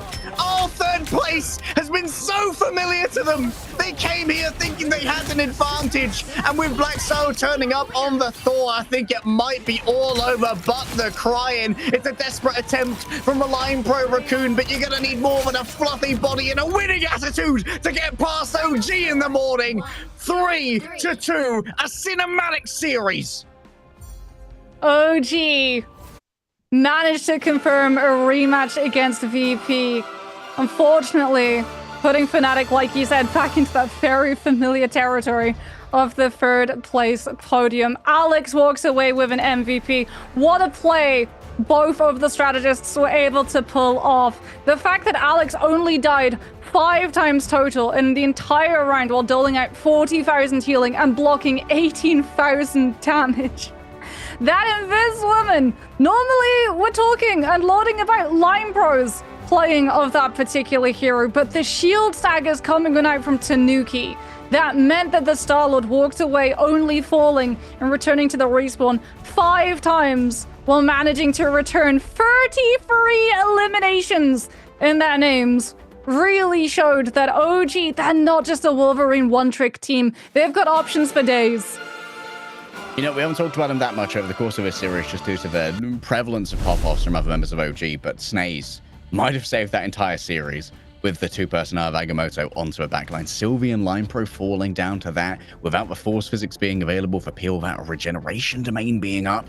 That sealed the deal on that fight. If it hadn't happened, Blackso gets 2 off the Strangling Prison, and that fight is an absolute wash. Unreal timing from Snaze, really getting some pay there on the Strange.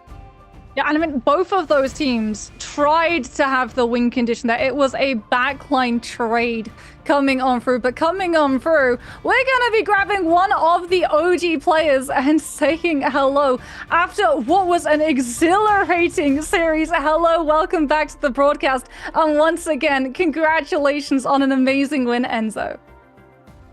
Hello. I don't know what to say. It's been 2-BO. We end up on game 5. I used to always lose the game 5 on any game I play, and today I win. I mean, today and yesterday I won 2 of them. It's just crazy. So you went from almost being full held on point A to being able to complete a full push and then holding on to B. What exactly happened? Was it a sort of turnaround in the comms moment that allowed you guys to recover all of that momentum? Or was it just being able to punish the fact that Fnatic thought that they had already got that win? Honestly, I don't even know what happened. It happened. It's just our magic, you know. We struggle a lot at the beginning, and then when we have 10 seconds on the clock, we just smoke everyone and push it through everything. So yeah, that just when we're close to lose, we are just winning. That's how it works. What was the internal reaction when you guys were faced with a storm for the first time here on Yggdrasil Path, which was new to the series? Did that take much to adapt to, or were Etsu and Tanuki pretty confident rolling into that?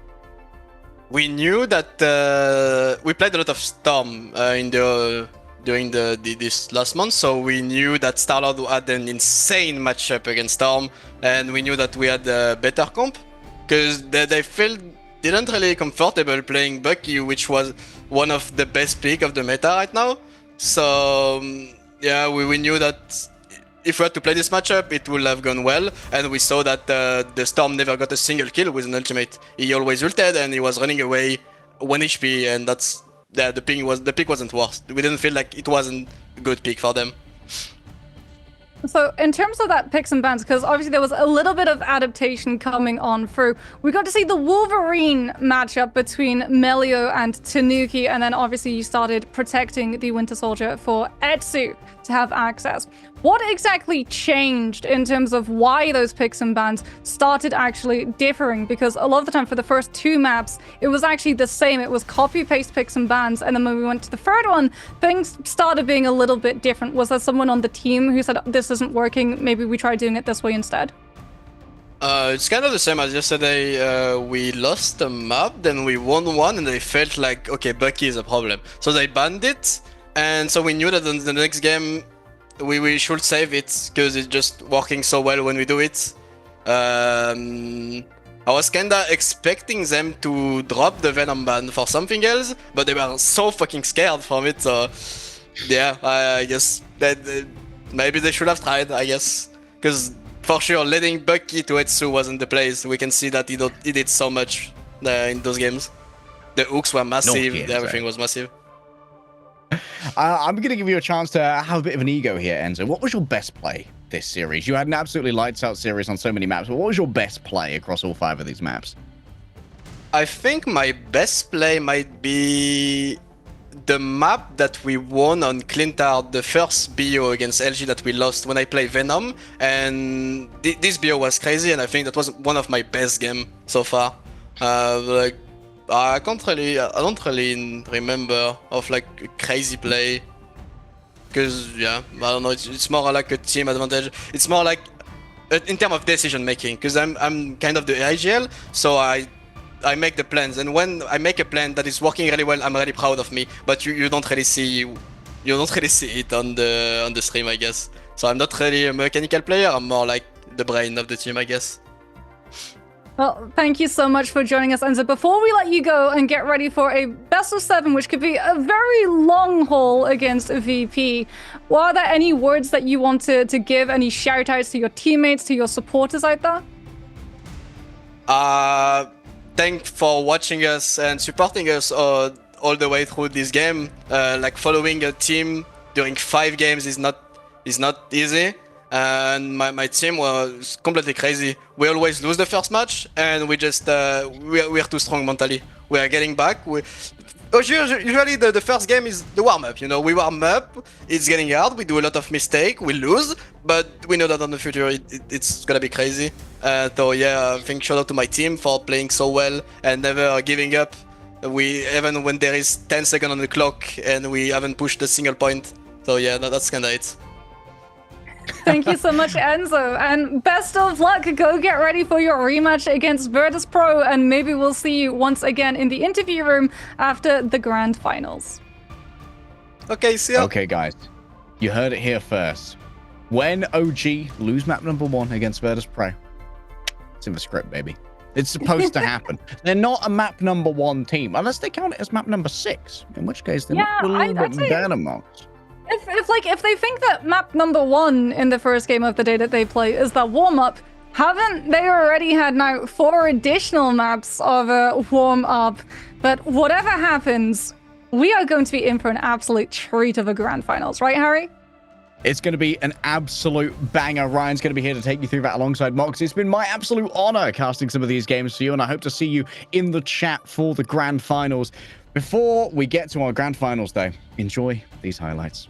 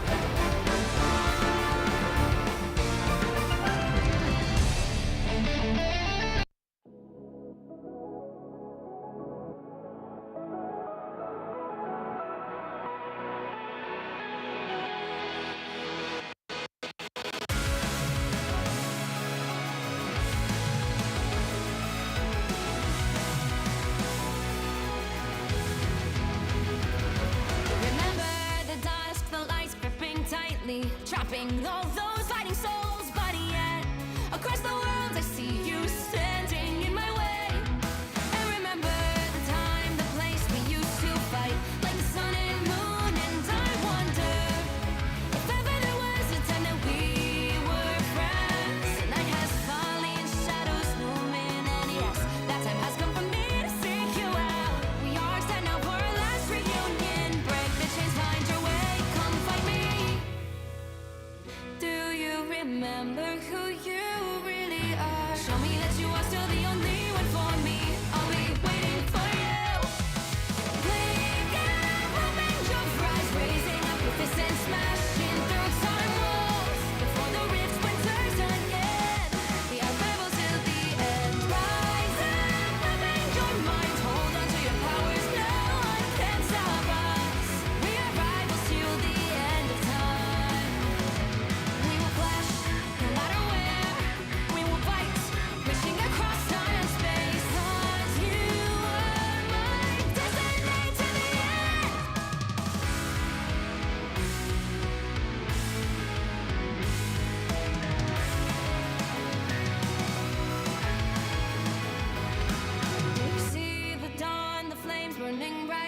shining on those memories. And yes, across all time I see you turning the tides. And do you see now our time, our turn? We can still fight like the wind and fire. And wonder no more that now is the only time your heart is mine.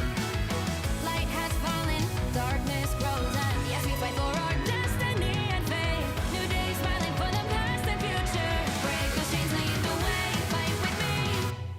And when you wake up, open your eyes, raising up your fists and smashing through time walls. Before the rift splinters again, we are rebels till the end. Rise up, open your mind, hold on to your powers. No one can stop us. We are rivals again until the end of time.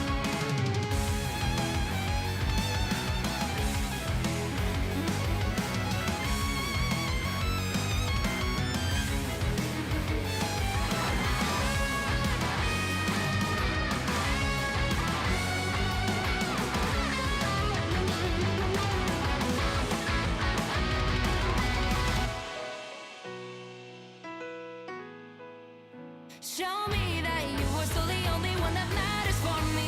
I'll be waiting for you. Wait up.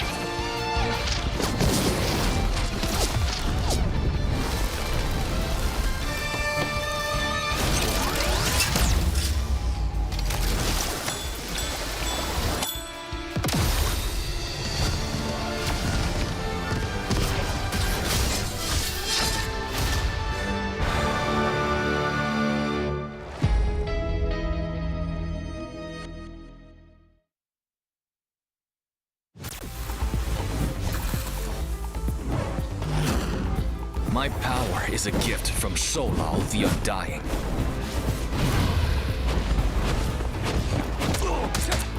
Struck down by living chi.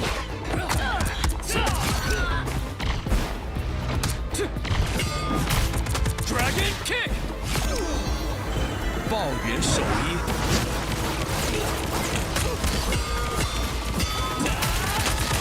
Perfect hit. The dragon unleashed. 气贯长虹. My fist is unrivaled.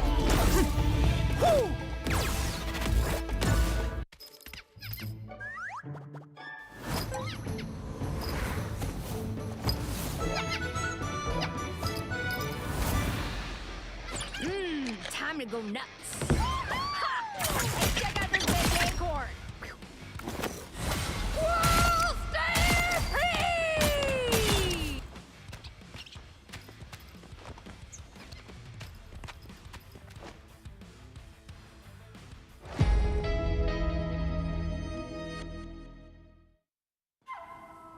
I tear through the cloudless night, just like the moon.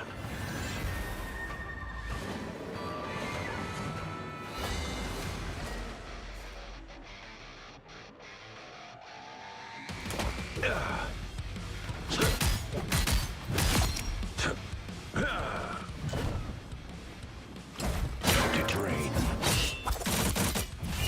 The moon haunts you!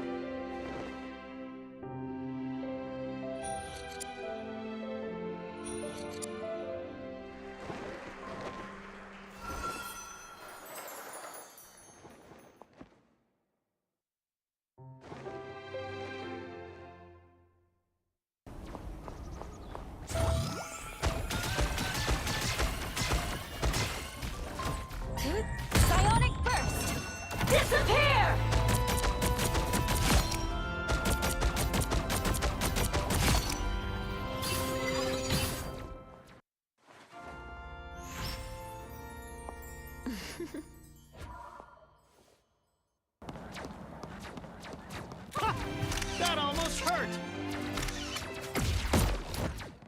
I've got you! Fantastic! Ha! Ha! Ha! Ha! Whoa! Ha! Ha!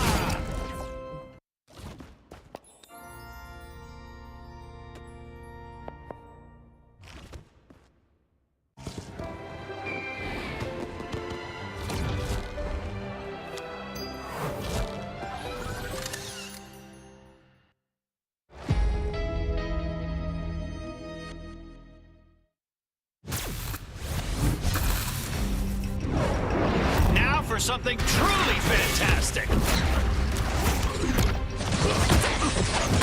That was simple. I've got you. Double the failure. Maximum.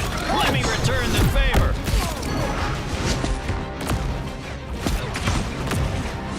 I'm as strong as Ben.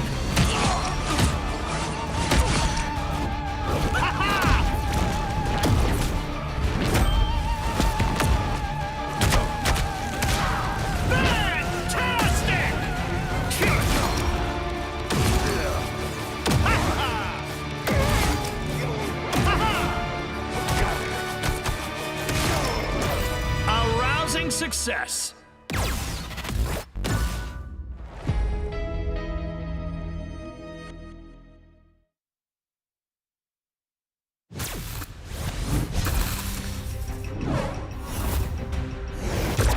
Who wants to see something fantastic?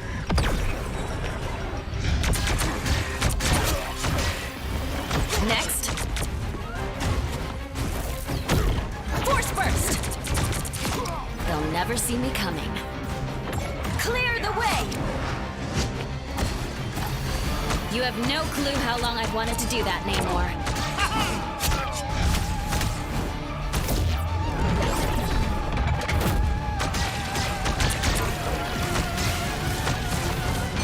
Disappear!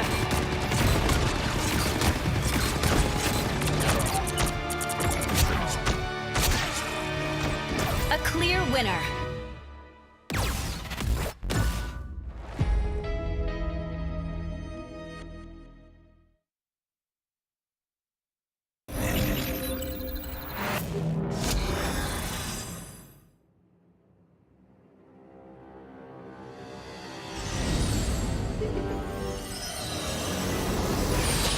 You have been sheltered by the light for far too long.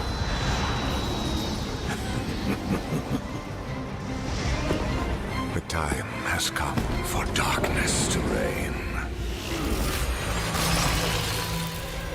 Soon your resolve will begin to crumble. You'll be stretched too thin. There will be nowhere left to hide, and your fire will cease to burn. For no light shall survive in my empire of eternal night.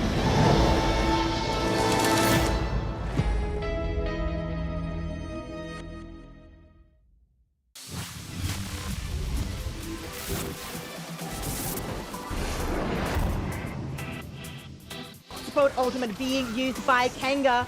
No support ultimates left for the side of Oz endgame, and this does mean that people are starting to fold. Certification, Nikos, both supports are down from Oz endgame. Off angle as well. Tarax on a massive off angle. 3-piece coming through nice and quickly, and that will be the clean up now for the rest. Rude's used that ult for very low HP. Tricky survives, gets enough healing to be able to make it work.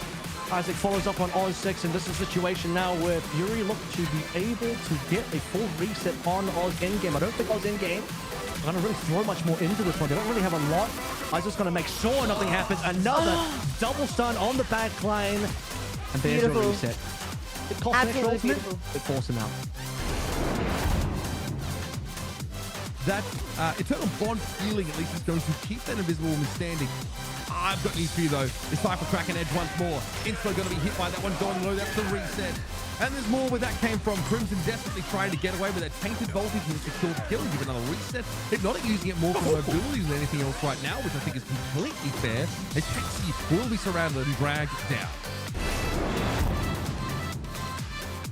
When their tanks get low, but it's going to be Reggie with 2 KOs. They get Donald extremely low, and they're able to heal it up at the start, but not last for long as Remzi cuts them up. Gets caught out there. That is brutal stuff. Tries to go in for an item of Agamotto, but it ends up being their undoing instead. And that's Adam finding a double. Nasty little meteor, and my goodness, Inspo and Crimson, both Lunar Snows in that moment, taken down.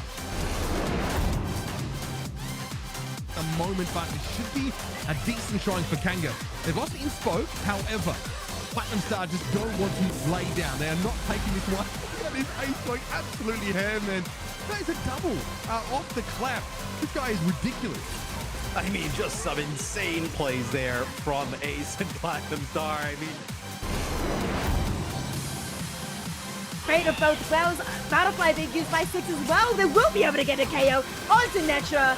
76% on the point right now. But wait, it's slipping. Making the comeback. You get the combo though. What you see there is Niang comboing off a Tinny Falcon, goes down. The Eye of Agamotto hits first, allows then Niang to be able to drop in the extra horn of Proteus. No strategist ultimate up here for Platinum Star. This is dangerous now for Cronus to go in. This damage will stick. Again, the Dagger Storm though, good in the pinch for AoE healing if you don't have one of those strategist ultimates. Pyrax, I think this is going to be way too much now. It is going to be a complete wipe, folks. Pyrax for 3. Absolutely dirty stuff with the Goddess of Death. Now Ace is once again goes in, gets 1 pick, gets 2 picks. Going for another reset, and another reset, and a 4th reset. Is that a 5th? Last minute left to go here, so not quite last fight. Right, there will be more to come through, but the problem here is Atlas using the God of Mischief on the other side, trying to use one as well. So you do get one of those big key ultimates out. Oh, no! Sick KO there, Kanga. It's going to be Tyrax actually finishing off Shroods in midair. Shroods was trying to go for the move. Yeah. Looking for a dance of the butterfly in midair to deal with Tyrax, but it falls Dude, back. Tyrax going crazy. For both of these duelists just end up looking straight at Shroods again.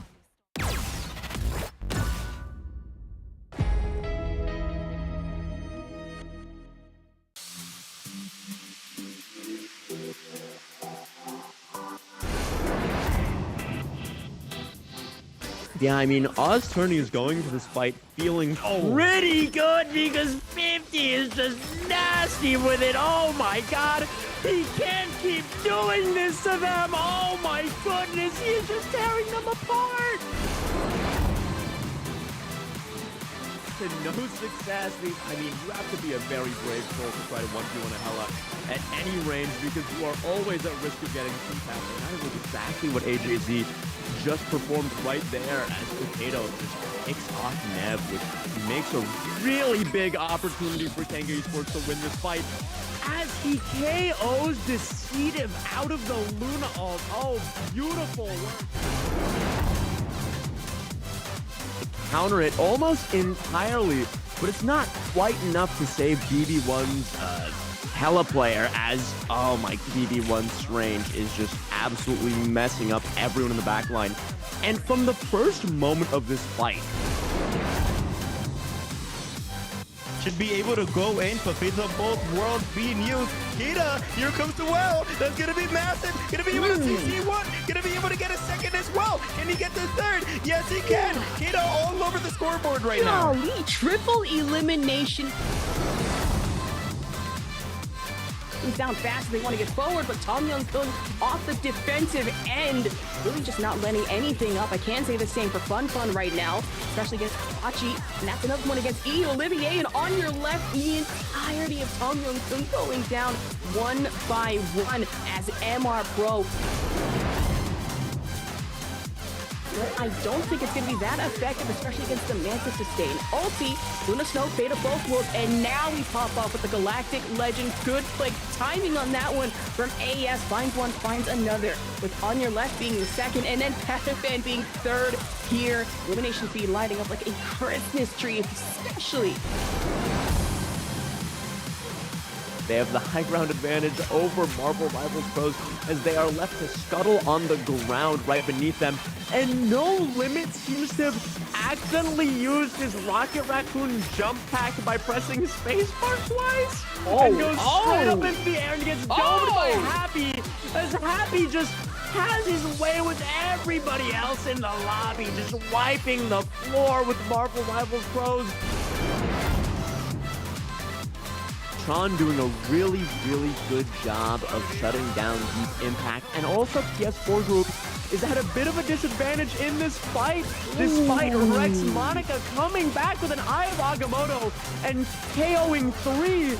But the thing is, PS4 Group, death of their own. No Limit with 2 revives. Felix and Annalie chop it back. Just 2.25 meters we're talking about. Another elimination for Annalie. Kadia gets sent back from spawn. Quick revive, starting to scare even more so. Finds one, finds two, finds three, finds 4. Quadruple. And Marvel Rival, Pro, if you will, trying to stick to their guns. Happy pops the Galactic Legend, finds one, finds another, almost finds a third here.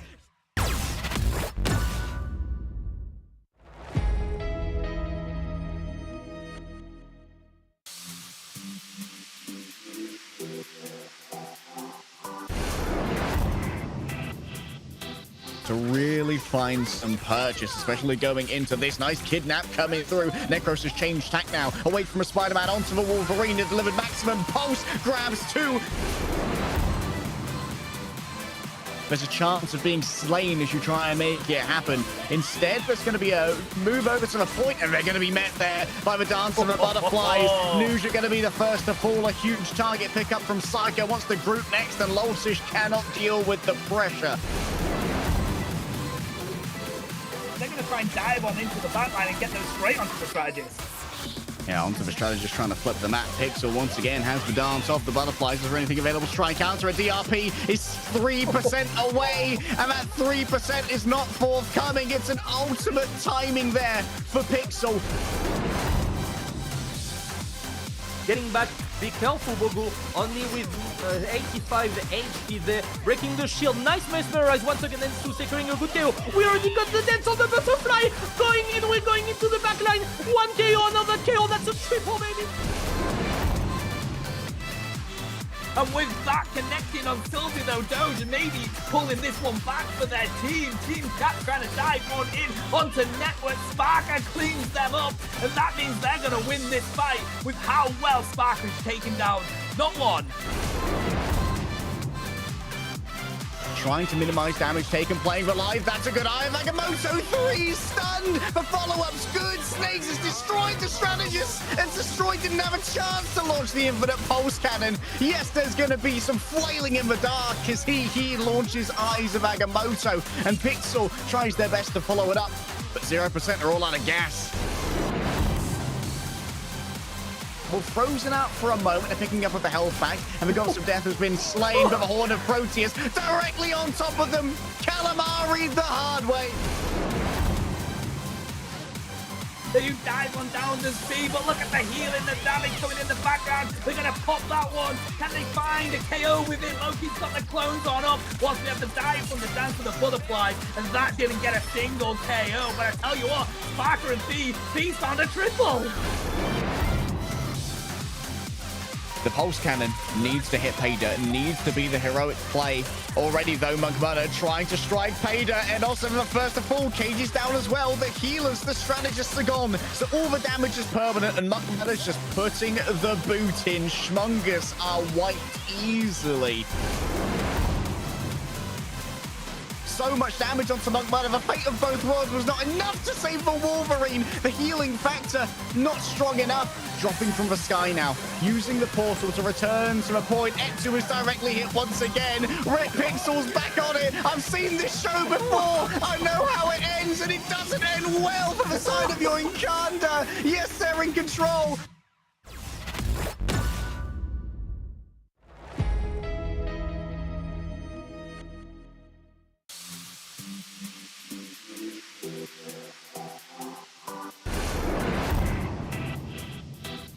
as Nightmare still maintains control.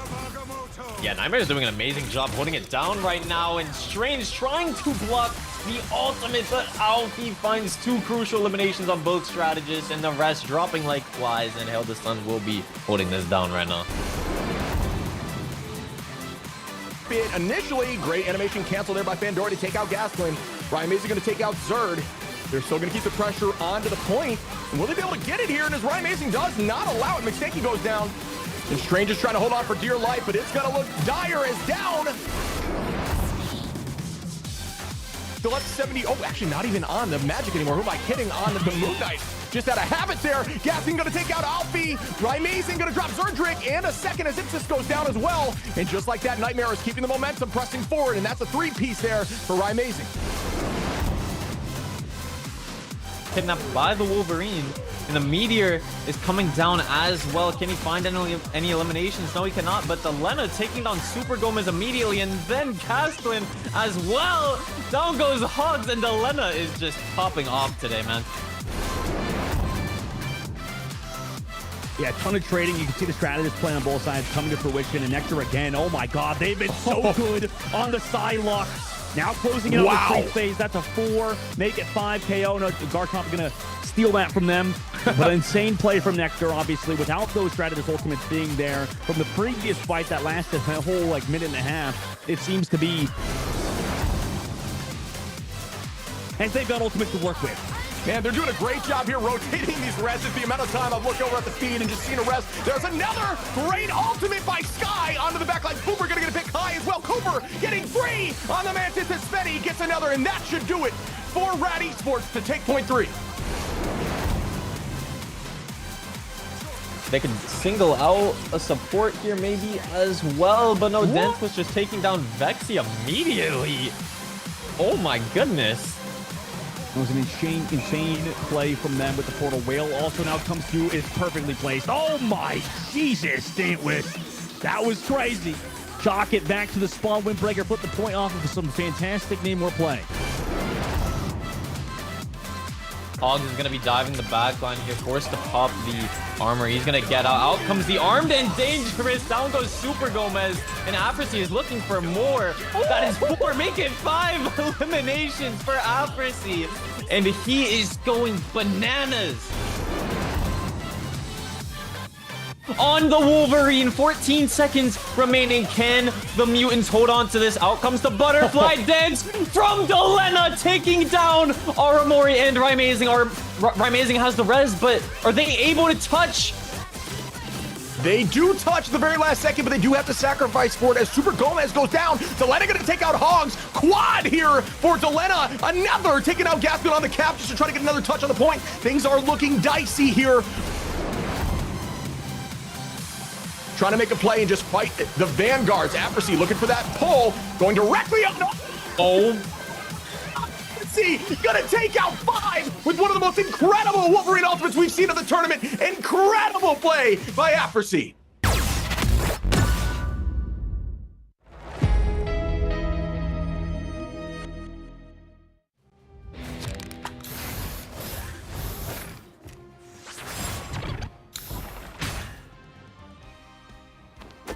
I'm hulking out! Gamma shield!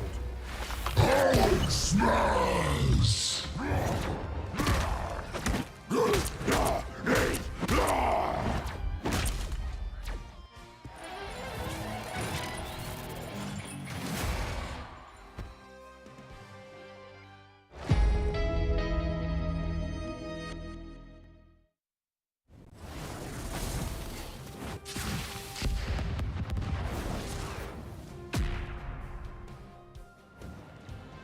Dodge this!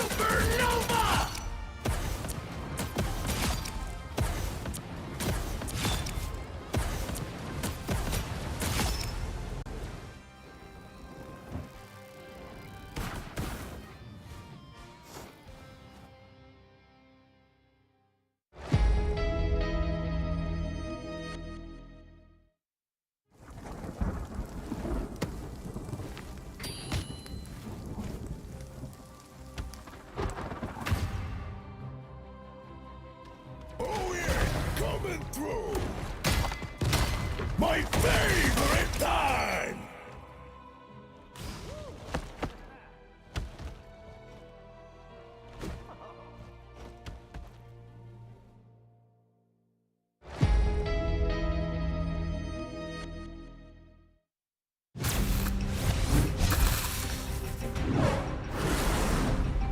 Human Torch in the house, yo!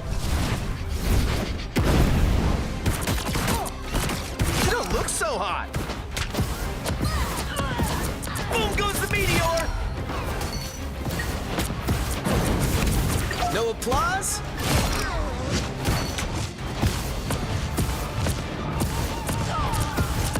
Dodge this! I'm the brightest in the sky! Supernova!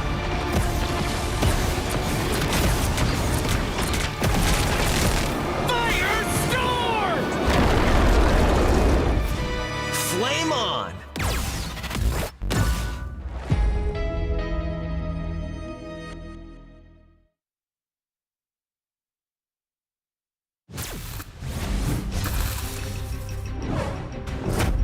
Benjamin J. Grimm, reporting for duty.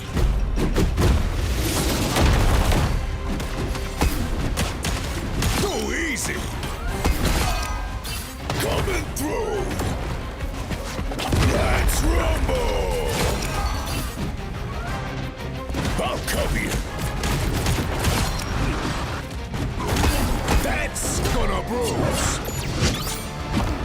Let's go, Logan!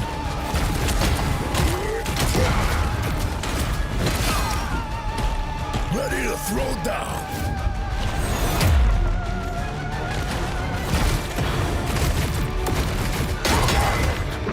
It's clobbering time! Booyah!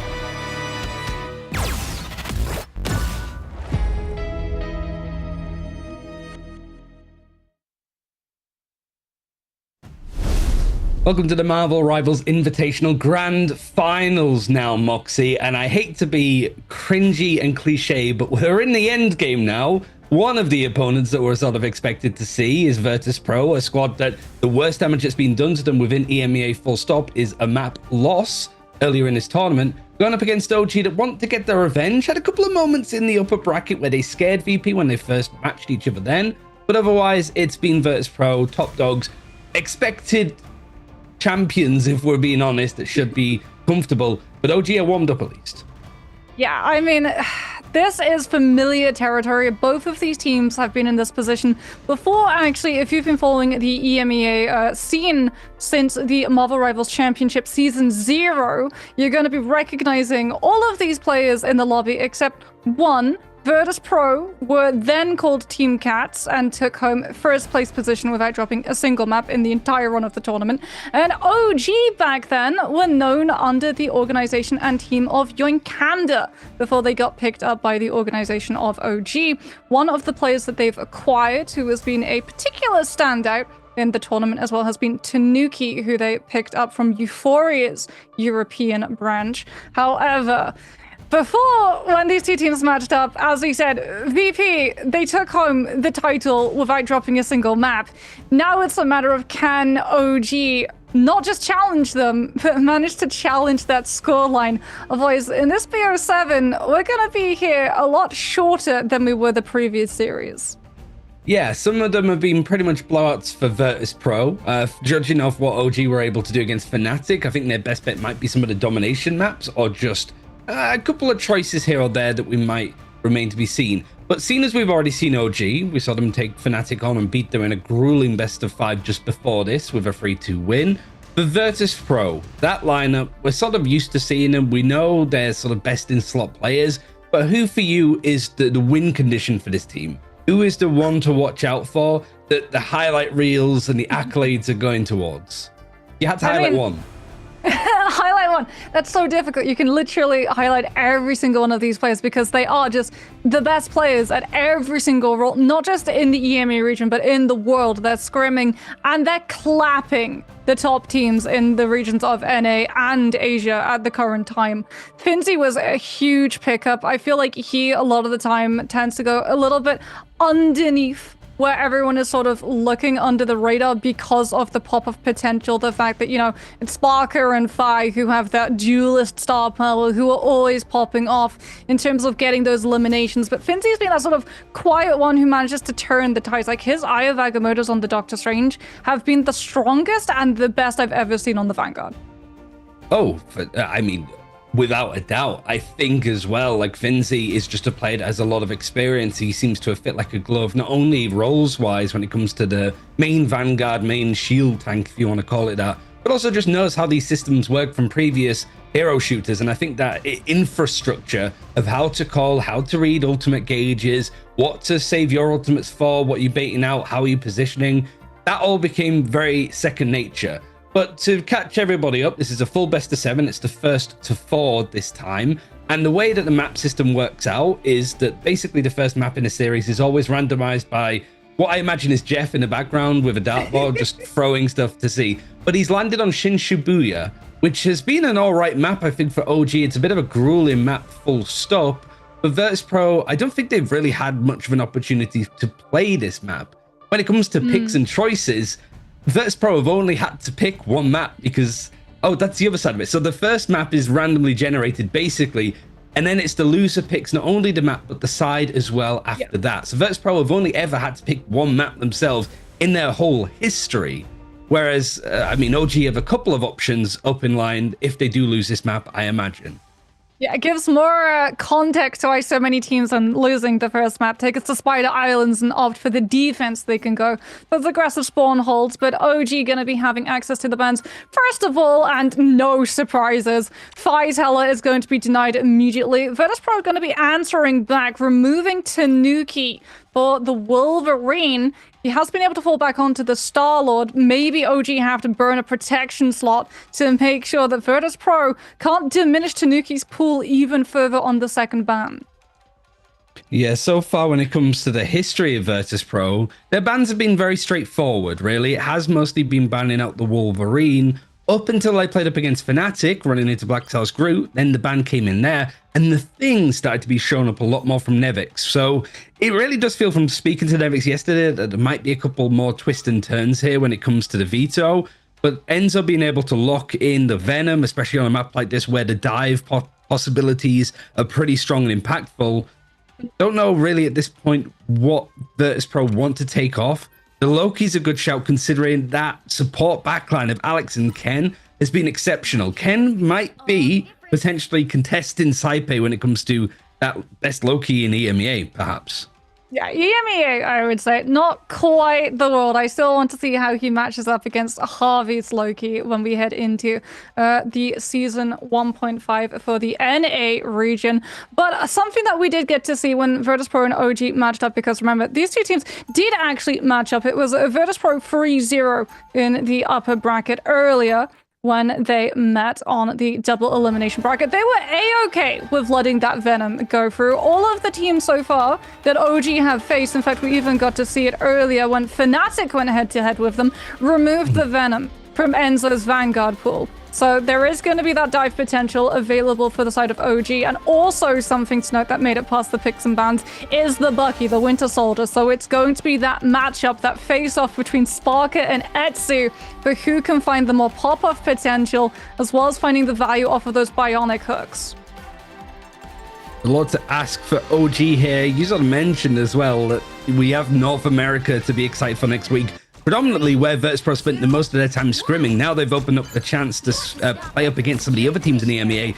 But here we are, a dawn of a new era, the first ever Marvel Rivals Invitational for EMEA. 100k prize pool, I think 60 of it going to the main team here.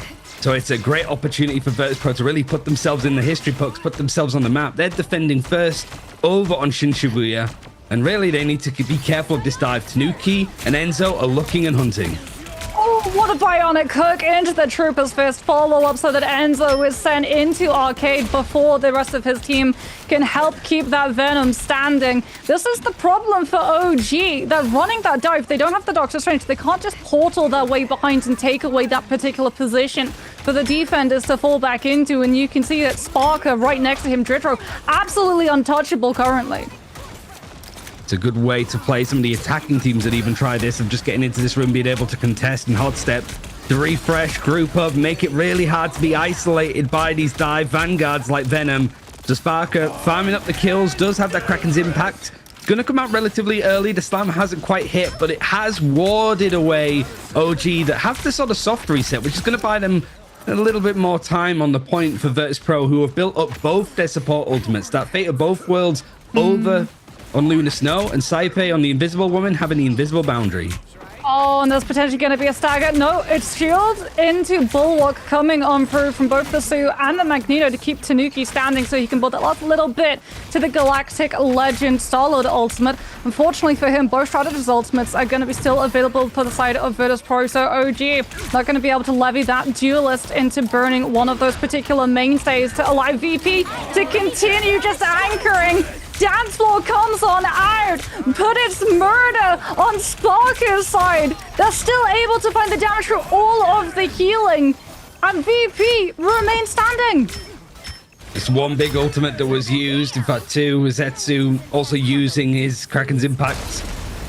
Forces a reset, but it's not doom and gloom for OG yet. Despite half of the time being wicked away on this first point, they do have 4 ultimates to go with, forcing out that invisible boundary. But one thing that's really worth highlighting for Virtus.pro is how they use these ultimates, how they balance them well, the timings. It really feels that they're so disciplined in these places. Now we're looking at Dredro to have a Fate of both worlds.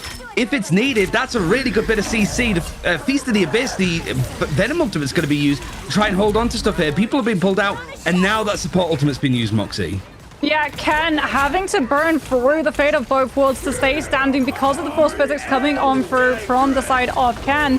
That means that Tanuki in the second stage of this fight, when the Invis Boundary has dropped, is going to potentially be the answer for OG to start putting onto board percentage. You can actually see that Enzo's Venom has gone deep to pull Fi's attention, so the Psylocke is absent from this particular matchup, doesn't have the Dance of the Butterflies to put onto point to punish the fact that OG didn't have Strategist ultimates to keep everybody standing, and Enzo's Venom was the hero of the hour. OG complete the push and managed to take A, burning themselves into B.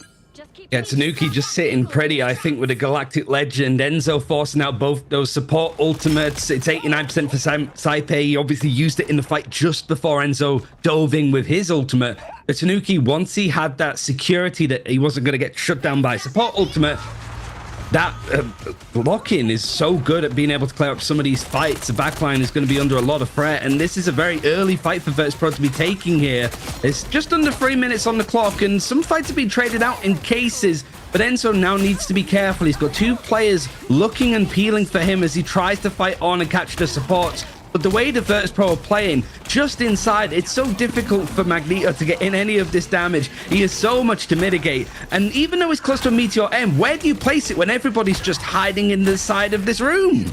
Especially because you can just close the door on the ultimate with a Groot wall over the door frame. There's the Meteor, and is it going to be able to find the value that it's looking for?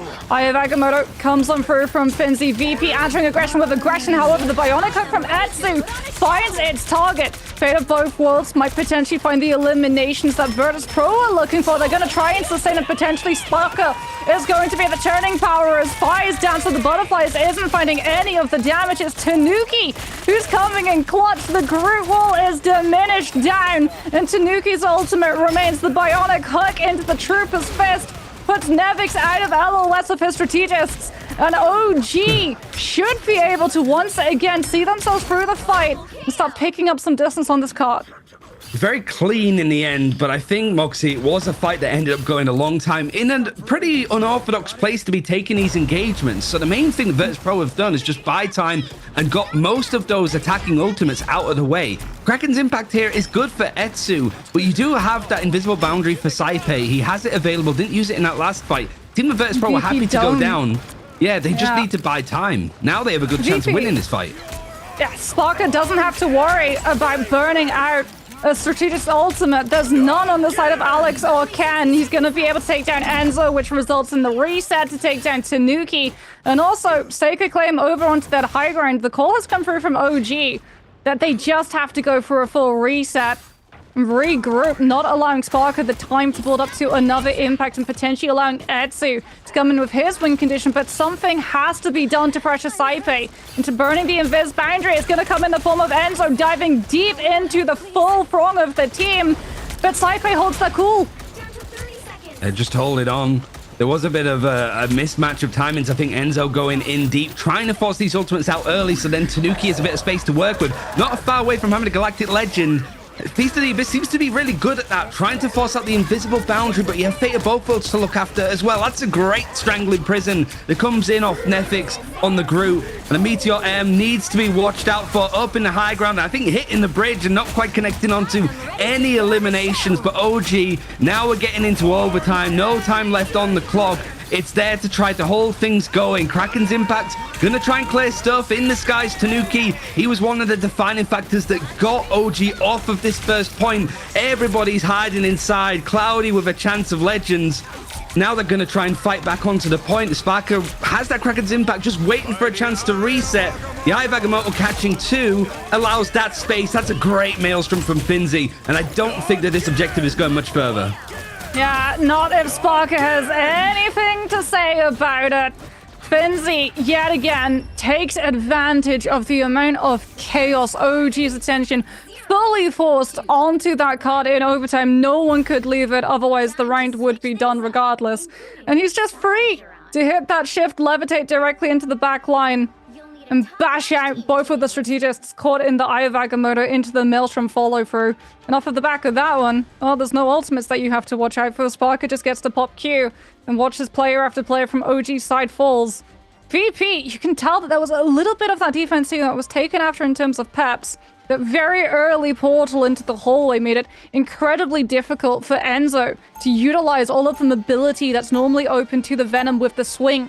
To get into a position, look to dive into the backline and tether everybody up, while also putting so much focus into Sparker potentially being able to bionic hook anyone who tried to go in and commit onto that fight, burning down the time bank and allowing Virtus.pro to just bank up ultimates. So when the fight moved to further afield to the open space where the dive would have more staying power, Virtus.pro didn't give up the reins of control. Really smart macro. Looking at OG, I think we've highlighted the back line of these two supports of Alex and Ken. 3 deaths is about as many as I've seen from them in a half. Like, even if that's OG not necessarily performing all that well, a lot of Virtus.pro fights been won. 3 deaths is not a lot. That shows how much of like a small mistake can just absolutely hamper your chances on a map. And when it comes to... What are you expecting here? I think he was looking to try and CC stun Finzi's portal from potentially coming on through, or maybe just scout out when the portal would come out, because that Venom was very far up. Finzi on that Strange has given the ticket for Virtus.pro to pass unchecked through that chokehold, but they're still being held before they can get to the point. Snade's on the front line, and you can see the silhouette of Enzo once again concerning the back line, so the attention is split. So far, it's just both teams taking chunks out of each other. OG playing this map twice, haven't won on it so far. Whereas for Virtus.pro, they've only played it the once. It's not really been something that's used against them, but we have seen some long overtime brawls happening on the objective. Lots of damage to try to balance out, so the stuff like the group being able to take those fights. Tanuki has found some nice picks. The Barrage may be able to sort of clear out a kill. They go low on HP, but the support is working. You've got Luna Snow also with the Idol Aura just placed on him, sharing out some of the healing that's provided to the rest of the team, especially in these cleave positions. But Virtus.pro, even though I think they're a player down in this engagement, now it's maybe reset at this point. They are making progression on this objective, and that's a great catch for Sparker. He gets pushed back by the Invisible Woman, gets a hook, and pulls Etsu out of this team's support. He gets isolated. Yeah, Galactic Legend comes on through, but Virtus.pro just disengage and get the bionic hook onto the Venom. Enzo forced to burn the Feast of the Abyss just to keep himself standing as he goes deeper and deeper away. Finzy's going to take full advantage of that, as well as Nevix getting to just wall off and isolate all of these players on the side of OG. And you pointed it out perfectly. OG have so much mobility open to them, but dive is really sporadic. It doesn't have the same staying power as Finzy and Nevix do on the Strange, on the Groot. So all Virtus.pro had to do was just keep themselves present on that point, and OG would have to just drift in and out of the fight as their cooldowns came online and back away when they were waiting for them to reset, something that Virtus.pro were able to absorb fully, and already getting an opening pick onto Etsu and potentially onto Enzo as well. If the CC is going to be there, means that they don't have to worry about OG getting to just swing the fight into their favor and burn the time bank the way that Virtus.pro took advantage. In fact, VP are taking no prisoners. They're investing all of the ultimates to make sure they snowball. They just found that pick early onto OG is the main thing. And OG on this defense a bit in freefall. No ultimates available to them, so a Tangling Prison Kraken's impact combo makes this a very open and clear fight. OG, it's easy to isolate them as well when you've got Sparker that can thread these hooks through the eye of a needle. Catching out an out of position Venom or even the likes of Tanuki is easy pickings. There goes Enzo. There's one of your main tanks. And now it's OG, potentially this final fight on this first map. And they're a player down, needing that tank to sort of absorb some of this threat, this pressure. And you don't want to be using these support ultimates before the support ultimates of Virtus.pro. That's the key thing. Saipe and Dridro both going to have theirs. Enzo back on that Venom is going to get into these fights incredibly quickly. He's already there, forcing out the first one. Invis boundary comes, unfortunately, at the cost of the Magneto.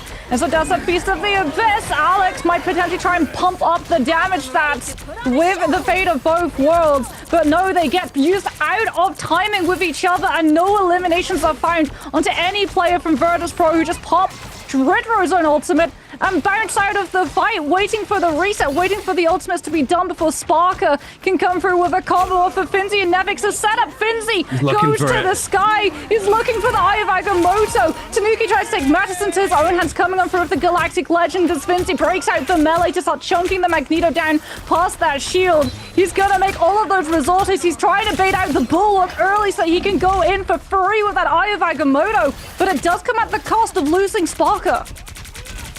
Tanuki trying to go and fight into the backline, does fight in Saipe, just short of having the invisible boundary on this attacking side, so that's a big loss. Enzo, it's going to be high blood pressure watching him just run up and down this map, but he's doing so much work. Feast of the Abyss farmed up very quickly again, and there's still 2 minutes now for OG to hold down this point. It's so hard for them to work. But OG, one thing that they've been incredibly good at this tournament is taking these long fights and being able to adjust. They saw it as a problem, though. It shows that they're not finishing their dinner, that they're not getting the eliminations first. So these fights end up being laborious and brawly like we're seeing now. But 5 ultimates on this defense for OG, just to hold on. The main thing is Sparker, if he gets a pick, it feels done. Havoc comes out from the Venom into the Feast of the Abyss, hoping that the health bars go low enough that Etsu's Kraken Impact can finish them off. It's not to be done, though. The heals are available on the side of Virtus.pro. Sparker gets zoned out of the fight by the Meteor M, but Snaze doesn't manage to find a hit off of the back of it. It's just delaying for the regroup to come through from OG's end. Nevix makes the disengage, unfortunately. Uncur as the group rolls everybody off. Strangling Prison into Kraken Impact, into Eye of Agamotto from Finzy. And I don't think even with OG Strategist ultimates up, they're going to be able to have the heals to sustain through that amount of damage that Virtus.pro are able to enact. That is going to be Shin Shibuya, and Virtus.pro move up in the series. 1 map's advantage, but OG, they're not out of it just yet. They set themselves, Enzo admitted in the interview, this is a team there's a little bit of a slow burner. They tend to lose that first map before they come back in the series. Yeah, it's a bit of an adjustment with energy as well, right? You've played a full best of 5, you get a half-an-hour break, and then you've maybe played up against a full best of 7, but to get damage done on this team, it's hard work. We've had plenty of chances and opportunities to highlight Sparker. 33 and 3, 20 last hits, 35k damage. we've had plenty of chances to highlight him as being an MVP, but this felt it was his kind of performance. Not only just doing that much damage, getting that many eliminations, but onto key picks, right? He catches Tanuki in opportunities. He gets Enzo very early in that final fight that just ends up resetting the whole thing. And he's just farming up these Kraken's impacts like nobody's business. Yeah, and it's really unfortunate for OG because they need Enzo to be just like alive. Honestly, you don't even need the Venom to be getting picked. You just need him to be present in the fights to have enough threat that Virtus.pro have to turn their attention and split resources, siphon them away from one other area of the map. And that's just not happening. Because like you said, every single time that Enzo goes in, he's getting hooked out and immediately being capitalized upon, pulled out of position before anyone from OG's end can try and follow one through. Whether they had a Wolverine, a Psylocke, this time around they had a Star-Lord, but every single time we saw Enzo dive in, he was always having to dive out still solo because there was just no time for anyone from OG's end to be able to reposition into a place and play off of that. But whether or not OG will be able to pull it back as they have done in the past, we'll have to wait and see. We'll be back with map number 2 after these highlights.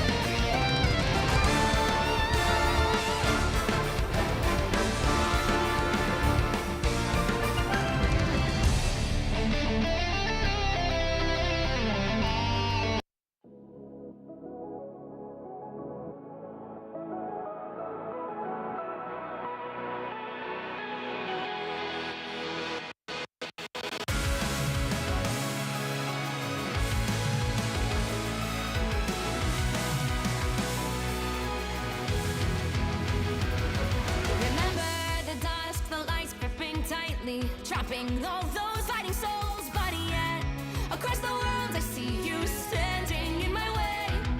And remember the time, the place we used to fight, like the sun and moon. And I wonder if ever there was a time that we were friends. The night has fallen, shadows looming, and yes, that time has come for me to seek you out. We are set now for our last reunion. Break the chains, find your way, come find me.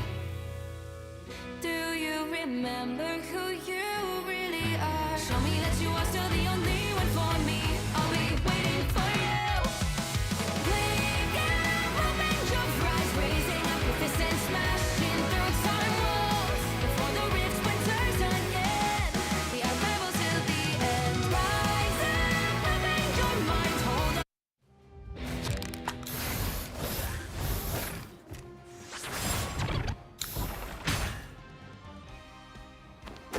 I'm hulking arrows! Gamma shield! Hulk smash!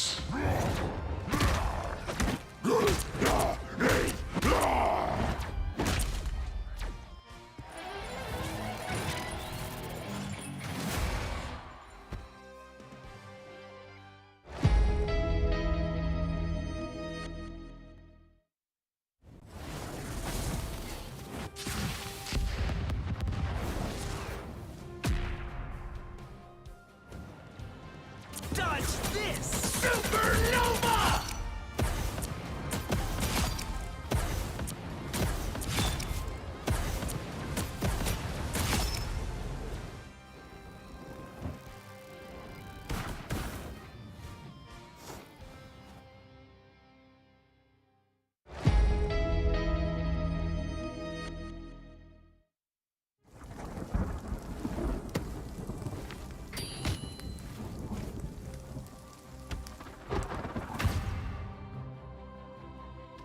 Oh yeah, coming through!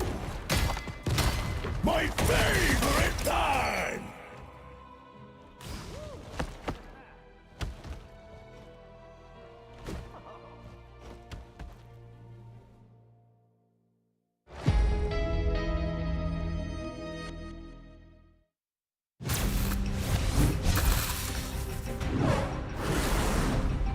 Human Torch in the house, yo! You don't look so hot! Boom goes the meteor! No applause?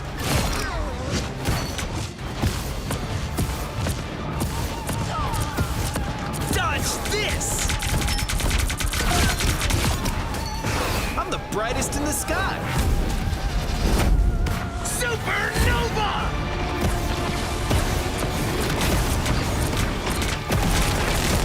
Firestorm!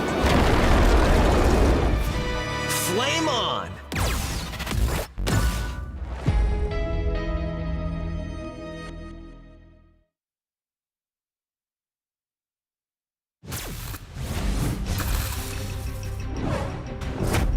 Benjamin J. Grimm, reporting for duty.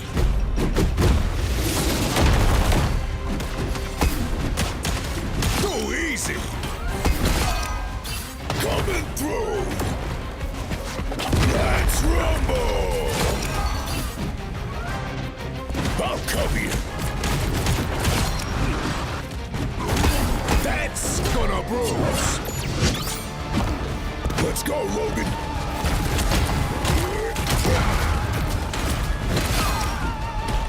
Ready to throw down!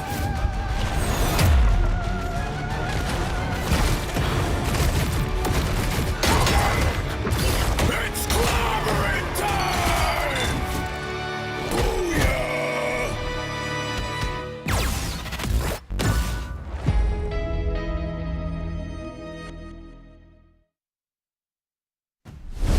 Hell's Heaven is going to be the place that OG are going to take this second map in this best of 7. We're here in the MRI EMEA Grand Finals. Virtus.pro taking a pretty swift first map that the map generator gave for us, but now OG have some choices. Moxie, what has made OG so good at domination maps, or like the likes of Hell's Heaven? What is there to look out for here when it comes to heroes, comps, ideas, players? I mean, Ken on the low-key, 100%, because, like, domination, you're going to be taking fights for a really long time. Whether you're in possession of the point, whether you're playing into a retake, there's always going to be stall involved. If you're in possession of the point, you get more point percentage the longer fights go. And if you're playing into retake, it's going to take a very long time for you to be able to pick your way through the other team. So for Ken being on that low-key and always having access to the regeneration domain, which can save you from potentially being one-shot by some of those ultimates coming on through and is beholden to a cooldown rather than an ultimate that needs to be built up, is a major boon, which is unfortunate for OG because Virtus.pro are very aware of the threat that that Loki poses and are typically tending to ban it out when we do see the pick and ban protections. And it's rough for OG because, like, going into the picks and bans protections, there's not a way that they can try and keep Ken's Loki on the table without having to sacrifice in other areas as well. Oh, yeah. It's also Virtus.pro's like most second banned character is that Loki. It's something that they can play themselves, but often they just want to take people off those comfort picks. And you actually do have the likes of Ken really pushing the likes of Saipe, I think, in some areas. And even over on the side of Fnatic, I feel like we saw some really good like Loki tech, and the amount of healing you could do, copying ultimates, is really strong. The other thing is, we're obviously on the like Winter Soldier Hydra map, right? And naturally, I think a lot of people are going to look at that performance from Sparker and go, why is the Bucky not being banned out? And I think there's a couple of reasons as to why. So I did want to sort of give you the floor whilst we're still waiting for teams to get into the server. Should be there shortly, but why is Bucky not really a priority, I suppose, for OG to take off the board? I mean, Etsu also has pop-off potential on the Bucky and has been able to carry games previously on that particular hero. Another part of the thing is just like the problem of running into Virtus.pro, because they have so many players who are the best, literally the best in the world, full stop, at so many different heroes, you're always going to have to try and pick your poison. And it's like, what exactly do you choose? Because if you ban out the Bucky, then that leaves up for grabs things like Phi going on to the Hela, and OG don't have a staple Hela player. So they can never try and take the Hela 1v1 mirror, which means it always has to be the insta-ban.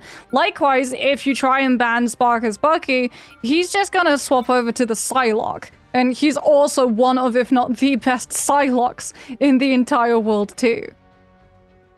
Another thing as well, Virtus.pro mostly saving the Lunar Snow. Not only because they're just a strong support in their own right. We saw a lot of Fate of both worlds that were just dancing the night away down the streets of Shin Shibuya. But also, like, it really does force the other team against that to probably second ban out the Namor because of that chilling charisma team up. Not always. I think some teams have been a little bit more open to playing it. But in this position, we have seen OG pretty much almost exclusively ban out Namor in this pick that's coming after the Loki second ban, which, you know, everything's looking the same when it comes to picks bans so far.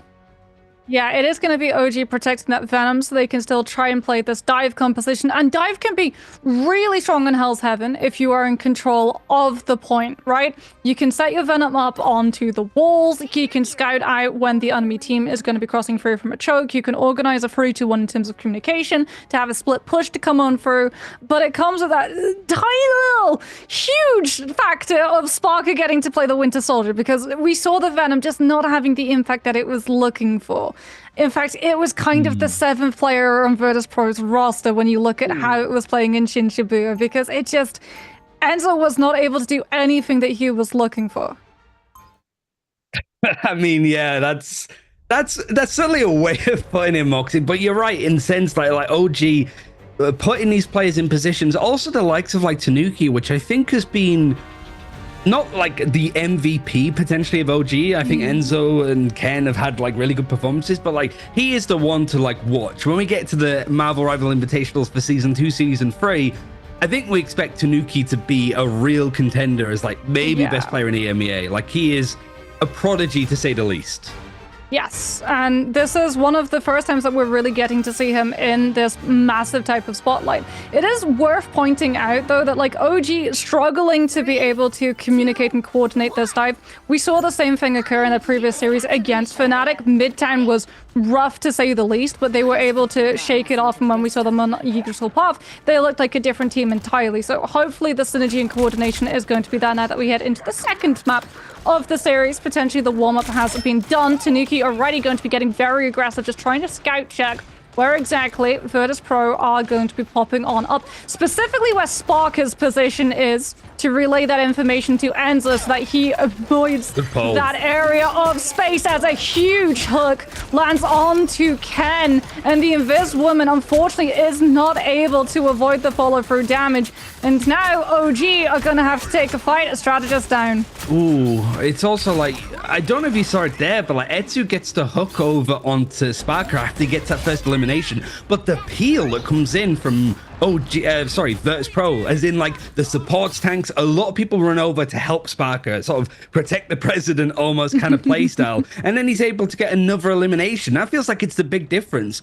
The Virtus.pro are almost expecting these kind of plays to be dragged out of position, but when you have an invisible woman that can boot people back, pull them in to sort of get them stuck under your backline that everybody can turn around and deal with you, it's these anti-dives for Virtus.pro that I think have been making them look really good this event. And also just Sparker finding those early eliminations before team fights have happened around the ultimates. Nothing's available just yet. Yeah, and that was a double hook. The bionic hook from Sparker found both Vanguard players on the side of OG, Enzo and Snaze. And Snaze falls for it. Finzi pushes forward even more aggressively, utilizing that bulwark, hoping that OG will break it so he gets access to the mag cannon of the right click, fully charged on up with maximum amounts of damage. Silver lining for OG, because they're taking so much poke, they do have both strategist ultimates available for this next push. They're going to take the high ground, trying to challenge right now. As you can see, the Star-Lord duel going down with Fire and Tanuki both playing very dangerously on the edge, out of LOS of their strategists. Bulwark going to be used to just protect them for a little bit more. You can see the Meteor M available for Finzi, but he knows the workflow of this, what ultimates want to be used first, and that's both invisible boundaries. 6 ultimates, 12 ultimates in the server, all available. This is going to be pandemonium, but before we see OG being able to use everything they have available, there goes Ken. Invisible boundaries gone. Fate of both worlds going to be used on this more offensive side of Virtus.pro. They have 85% on the objective.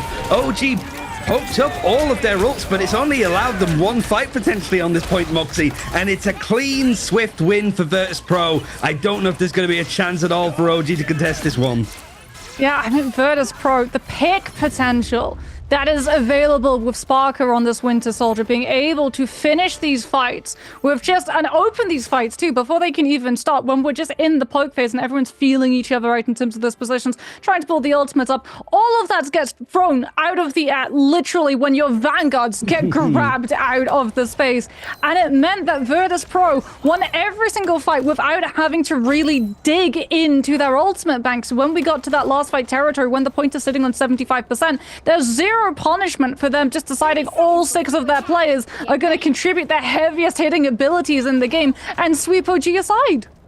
Oh, look at that. No eliminations onto Virtus.pro. Flawless so far. Nevix really showing up on the Groot here, to the point that Enzo has to switch across. Whether that's because this next point, Moxie, is more akin to what playing Groot is and how you can get the most out of it, but I also think that his Venom is just getting shredded right now. I mean, the Venom has no way to stop the Bionic Hook coming through from the Bucky.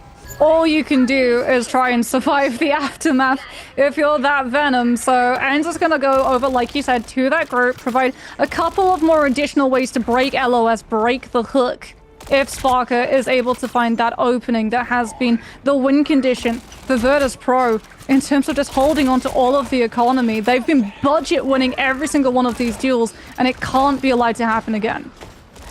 All 12 ultimates in that final fight were used, so nothing is available as of right now, as progression does carry over from one part to the other. It sounds like I'm being condescending. It's not because I don't think that all of you guys watching are silly, it's because my mum's watching and I want her to know what's going on. But OG actually winning a really nice fight here. They go on the offensive. Tanuki finds 2 or 3, and it does allow OG some actual progression over onto this point. Virtus.pro looking to reset. It's trying to attempt to be stalled out here from Enzo.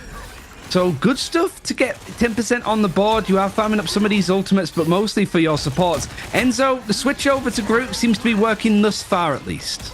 Yeah, he's going to have Strangling Prison into this next fight. Nevix likewise is going to have the ulti. Saipe and Ken both going to be sitting as well on the invis boundary, so it's all going to be about Snaze with this Meteor M. If he can shut down Stratus ultimate on the side of Virtus.pro, OG are going to be having a real advantage into this next fight. 20% before the map moves as well. So potentially if Virtus.pro don't commit soon, they could find themselves falling afoul of the shifting doorframe. Out of the way they go. In comes Enzo with the Strangling Prison directly into the invis boundary. Are they going to be able to find the damage to stick through the amount of healing though? As Sparker is just waiting hungrily. Etsu already burned the Kraken impact. It didn't find the picks that it was looking for. And Sparker now gets to answer back with his own. Alex is trying to keep everybody alive with the fate of both worlds. Dridro is trying to take everyone down with the damage boost capability to boost Sparker's potential. And Virtus.pro is going to cost 62% off the point potentially. But they should be finding the staggers and the point flip now. Yeah, now looking at support ultimates, Dridro just using that Fate of both worlds. I mean, it's still a quarter of the way making it. That's how much damage was healed after that main engagement, and halfway for Saipe. So I'm looking over at Tanuki's Galactic Legend on this Star-Lord.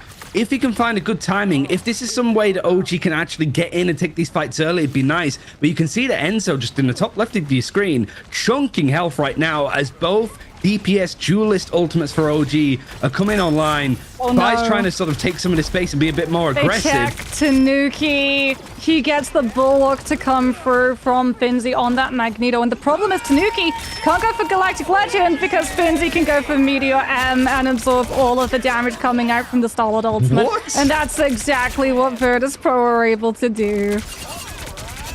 It just looked easy watching it from Fi's perspective. Sort of knows that the Galactic Legend on the other side is going to be available. Just hiding out. It's just how much the rest of the team deals with it. I don't know whether Sparker just shot him out of the sky. Obviously, your E can knock people down potentially. But you've got this tangling, strangling prison for Nevix. Throwing it just off of the point might be good because now there's a lot of ultimates for OG. Yeah, he needs to be careful. He drops down below. He's managed to get to the backline with the Vanguard's not pausing the perception check of the missing tree in front of them. And now it's got to be a fate of both worlds coming on through from Virtus.pro. Alex has to go for his own because Galactic Legend now comes through from Fi's end. Snae's not utilizing the Meteor M until now. Might use it, try and shut down the dance floor early, but a mouth comes through from Finzi, immediately slamming shut the window of opportunity that was available for OG to flip this. He's getting CC'd a little bit by the absolute zero from the Luna on the other side, but Finzi is absolutely shredding down OG here. But the progression is still going in their direction. In fact, they've taken the lead. Tanuki started off this fight, I think, with the ultimate, used it, died, and then came back. But there's so much healing that's still not enough to actually break this apart. 92%. This might be looking like Virtus.pro about to lose the point. It's all sort of shut down. You can see the pressure. I think there was even a shove back from Ken. And there it is. So OG able to take us at least to a third map over on this point. And finally, Moxie, I think we start to see exactly what this OG can do when they have coordination and have some good team fights under them. I mean, really good resource allocation as well coming through. We got to see from Tanuki's POV that just with that Galactic Legend, not just having the Idol Aura coming on through from the Luna, so every single bit of healing is going to be trickling over to that Starlord without her having to move her crosshairs over. He'll be getting 25% of every single heal done by Alex, but also the shield stagger placement coming through from Kent. 7,000 damage blocked by the Invis Woman, and you better believe that the majority of it was stopping Tanuki from being dropped out of the sky by Sparker on that Winter Soldier. Enzo blocking a lot of damage too. Swapping over from the Venom, which was a saved pick for OG. Made a world of difference, even though it's 2 eliminations. It was flawless in that last map for Virtus.pro. Nobody got eliminated. Nobody went down. But in that map alone, Tanuki finding 12 eliminations, 8 final blows. Might give them a chance, might really spur on OG to get their first ever map win against Virtus.pro. Even though most people said OG was the second best team behind Virtus.pro, that Fnatic win, I think, solidifies that to an extent. It was actually Team Peps that took that first map win ever against Virtus.pro on Spider Islands. Etsu goes over to that Psylocke, tries to build up the ultimate.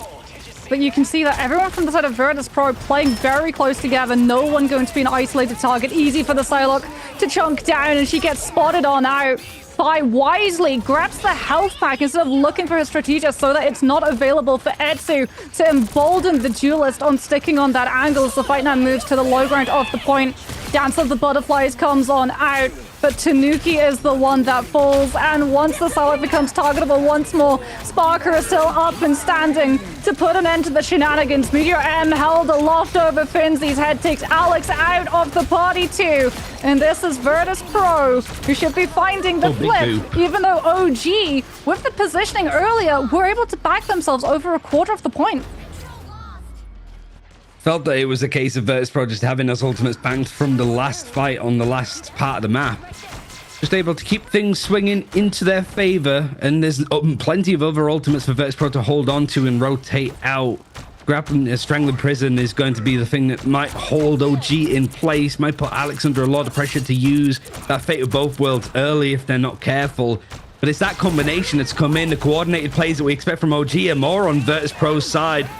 Fi having to back off to Barrage to just clear up any of this pressure, and he's been hunted down like crazy on this map, specifically over from like the backline, I suppose, of Virtus.pro. Yeah, was also utilizing the AoE burst to spy check whether the Psylocke had committed further into that backline. Try and take down Dritter or Saipe when they're vulnerable without those ultimates. Etsu with the high ground window, but it's Snae who comes in with the opening pick of the fight. Meteor M into the push. Ken with the force physics takes Finzi off of the map. No Magneto, no Strange, no shield. It's just going to be Nevix on that grid, and Tanuki gets to finally pop on off inside the Invis boundary. No one from Virtus.pro know where to target that Starlord, and they did it without having to burn a duelist ultimate too. There's a lot of setup. I do like this sort of adjustment when it comes to these duelists in play. Tanuki is really wanting to isolate some of these picks, but Virtus.pro have been so good at peeling for each other it's not really been that much of an issue in some places. So Etsu switching over to the Psylocke is going to pull Virtus.pro apart. You can start to see them try to group up, flush out some of these positions where this sort of sneaky assassin could be hidden. Dance of the Butterflies is going to be dropped in, and it's going to force the fate of both worlds early from both sides. Now the Kraken's impact is going to be the hopeful opening, but this Strangling Prison is going to hold him in place. It means that the resets are going to still be available because he catches onto Ken, and it just keeps going. It felt that they might have been able to pin down Sparker for a moment, but he resurges nicely, and Virtus.pro actually take the lead on progression. Oh, that's a disaster for OG too, because Etsu's ultimate early in the fight forced Dread Rose, which would have been a green light for Tanuki's Galactic Legend. Unfortunately, Sparker is the one that gets to pop off and carry the fight in that duelist role. Tanuki goes for the Galactic Legend early fight, also going for it at the same time as Finzi drops in on all of the players of OG looking to put themselves onto the point with that Eye of Agamotto stunning them up in their tracks. Tanuki might be able to take Saipei down, will be able to offer the helping hand of Alex's Fate towards boosting the damage numbers. And OG and the heals that Alex's ultimate provided, they had to go for that play, regardless of ultimate economy, Ryan, because it was final fight territory for Virtus.pro. They had no choice but to be forced into burning the fate of both worlds. And Virtus.pro now have an opportunity. All they have to do is battery up a duelist ultimate, bait Ken's invis boundary, and then they can come through with Sparker clutching it out at the end. Yeah, this feels like OG's best chance to take a map. They've set themselves up for it nicely. Meteor M for Snae's just become available, but invisible boundaries, the Venn diagrams are probably going to start showing up again. That's a hell of a pull, but Etsu being able to dash out of there, gets the Dance of the Butterflies, wants to wait this ultimate out on the side of Virtus.pro. We're now trucking onto overtime, 99% available for both teams, and as that transition comes in, that's when Etsu decides to strike. 2 in the backline, clears it up, and this Moxie is looking like the first time the Virtus.pro are going to drop a map against OG. We actually have a bit of a series on our hands. Damage done from OG on these domination maps finally against Virtus.pro. Etsu! Psylocke, what a Dance of the Butterflies. It's an absolute ballroom blitz on top of the Bucky. It takes down Sparker. Sparker had Kraken impact. He was right next to his Luna too. They were prioritizing. You could tell from Virtus.pro's positioning, the second that they got forced into burning that invisible boundary on the approach to the point, rather than getting to use it to just live through Etsu's ultimate, the game plan had to change. They had to try and play sustain for the second stage of that fight so that Sparker could come through with a Kraken impact. Finzi on the Strange, even if he got taken down early, would be able to portal everybody back, and they'd be able to regroup and hit OG with that tempo control swap up. But it's OG who get the tempo control instead. Etsu swapping onto the Psylocke might not have come through in terms of the numbers for eliminations, but the amount of space that he was able to buy for his team with the paranoia checks starting to come into play every time Virtus.pro were playing into that retake, having to check the hallways, having to check the angles. It burned into every single bit of impact OG were able to find on that map. Yeah, it's a lot to take in, but it is the small moments. We're going to go for a break. I don't want to stop us from seeing the rest of how this series goes, Moxie, but specifically we have some highlights coming up. I want you to look at the health of OG in some of these plays because it was going up and down, a testament to the support on this one of Ken and Alex. So we'll show these highlights of exactly how Virtus.pro lost this map. Quick break, and then map 3. Don't go anywhere.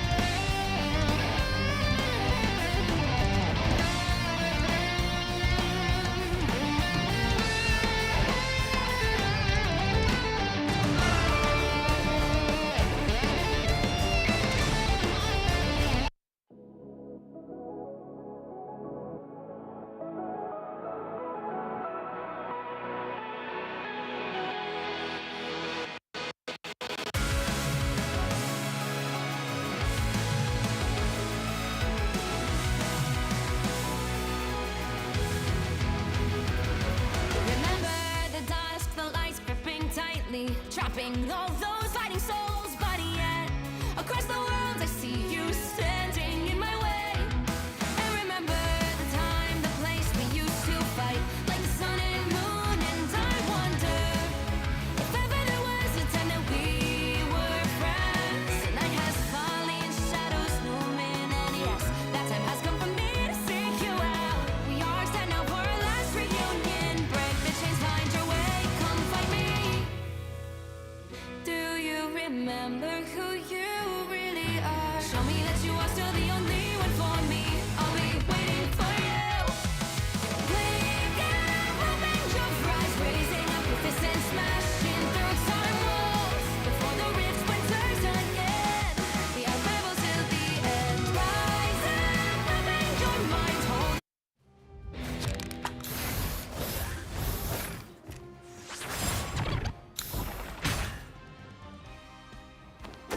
I'm hulking arrows!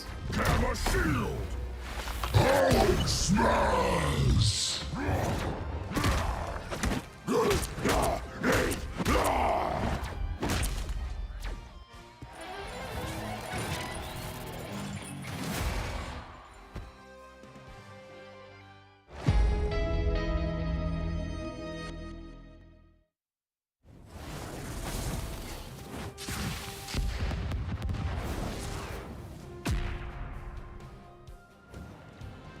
Dodge this! Supernova!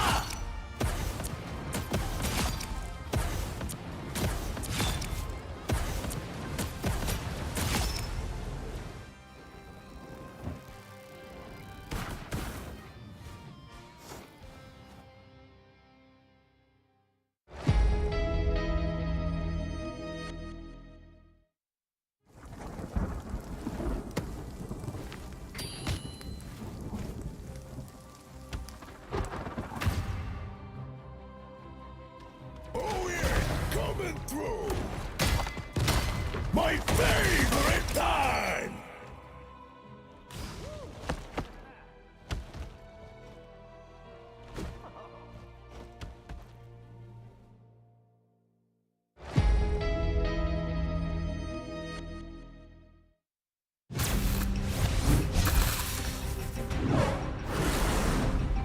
Human Torch in the house, yo! You don't look so hot! Boom goes the meteor! No applause?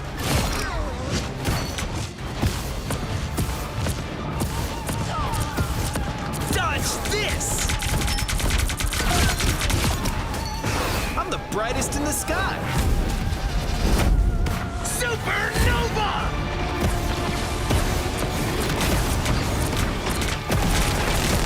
Firestorm! Flame on!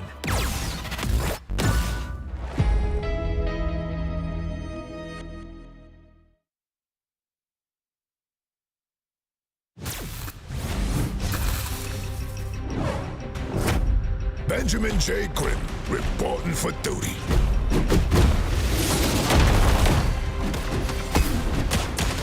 Too easy! Coming through! Let's rumble! I'll cover you! That's gonna bruise! Let's go, Logan!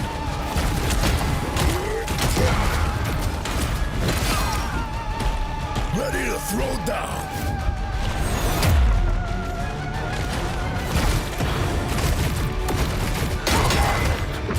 It's clobbering time! Booyah!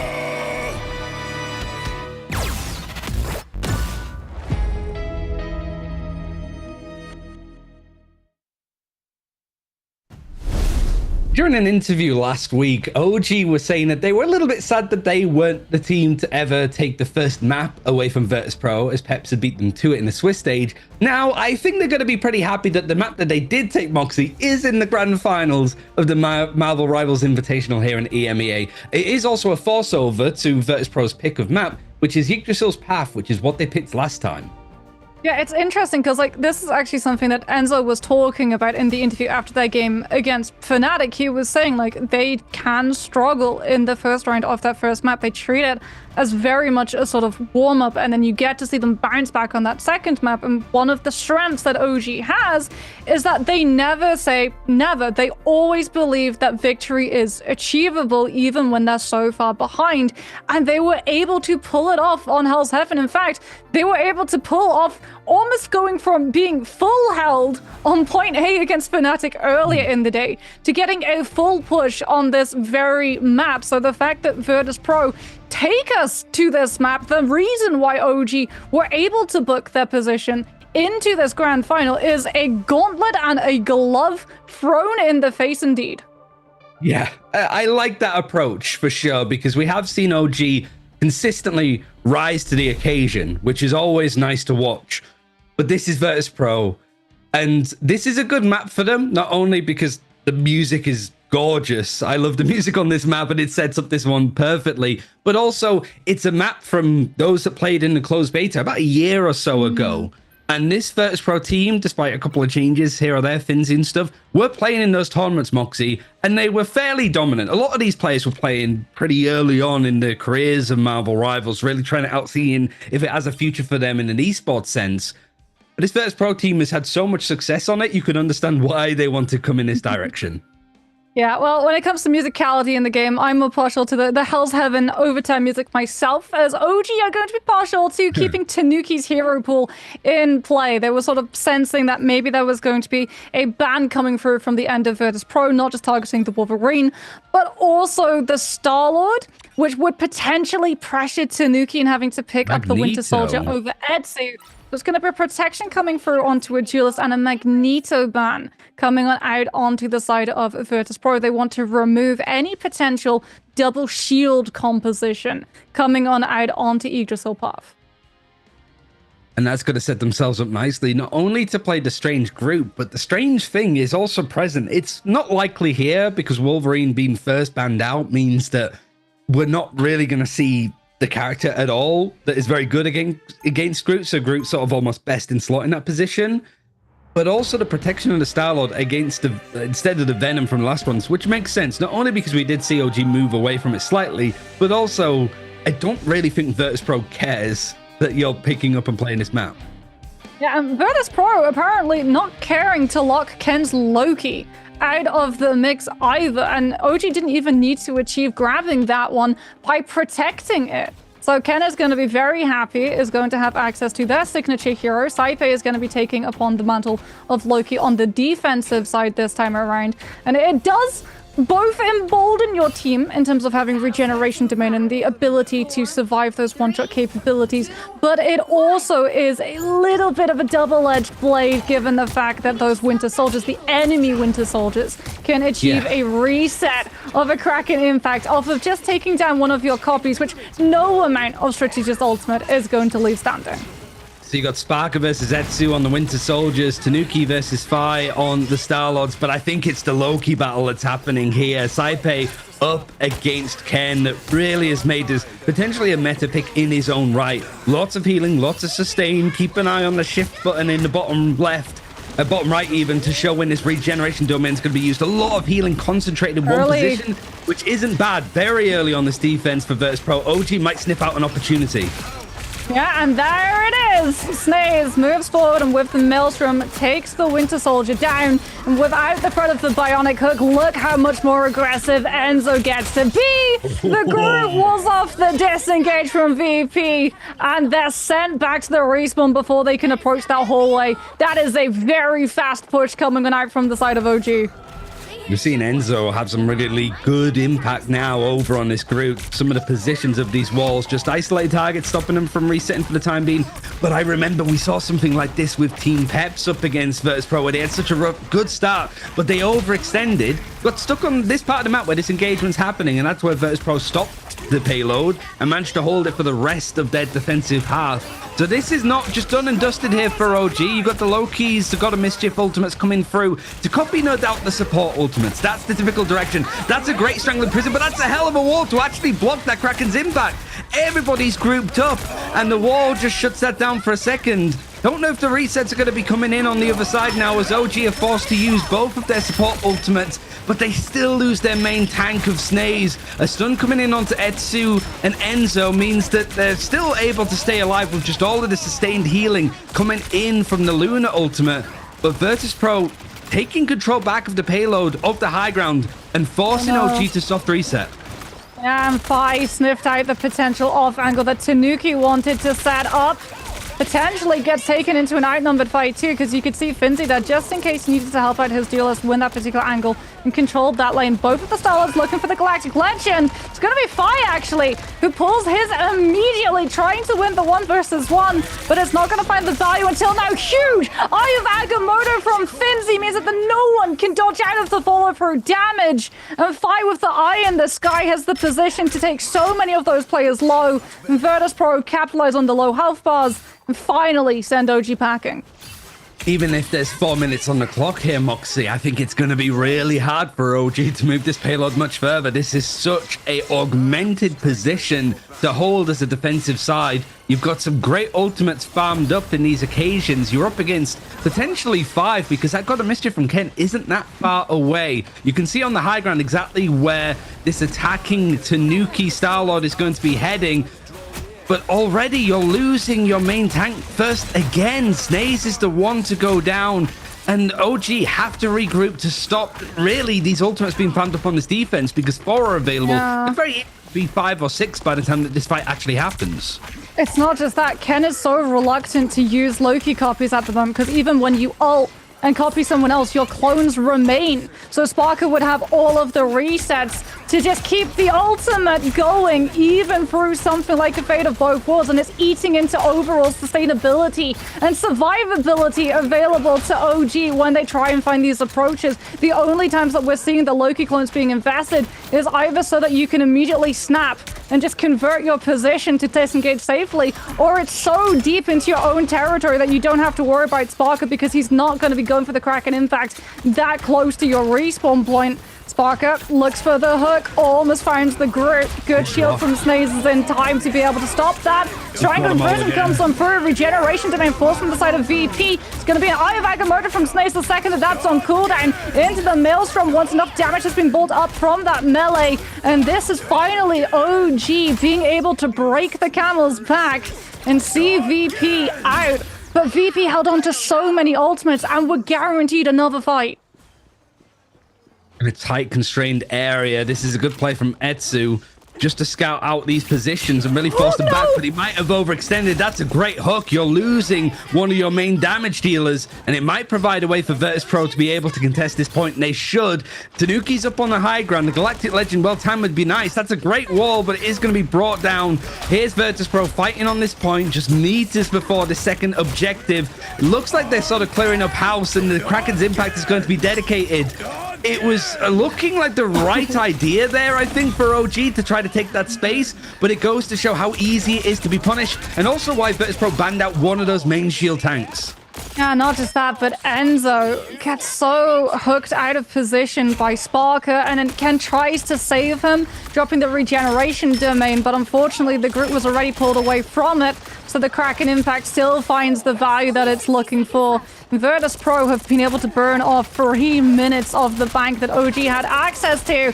Galactic Legend is still in the cards. Finzi goes in deep with an Eye of Agamotto. They're going to try and find the eliminations through the Fate of Both Worlds that Ken utilize to dodge away from the CC with the immunity frames on that dance floor setup. Saipe, make sure that everyone still stays standing with the regeneration domain, and Sparker has done enough damage that he's already got another Kraken Impact. And Ken, with no choice, unfortunately, had to use the copies to keep everyone standing from the side of OG, which means the Sparker's resets are going on and on and on. And look at the spawn room doors.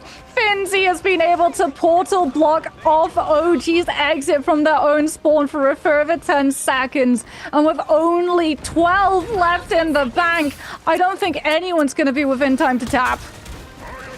Now these walls going to be going in to slow things down. Even the Kraken's impact going to be used. Just an attempt to get there. Even a Spider-Man thrown in for Tanuki. Can't quite catch it. Decent enough, I think, for OG to get towards the end of that second area. but they might be kicking themselves ever so slightly that they weren't able to win that fight. Mostly just from nice play from Sparker to find the pick, to have the peel. It's just a shame, really, but it was a good fight for OG that got us into that position in the first place, I think. Like, I feel like what you mentioned about the Loki clones being a reset for the Kraken's impact, that's kind of what Virtus.pro did on their side. They had all of them for side pay sort of stacked in the same position. It's just so much suppressive fire to break down these, like, Doctor Strange shields for Snaze, hence why he keeps getting hooked and picked out early. But it was just everybody was grouped up. It was a nice strangling prison that came in from Enzo. That combination's just too good. Ultimates eventually found up and did some damage. Yeah, and I mean, Tanuki has also been kept away from being able to do a lot of what the Starlord on the attack wants to be able to do, right? Fai was winning the lane control fight. Granted, he was the defending Starlord. It's a lot easier to already have a high ground position as opposed to poor Tanuki, who had to burn a lot of that fuel on the bank, just being able to get into a position to be able to see his opponent. And now that advantage is going to be granted to the other side. It is going to be OG up for the defense this time around. Can they find more success? Because that push that they were able to achieve through A was incredibly quick. Virtus.pro not going to be opting for any cheese strategy either. We saw a little bit of the rocket, but it's literally just for the cookie to come on out. There's no Punisher shenanigans with the infinite ammo to melt for some of these Groot Walls early. So that's just going to be matching blow for blow upon these corners, and the Groot Walls making all of this main road an absolute labyrinth for the Vanguards to have to pick their way through.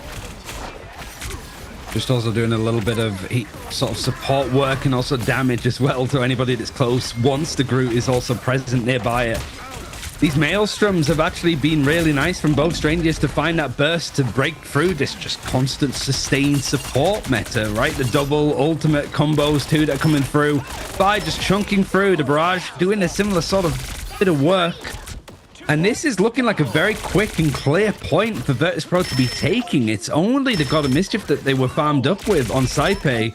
OG wanted to try to group up. They will have their portal to try to contest this again. But it's whether they get a good opportunity here. There's really not much of a chance to jump in, but in the nick of time, Moxie, they're here to fight.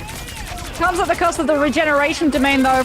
And it is going to be Echoes on the battlefield. Fate of both worlds parallel now. Kraken impact comes on through. Gonna find the eliminations Etsu was looking for, because Sparker's got one of his own too.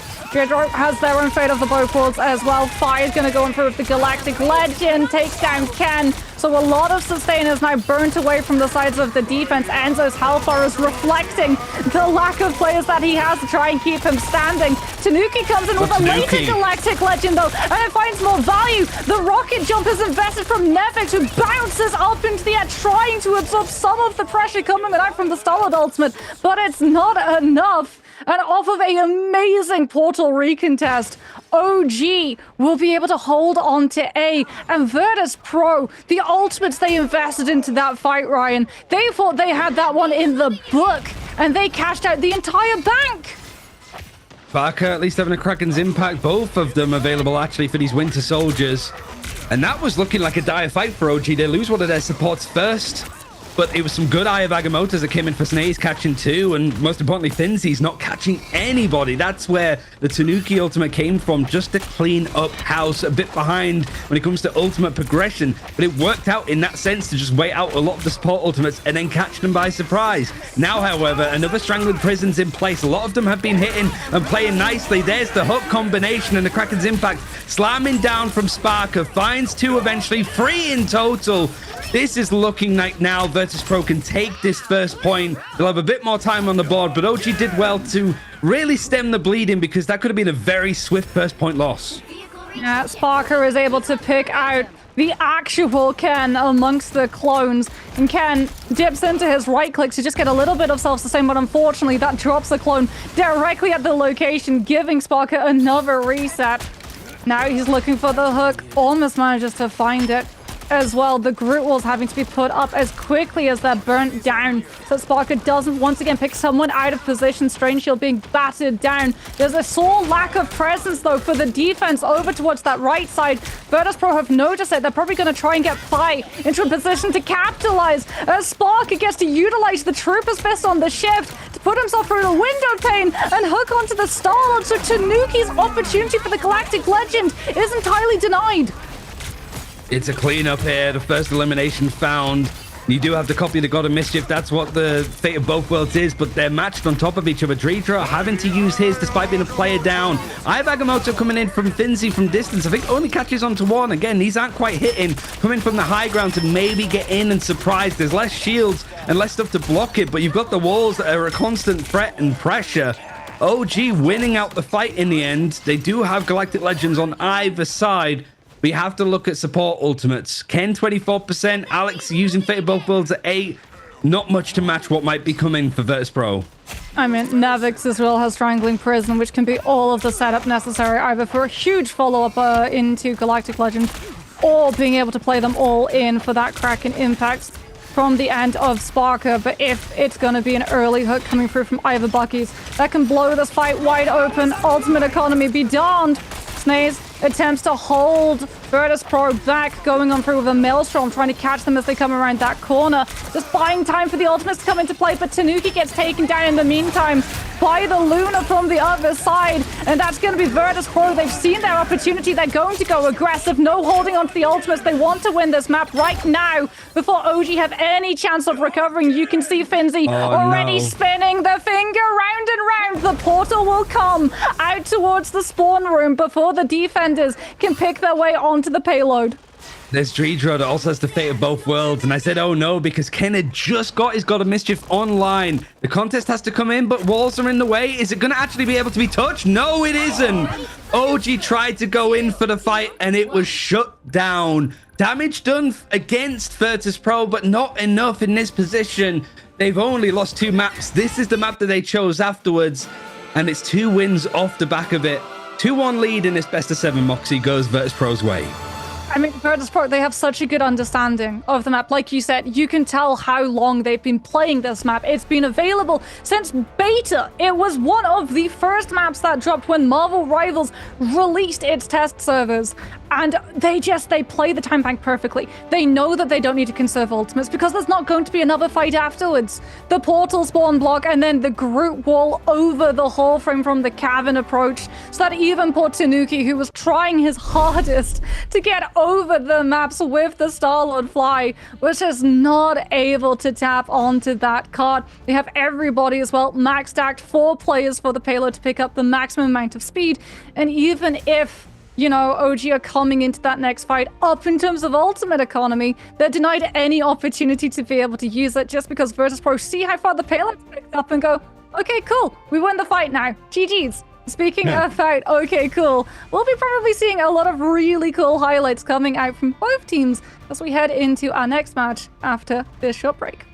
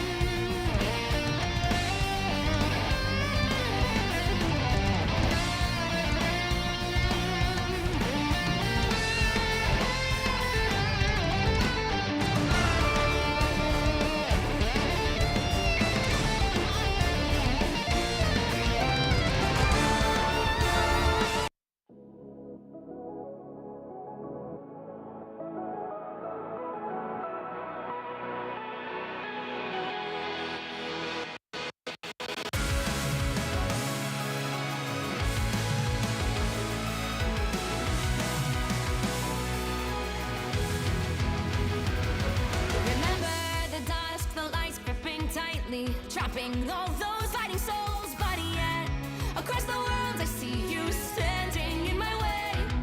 And remember the time, the place we used to fight, like the sun and moon. And I wonder if ever there was a time that we were friends. The night has fallen, shadows looming, and yes, that time has come for me to seek you out. We are set now for our last reunion. Break the chains, find your way, come find me. Do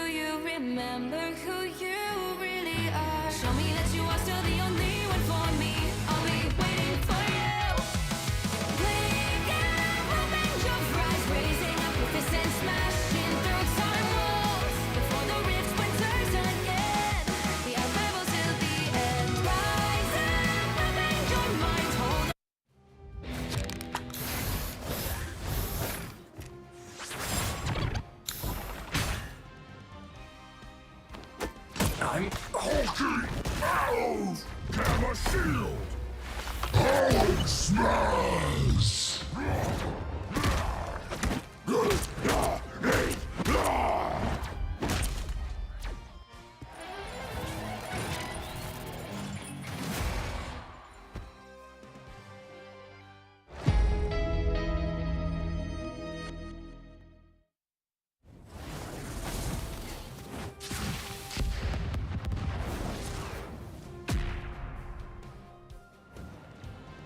Dodge this! Supernova!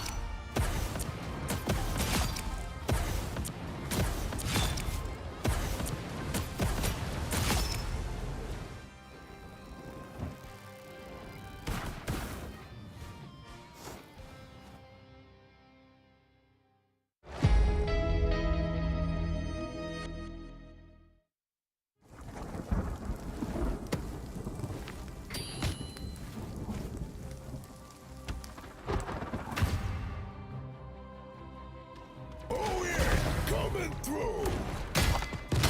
My favorite time!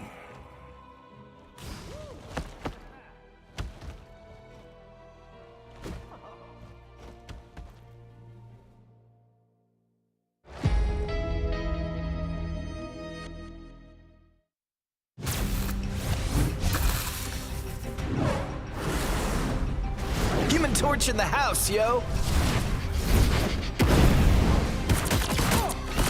You don't look so hot!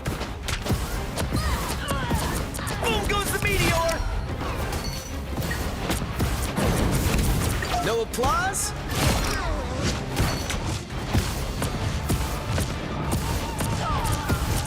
Dodge this! I'm the brightest in the sky! Supernova!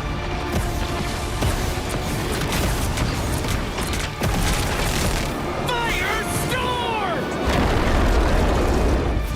Flame on!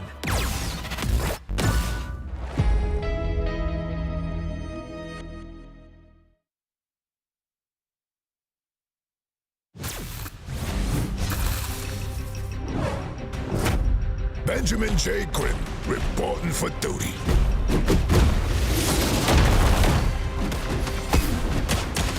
Too easy! Coming through! Let's rumble! I'll cover you! That's gonna bruise! Let's go, Logan!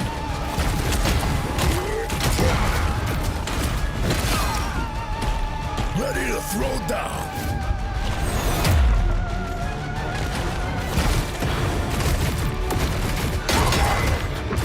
It's clobbering time! Booyah!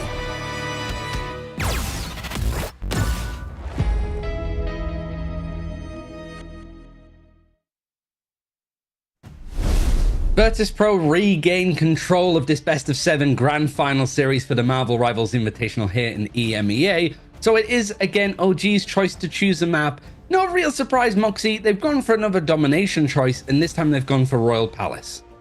Yeah, I mean, it's a little bit of an unfortunate circumstance, though, for OG, right?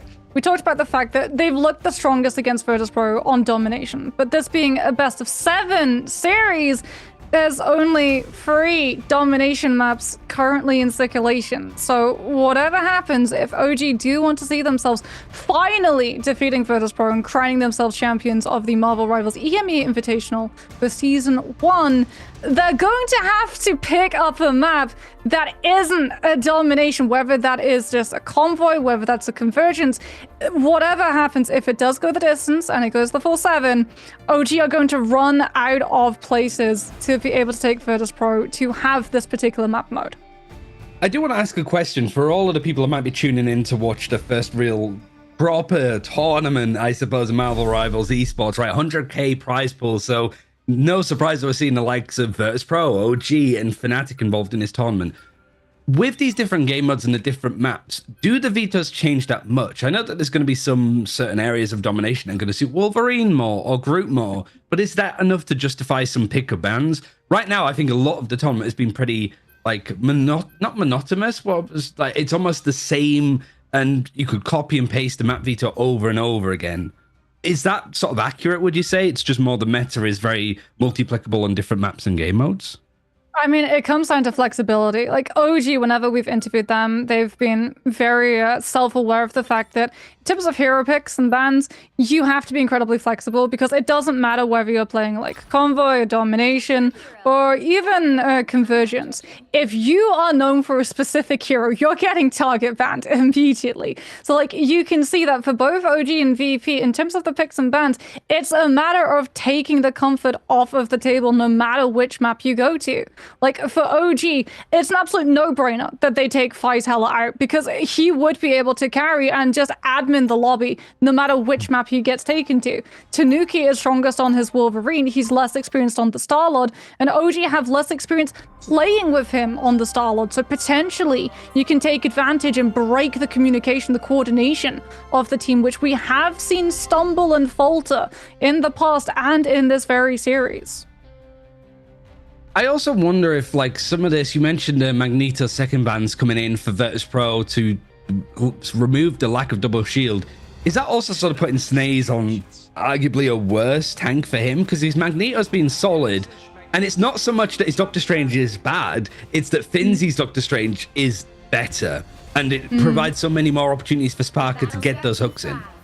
Well, Magneto is such a strong Vanguard because of the amount of ways that you can play him. One way in particular, what you're doing by taking the Magneto out of the way is depriving a one-shot capability to stop a strategist ultimate, but also the Bulwark being able to aid Tanuki and Fi in terms of that aerial matchup when Magneto can just apply that extra shield and immediately your Star-Lord gets 300 additional form of hit points. It's going to be a portal coming on through from both of these teams now. Snaze already getting aggressive, trying to anchor OG's position on that point, just the way we saw in Hell's Heaven. So if they do end up losing this fight, at least they'll be able to pick up a little bit of point percentage.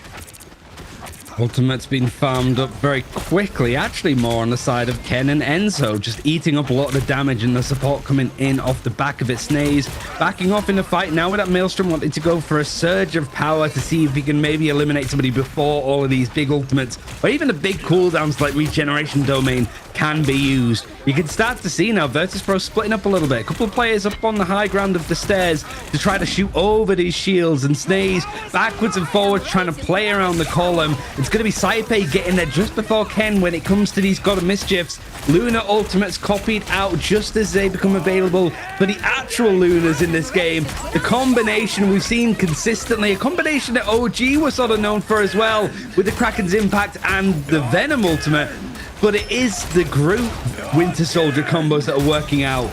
And so far, Virtus.pro holding out here. Moxie and Sparker taking a lot of space, taking the fight forward and taking the point. Now you can already see the difference of not having a Magneto to embolden the Star-Lords. Tanuki and Fight both a lot slower in hitting those Galactic Legends and a lot slower in terms of being able to pressure the backline on a vertical angle as well, which is allowing these Groot Walls to stay standing much more than they had previously on places like Hell's Heaven. And Virtus.pro just having the better coordination and follow through off of that strangling prison set up by Navix in comparison to Enzo. But Enzo is building his up much quicker in comparison to the next one. Finzy with the shift is going to be able to once again challenge Tanuki. So what OG were hoping would be the distraction play for the quarter walk forward has been denied, and instead it falls to Snaze to have to go over an aggressive Eye of Agamotto, but it gets scouted out, and it's up to Etsu now to try and take advantage. Both Kraken Impact and Galactic Legend going to be invested. This is an expensive fight from the side of OG. They should be able to win it out overall, but Virtus.pro have an opening to be able to walk unchecked through this next spawn choke. Perfectly on 50% too. So it does mean that if they lose this fight, they have some way of getting these ultimates back online, going for a final engagement potentially.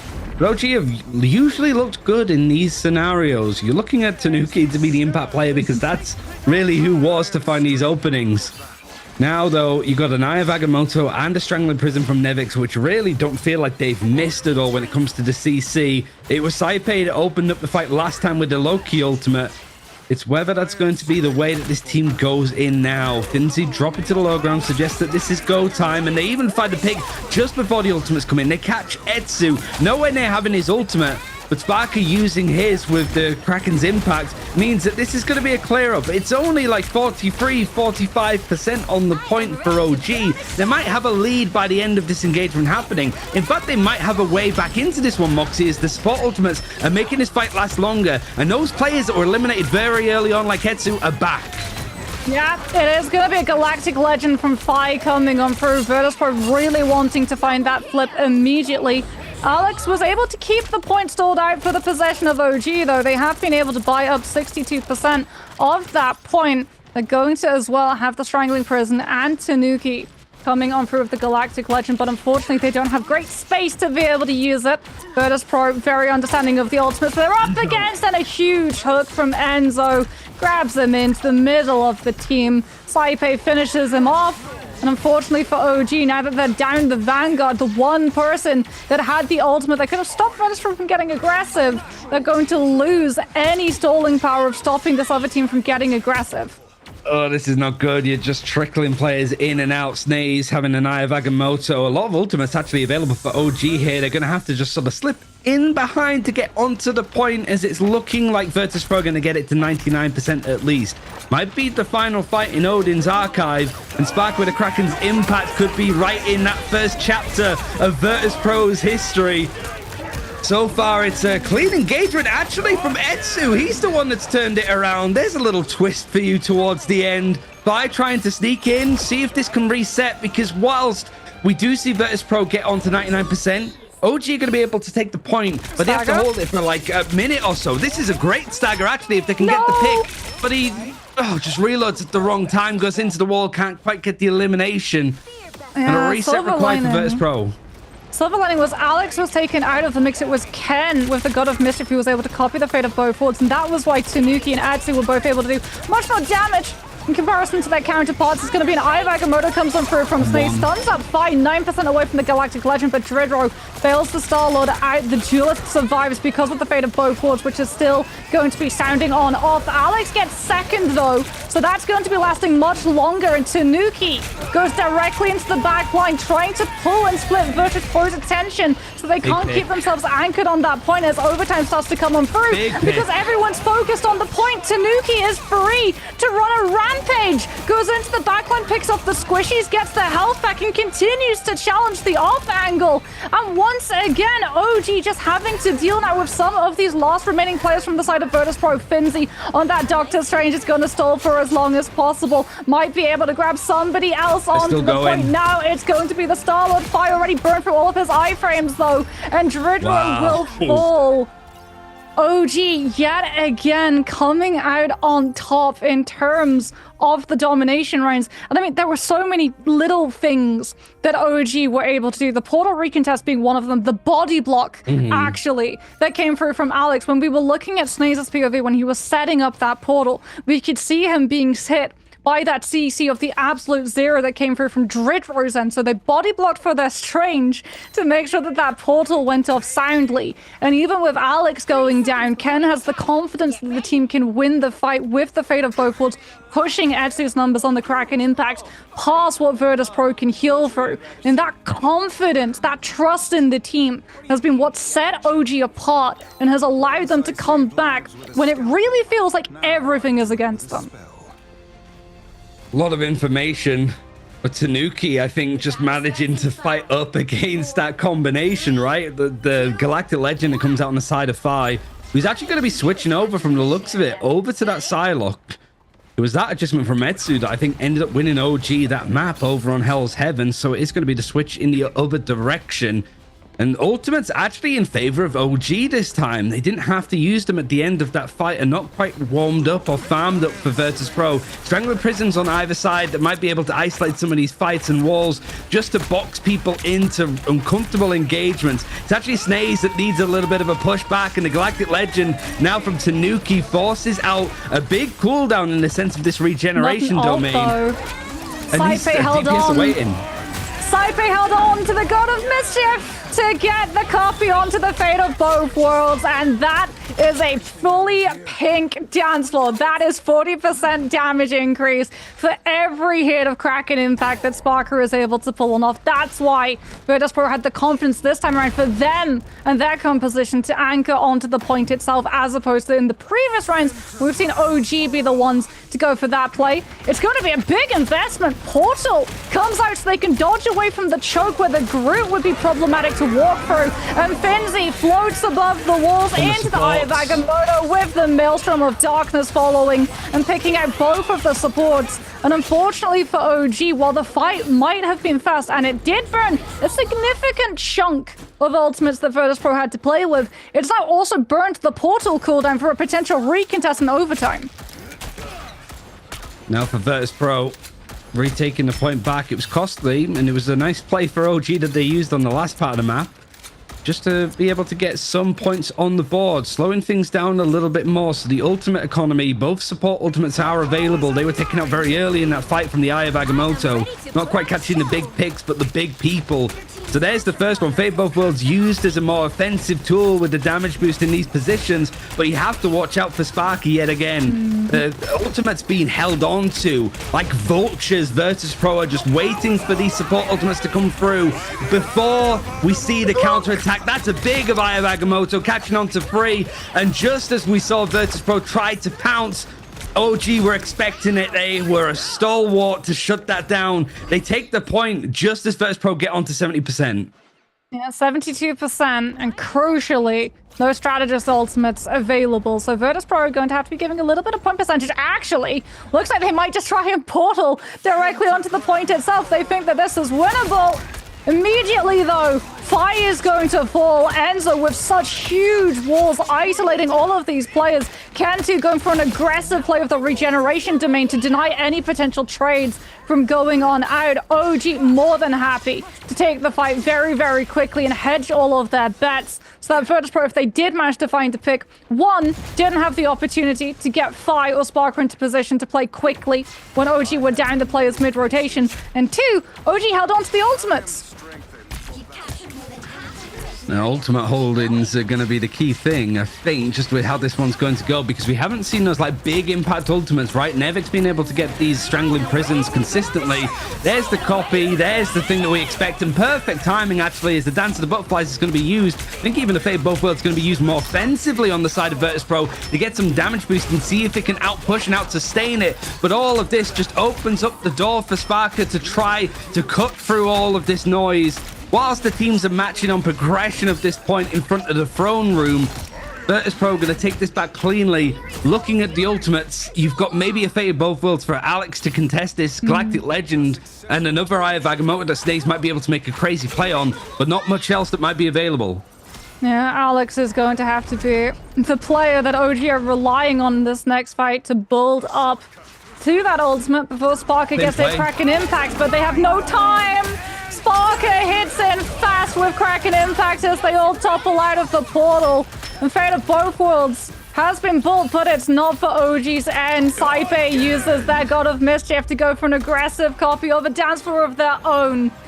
And heads will absolutely roll as Sparker signs off again and again and again. And we get sent to a third round.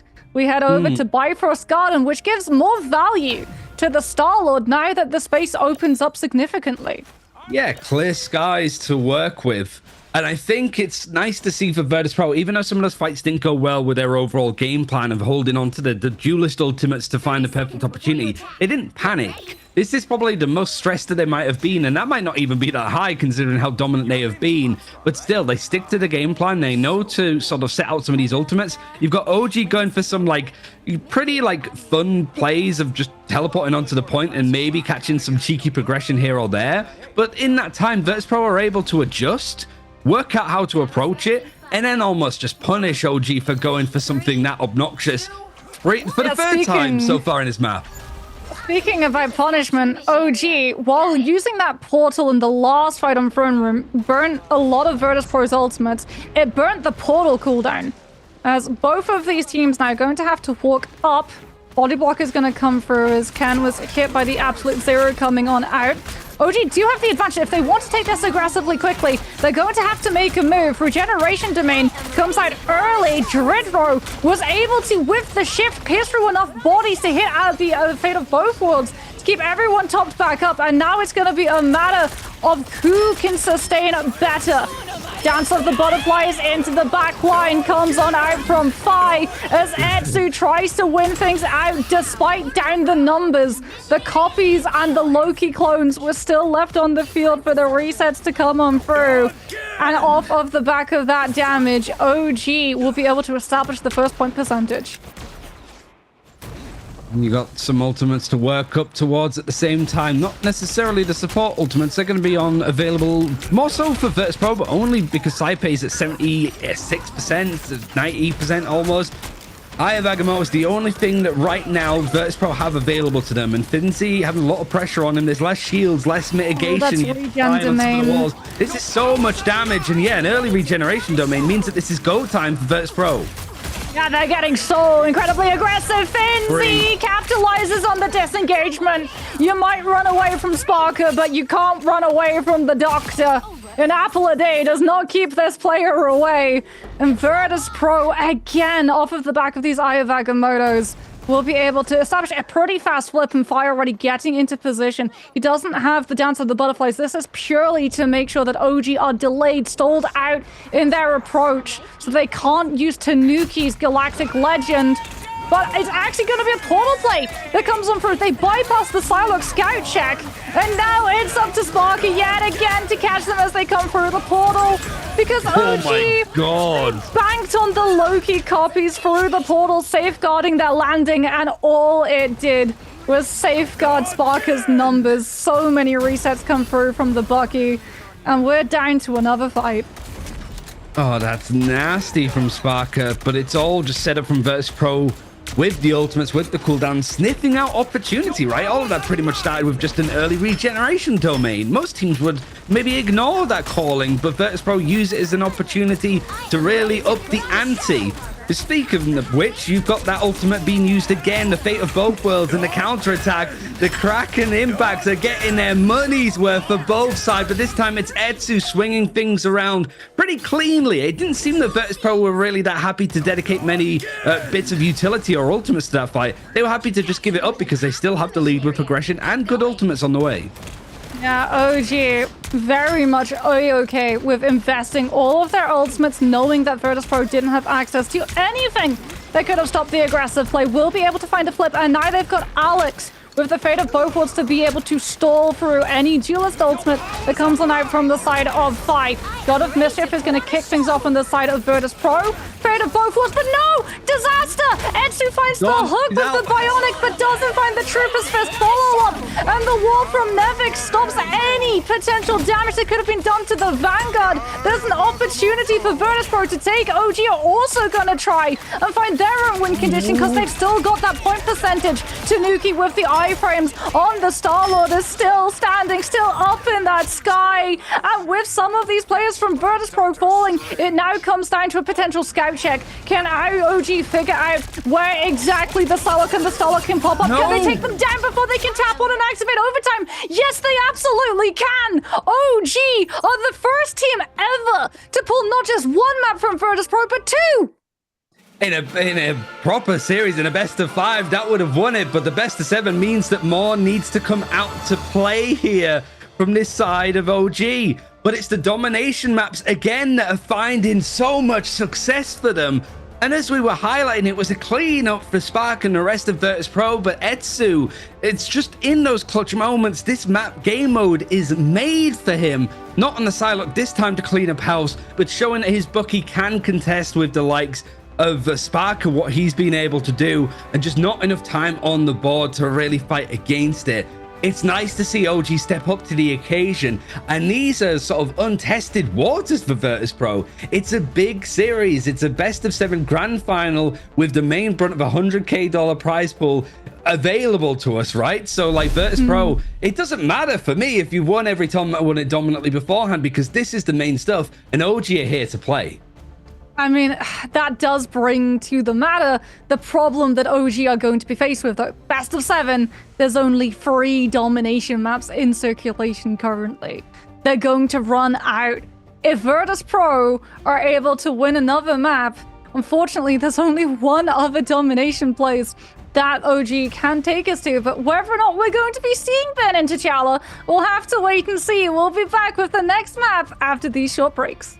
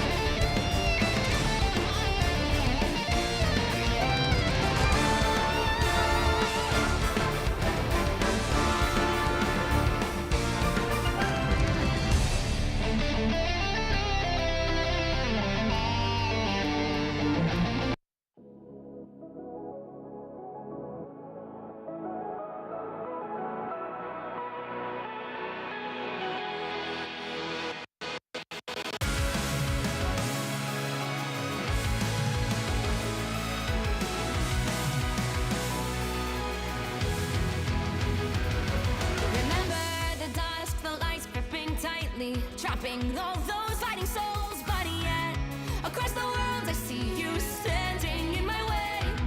And remember the time, the place we used to fight, like the sun and moon. And I wonder if ever there was a time that we were friends. The night has fallen, shadows looming, and yes, that time has come for me to seek you out. We are set now for our last reunion. Break the chains, find your way, come fight me. Do you remember who you really are? Show me that you are still the only one for me. I'll be waiting for you. Playing out, hoping your fries, raising up with this and smashing through time walls. Before the rift winters again, we are rebels till the end. Rising, hoping your mind holds.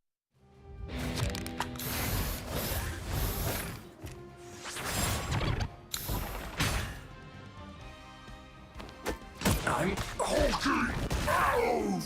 Gamma shield! Hulk smash!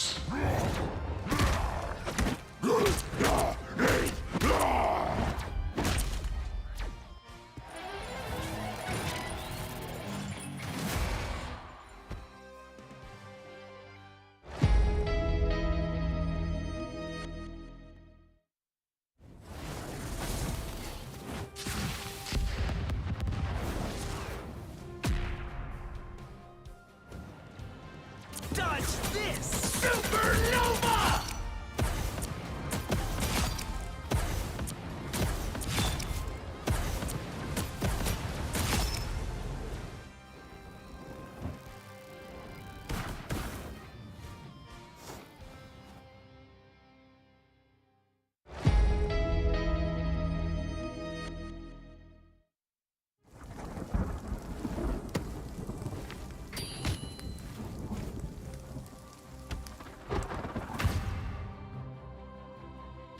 Oh yeah, coming through!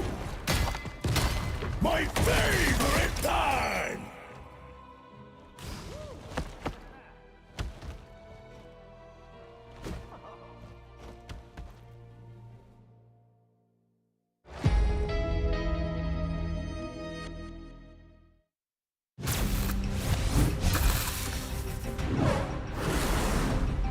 Human Torch in the house, yo! You don't look so hot! Boom goes the meteor! No applause?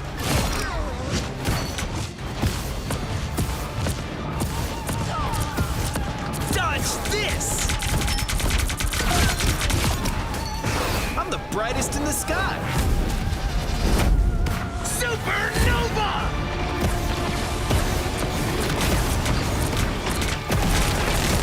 Firestorm! Flame on!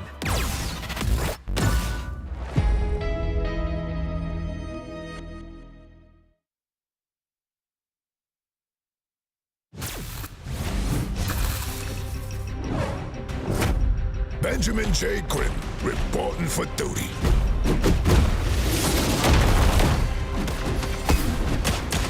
Too easy. Coming through. Let's rumble. I'll cover you. That's gonna bruise. Let's go, Logan.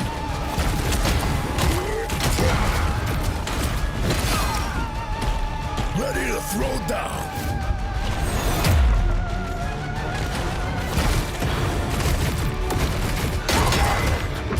It's clobbering time!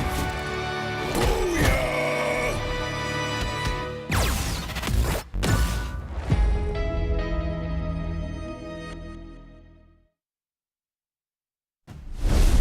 Things have got very interesting here for the grand final. A Virtus.pro that has been undefeated pretty much since the dawn of time up until this tournament have finally lost 2 maps in a series for the first time in history. If it was a best of 3 Moxie, it would be going OG's way, but unfortunately they have to strap themselves in for a longer grueling battle in this best of 7 as we get to see basically what the map pick is going to be for the side of Virtus.pro after Yggdrasil's path, and it's Midtown.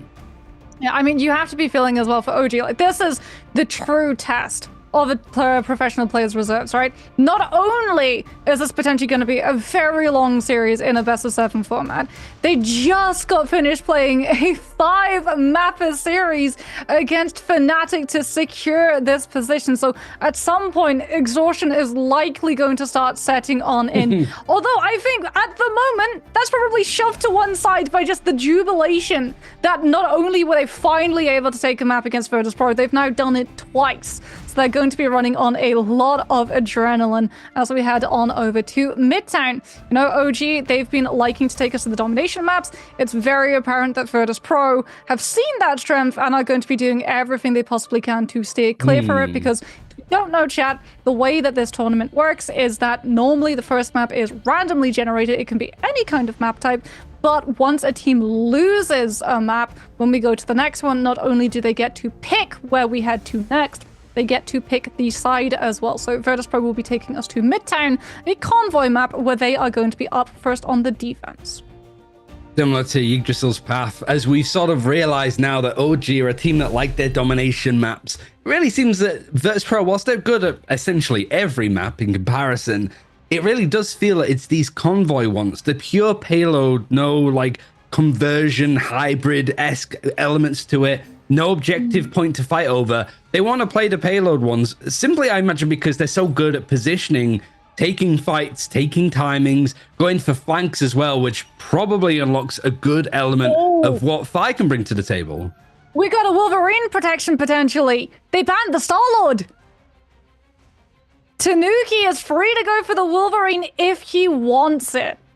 Virtus.pro not going to be able to have Fi onto that Hela. OG consistent in taking that one off immediately. It's going to be a Namor protection. Yeah, this is... So Virtus.pro, they're fine with letting the Wolverine through because Namor with the monster spawns is going to be able to spy check and do enough damage poking away at the Wolverine before he tries to find that engagement that Tanuki might not find the same level of value as he was looking at. But with the Namor being a protection, I would gather there's going to be a Luna ban coming through from the side of OG to make sure that the Namor doesn't have as much damage to his name.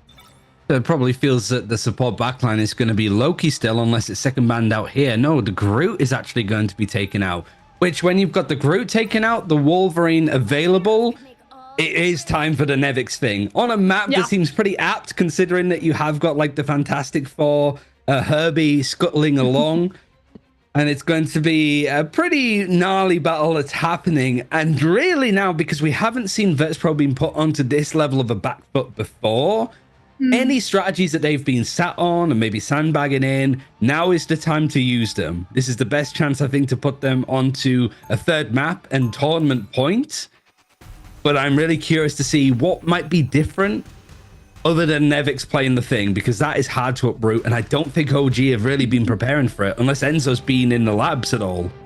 Yeah, I mean, the group ban is very, very big from the side of Virtus.pro to make sure that Nevix isn't just going to get walled off by the Thorn Walls before he can see LOS on one of his ally targets and move with that embattled leap back into the safety. Something else to note too is that Enzo is going to be back onto that Venom. It didn't work out the greatest when we saw the Convergence map of Shin Shibuya, but that was when we didn't have the coordination that we have seen OG since be able to gather back to themselves. So hopefully this time around it's going to be finding more fire. I'm definitely not opposed to it if he can time it at the same time as Tanuki is looking for a little bit of a hit. You can already see that everyone from OG is trying to go for this pincer play. Both the Venom and actually the Wolverine and Bucky going to be taking to that left side so that Virtus.pro feel very much overwhelmed in all of the angles. Force Physics could potentially stop Enzo from getting safely back to his team, but the shield for the Venom is still going to be available, and he's only going to be battering up for Ken and Alex instead. Virtus.pro were doing this a lot on Shin Shibuya earlier as well, just sitting in the inside areas, and once this dive tries to come through on the side of Enzo, he's going to be pulled out of position, sliced down. Regeneration Domain is going to keep him alive, and Tanuki is actually going to keep that pressure cooking on the side. That elimination opens up this space a little bit more, and Enzo finally finds that feast. He went down to what seemed like 50, 40 HP, but that support that comes in from the Loki, again from Ken, means that they're able to keep alive some form of a fight back here for Virtus.pro. But much like Yggdrasil's path, Moxie, it feels like they've dissipated this first point rather quickly. Yeah, Fire's going to be going over onto the Storm, so we are going to be seeing the damage boost as well as speed amp potential coming on out for the defensive side. And remember, OG do not have one, but Etsu can still try and hook fight out of the air, both with the Bionic and also with that E. Invisible Boundary is going to be invested from the side of Dredro. Snaze holds on to the meteor emissary, trying to attempt a counter to it. Nevix with a 4-person clobbering time, but Etsu is able to get Fi out of the sky, and he's still going. Sparker looks to take his mirror down and stop the Kraken. In fact, mid-ultimate, and he's been the hero of the hour previously. Virtus.pro might be able to hold on to this defense off of the back of his heroics yet again. Oh, and the Feast of the Abyss actually is helping out Snaze get the catch over with the mag cannon, diving in to clear this point up. And Virtus.pro, really for the first time in this series, looking a little bit out of sorts. It was a good fight back, some crazy shots that came in from Sparker, for example, whilst you got Etsu diving on the point with the Kraken's impact. But a very quick time. I am getting sort of deja vu for what we saw in Yggdrasil's Moxie. Like, this could be a really good time set here for OG. But if they lose a fight in the middle of this map, they can get stuck here very quickly. Fire's going to have an Omega Hurricane, but Ken on that Loki is going to have access to the regeneration domain, so they don't have to worry about building up an ultimate to supplement the damage it can output. And it's also going to be scouting and keeping Nevix's position, looking at the Venom rather than setting up for the clobbering time, which comes through now. Regeneration Domain comes out. This is the go time for Fi. Regeneration Domain has been taken out. The Storm now utilizes that Omega Hurricane, collapsing onto the Loki and behind. But in the meantime, so much time was spent. Ken was able to battery up the Goddess of Mischief and just copies his Invisible Woman to get the boundary up. And Fi's ultimate finds nothing. You got Invisible Boundary now to allow Dredro a push up and a fight if they want to, but I don't think any ultimates want to be dedicated here. It can just be banked up on this defense for Virtus.pro. It's a position where Herbie's stuck just right under this high ground. Feels like Virtus.pro, how are they going to position? How are they going to leverage this part of the map where we don't really see the payload stuck all that often? Tanuki wanted to try and come in from that left side approach. Unfortunately, takes a lot of attention fire from the members of Virtus.pro by entirely uncontested currently, as Sparker is the one keeping everyone on OG's attention. That Kraken impact demands you to look at the Winter Soldier, and Storm is able to take advantage of the chaos that ensues. Virtus.pro will retain control of this defense, still have this high ground too, which is going to be problematic for Tanuki. try and find an opening. Any single time that he goes for a feral grab, he's either going to be pushed away by Dridro with the force physics, or Finzi could just aid the Bulwark. He's going to get grabbed out, but the Bulwark is there for the Magneto's own benefit. And Finzi just hops back to his team. Look at all this peel. You got the Venom trying to dive in, low targets, but good healing with the Invisible Woman being able to shoot through people and cleave it out. It means that if you group it up, regeneration domain, it's all the same. Just instead of being picked apart, pulled apart in different directions and hunted down into sort of these back alleys on the sides of the map, you just group up and out-sustain all of the damage coming your way. With no Lunar Snow either, you don't have the damage boost with those ult combinations. So it does mean that Virtus.pro can sit pretty. No ultimates dedicated in that last fight. They're sitting on almost 5, both support ultimates that were used in that final big fight where Virtus.pro regained control. Almost available again. Snaze is going to go for the Strange, just to potentially portal everybody, so they can try and contest this high current approach. Tanuki and Etsu just denied the distance to do any sort of impact with these duelists. This Ken does have the God of Mischief. Saipe is building up to one of their own, though, and in terms of ultimate economy, it's strongly in Virtus.pro's advantage currently. God of Mischief kicks off the fight at the beginning. A Mega Hurricane from Fight cuts through the entire team before joining everybody in his backline, catching the Doctor Strange at the same time, too. And Fizz Boundary now comes out from Dridro's side. Finzi holds the Meteor M as well, so that no one from OG can try and trespass into the ultimate. And the regeneration domain, we saw this on Domination. Virtus.pro sensing the weakness that OG, the lack of resources. They get aggressive, they snowball the fight, understanding that with the time bank left, OG have no opportunity, no resources available to them. They might be able to portal into the fight, but they have no win condition to see it through. No ultimates really available yet on the defense either, outside of Saipe having a God of Mischief. Don't think the portal's going to be an option. They have to just do it by foot the old-fashioned way. And with Sparker just sitting up back, you can almost see the reposition. The tanks on the right-hand side, waiting to just haymaker and poke as this fight goes on. People being knocked up into the air, makes them clay pigeons for Sparker, who's in the backline trying to get some support. He's dove on the Storm, surging up the power in the aura. The lightning damage is grand. I don't know if we see much from the Eye of Agamotto there when it comes on to actual connections.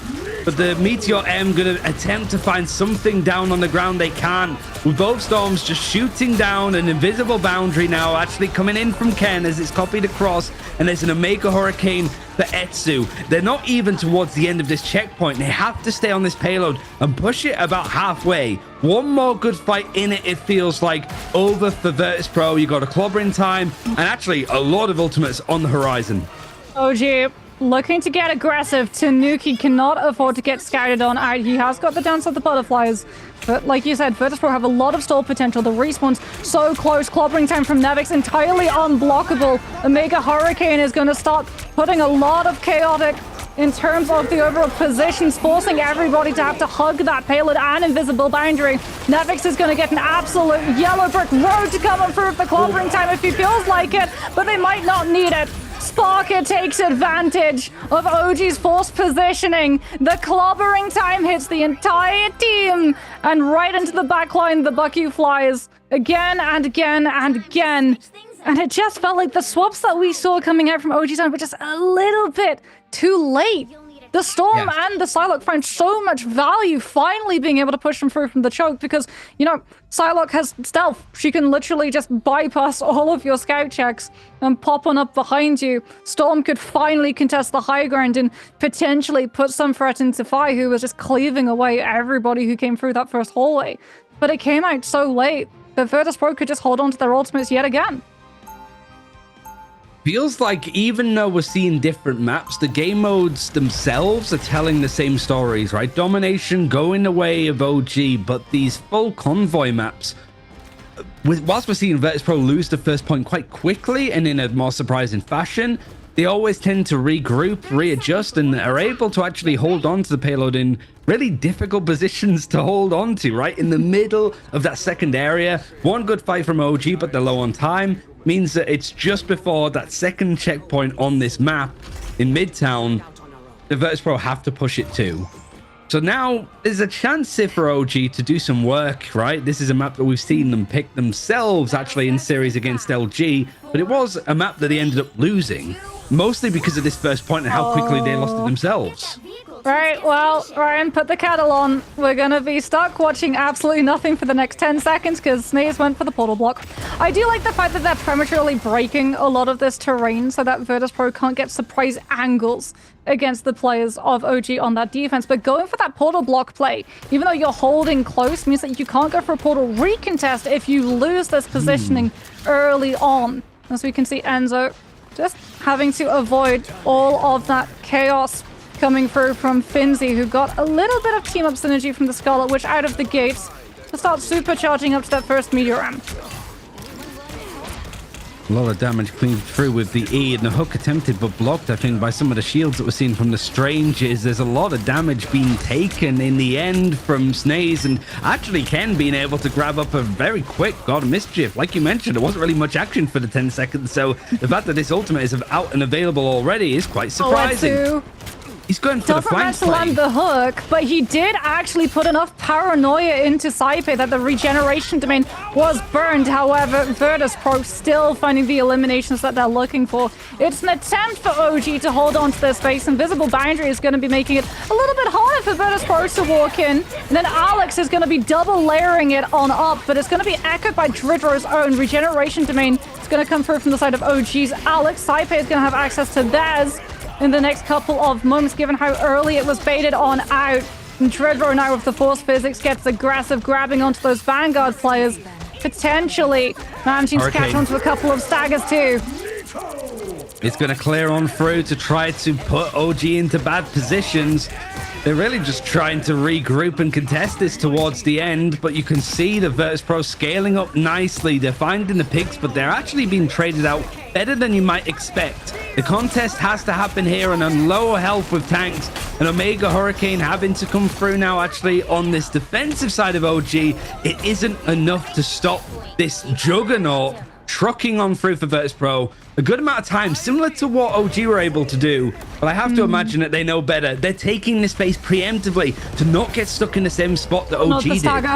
No, not Etsu. If they get the pick on the Bucky, it's going to be so much harder for the defenders to rally their numbers. Thankfully, there's enough pressure from the regrouping players. The team core shows up when needed, and Etsu will be able to survive and make it back. But look at how much space this payload has picked up. We're almost to the very last fight. High ground is attempted to be taken. Nevix interrupts the rotation. And in the meantime, because no one from OG has stepped up to the plate, the payload is still moving entirely unimpeded. Every single time someone tries to anchor the position and slow it, Nevix is there to punish. Invisible Boundary comes on through from Dridro. The Bulwark onto the thing. Make sure that he can hold that position and build up to clobbering time. And there's the combo. Clobbering time into Kraken Impact as Virtus.pro hit the win condition, and once again the Wombo combo was felt. OG have to play this next fight perfectly, otherwise this map's done. It's a tight window that OG had available to them, right? It felt that they had the ultimate advantage, but like you mentioned, they were sort of in and out of that engagement. They didn't know if they wanted to fully dedicate, and in that time Dredro builds up an invisible boundary and the payload makes it past that awkward choke. The high ground becomes less useful and OG kind of gets shuttered off. Virtus.pro still with less than 3 minutes on the clock, able to just back up a little bit more. See, that invisible boundary was used from Alex, maybe wasted potentially. Etsu having a Kraken's impact, it might be all to play for that, or it could be tournament point on the horizon for Virtus.pro.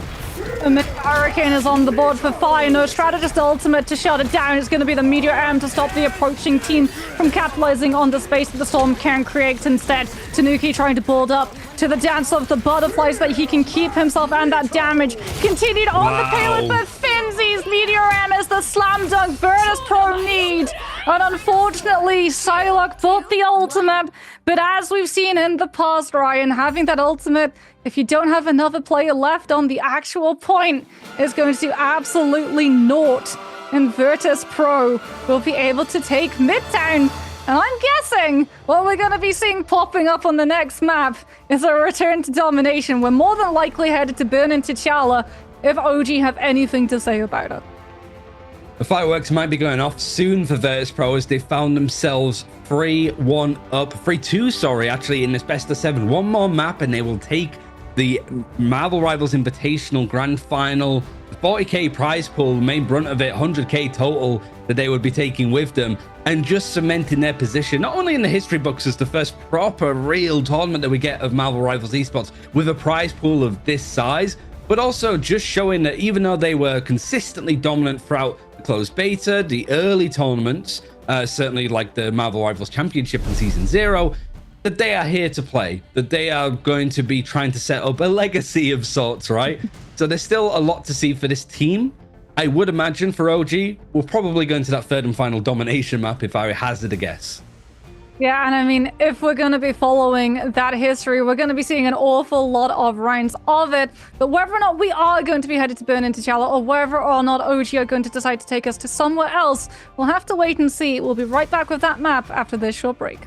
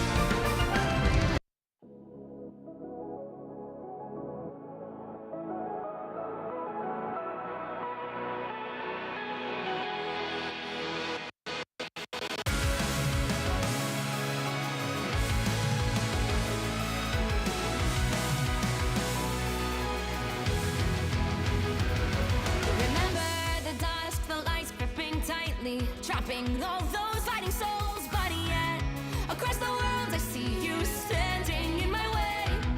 And remember the time, the place we used to fight, like the sun and moon. And I wonder if ever there was a time that we were friends. The night has fallen, shadows looming, and yes, that time has come for me to seek you out. We are set now for our last reunion. Break the chains, find your way, come find me.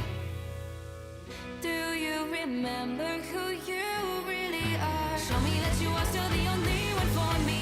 I'll be waiting for you.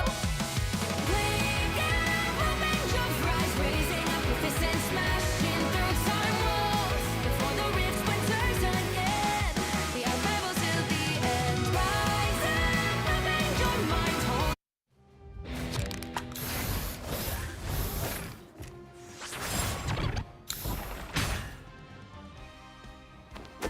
I'm hulking arrows, camera shield, Hulk smash.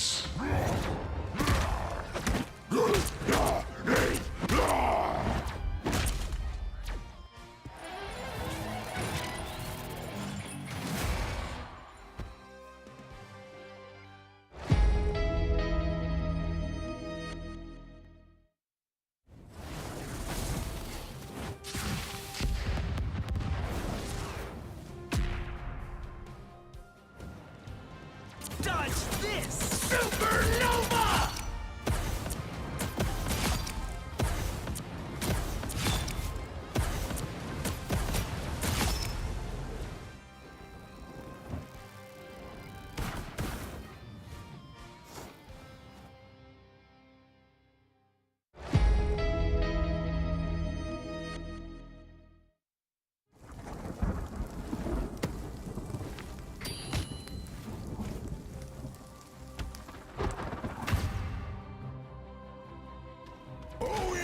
Coming through! My favorite time!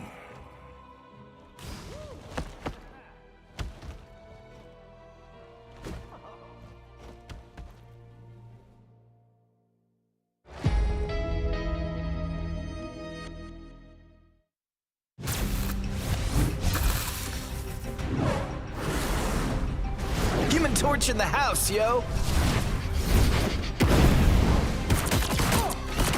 You don't look so hot! Boom goes the meteor! No applause?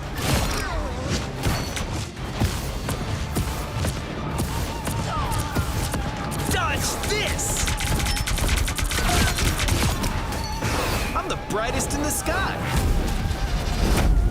Supernova!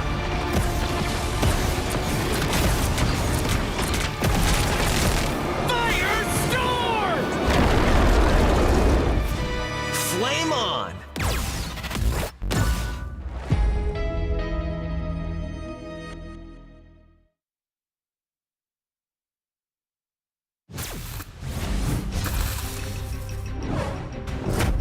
Benjamin J. Grimm, reporting for duty.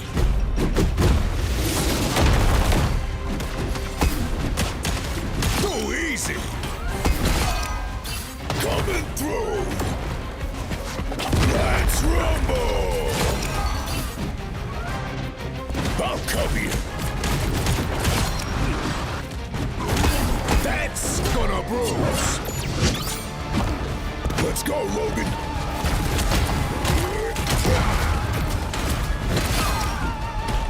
Ready to throw down.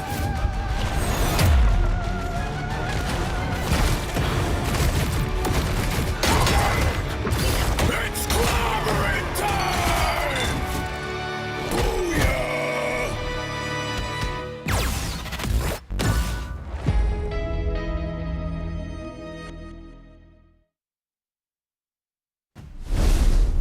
Tournament point is in the hands of Virtus.pro here in the grand finals of the MRI Invitational here in the EMEA. And no real surprise with where OG wanted to take us on this one. They're looking for the Intergalactic Empire of Wakanda with Benim T'Challa, the third and final domination map available to the Moxie. Yeah, and I mean, the last time these two teams matched up, this was a really close one. Virtus.pro were able to walk away with 2 of the maps because obviously, you know, OG didn't take a map until today against Virtus.pro, but they were able to pull a round of falls up against Virtus.pro. And it was incredibly close when we headed to that last sub map to going down to, I believe, a scoreline of 100 to 78%. So still very much all to play for. Plus, OG's domination rounds have been played so strongly. It's been an absolute seesaw between both of these two teams of each understanding the macro perfectly. It's like, okay, we have all of our ultimates and we can snowball off of the back of these. So we're going to invest these when there's nothing you can do to outplay them. And then the other team is A-okay just taking a fight dry and coming back in with the better economy into the fight afterwards. So it really is everything up in the air. And I'm interested to see these picks and bans because has anything changed? We got to see the Wolverine being let through last time. Is that going to remain this time? It's a real question as well, and it's also a huge task for OG that had to play out a full best of 5 up until now. They've basically put themselves into how many maps in this series already? 5 again, so they've played 10 maps of Marvel Rivals here today. Luckily, a lot of those game modes are quite short, especially when it's like domination. They can be the shortest if you're like winning out early like we have seen them do. But man, it's safe to say that it's been 5 hours of just pure playing from these guys. Fatigue has to set in, or whether it's just this adrenaline of trying to catch up and maybe knock Virtus.pro off a dominant streak, let's be honest. I think taking a third map here, even if they lose that final map in this best of 7, I could still sort of see a world, Moxie, where OG would leave relatively happy with that result. I mean, you have to add on another hour as well that they've probably played because teams do like to do a 1-hour warm-up before every single time they go into tournaments, just as we like to see every team take into account the hero pool of the players they match up against. So no surprises, it's going to be a hella insta-ban coming on through from sort of OG, so if I doesn't get access to that. A Star-Lord protection this time, again, once more, so that Tanuki's hero pool is going to be protected. And this is actually really smart from Virtus.pro. They've seen that the Star-Lord's going to be protected, that OG are going to be trying to run a flyer, and they've gone for the name of protection. So even if Luna is banned on the side of OG in response, especially since Loki got banned out now. That's going to put a lot of pressure on the strategist roles. You're not going to have that same level of burst healing as you would with the Loki and Luna backline. It's going to have to be something like an Invis Woman and potentially a Cloak and Dagger? That's the thing, right? Like, we're so used to seeing either Loki, Luna Snow, or Invisible Woman. That seems to be like the main three support strategists that are rotated out. Outside of that, you could maybe say some elements of the Rocket Raccoon, right? With the ammo overload combo to enable the Winter Soldier. But that feels niche at the best of times. We have seen the likes of Fnatic like ban it out early. I think they were looking to see if like Virtus.pro had been practicing it, the word on the street that was it. It was very unconventional. I think even Virtus.pro were a little bit surprised. So here, you're right. It is a really key question. Mantis on the side of Ken, and Saipe might be staying on the Rocket Raccoon. Genuinely could be an option, but I think what's more likely is that they switch over to, like you mentioned, Cloak and Dagger, or even the Mirror Mantis, which I didn't expect to be seeing today.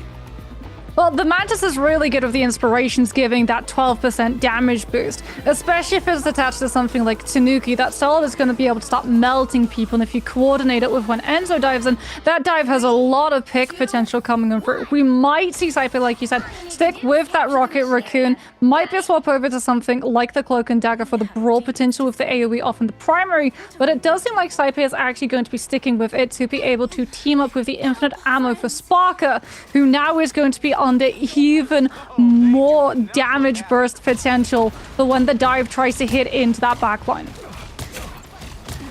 Right now, Snaze just sitting on the point, not being afraid. You got some support that's coming in from Enzo up on the high ground on that Venom. Might be unleashed to find these dive timings, but it's hard work at the best of times. Denzi finding the first elimination of this map, and maybe the last map of this tournament, full stop.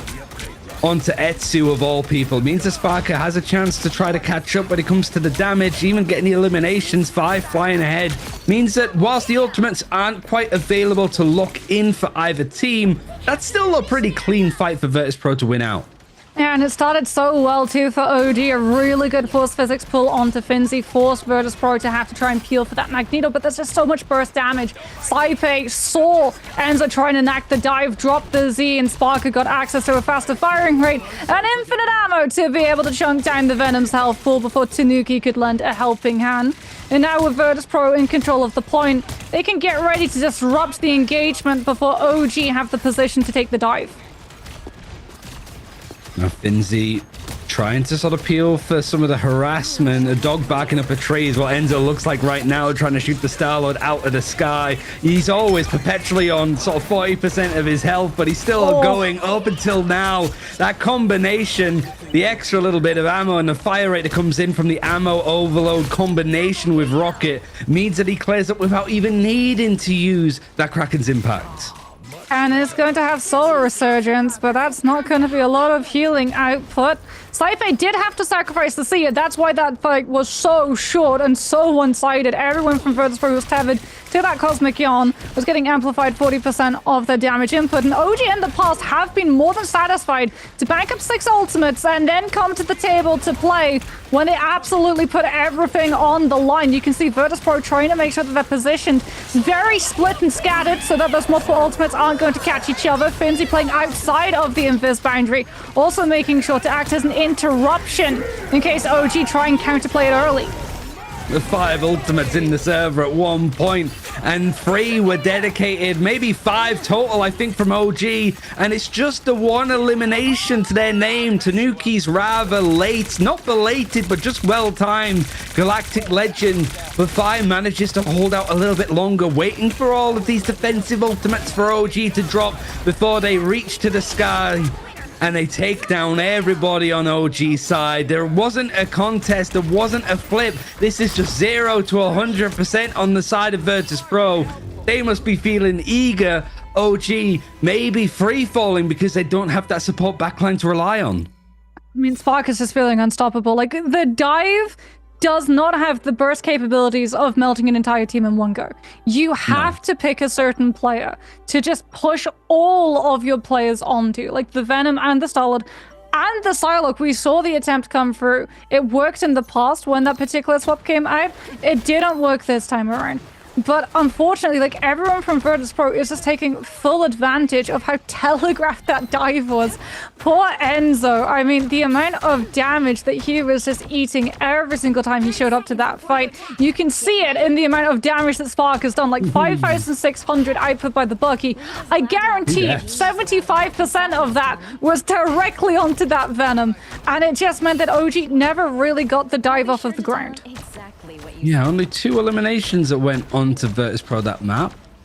That might feel pretty damning, but if I remember correctly, that also happened on the first point of one of the other domination maps, and then the reverse sweep came in from OG. But it feels here that they don't necessarily have the tools to work with. There's the cloak and dagger that's actually coming out from Alex.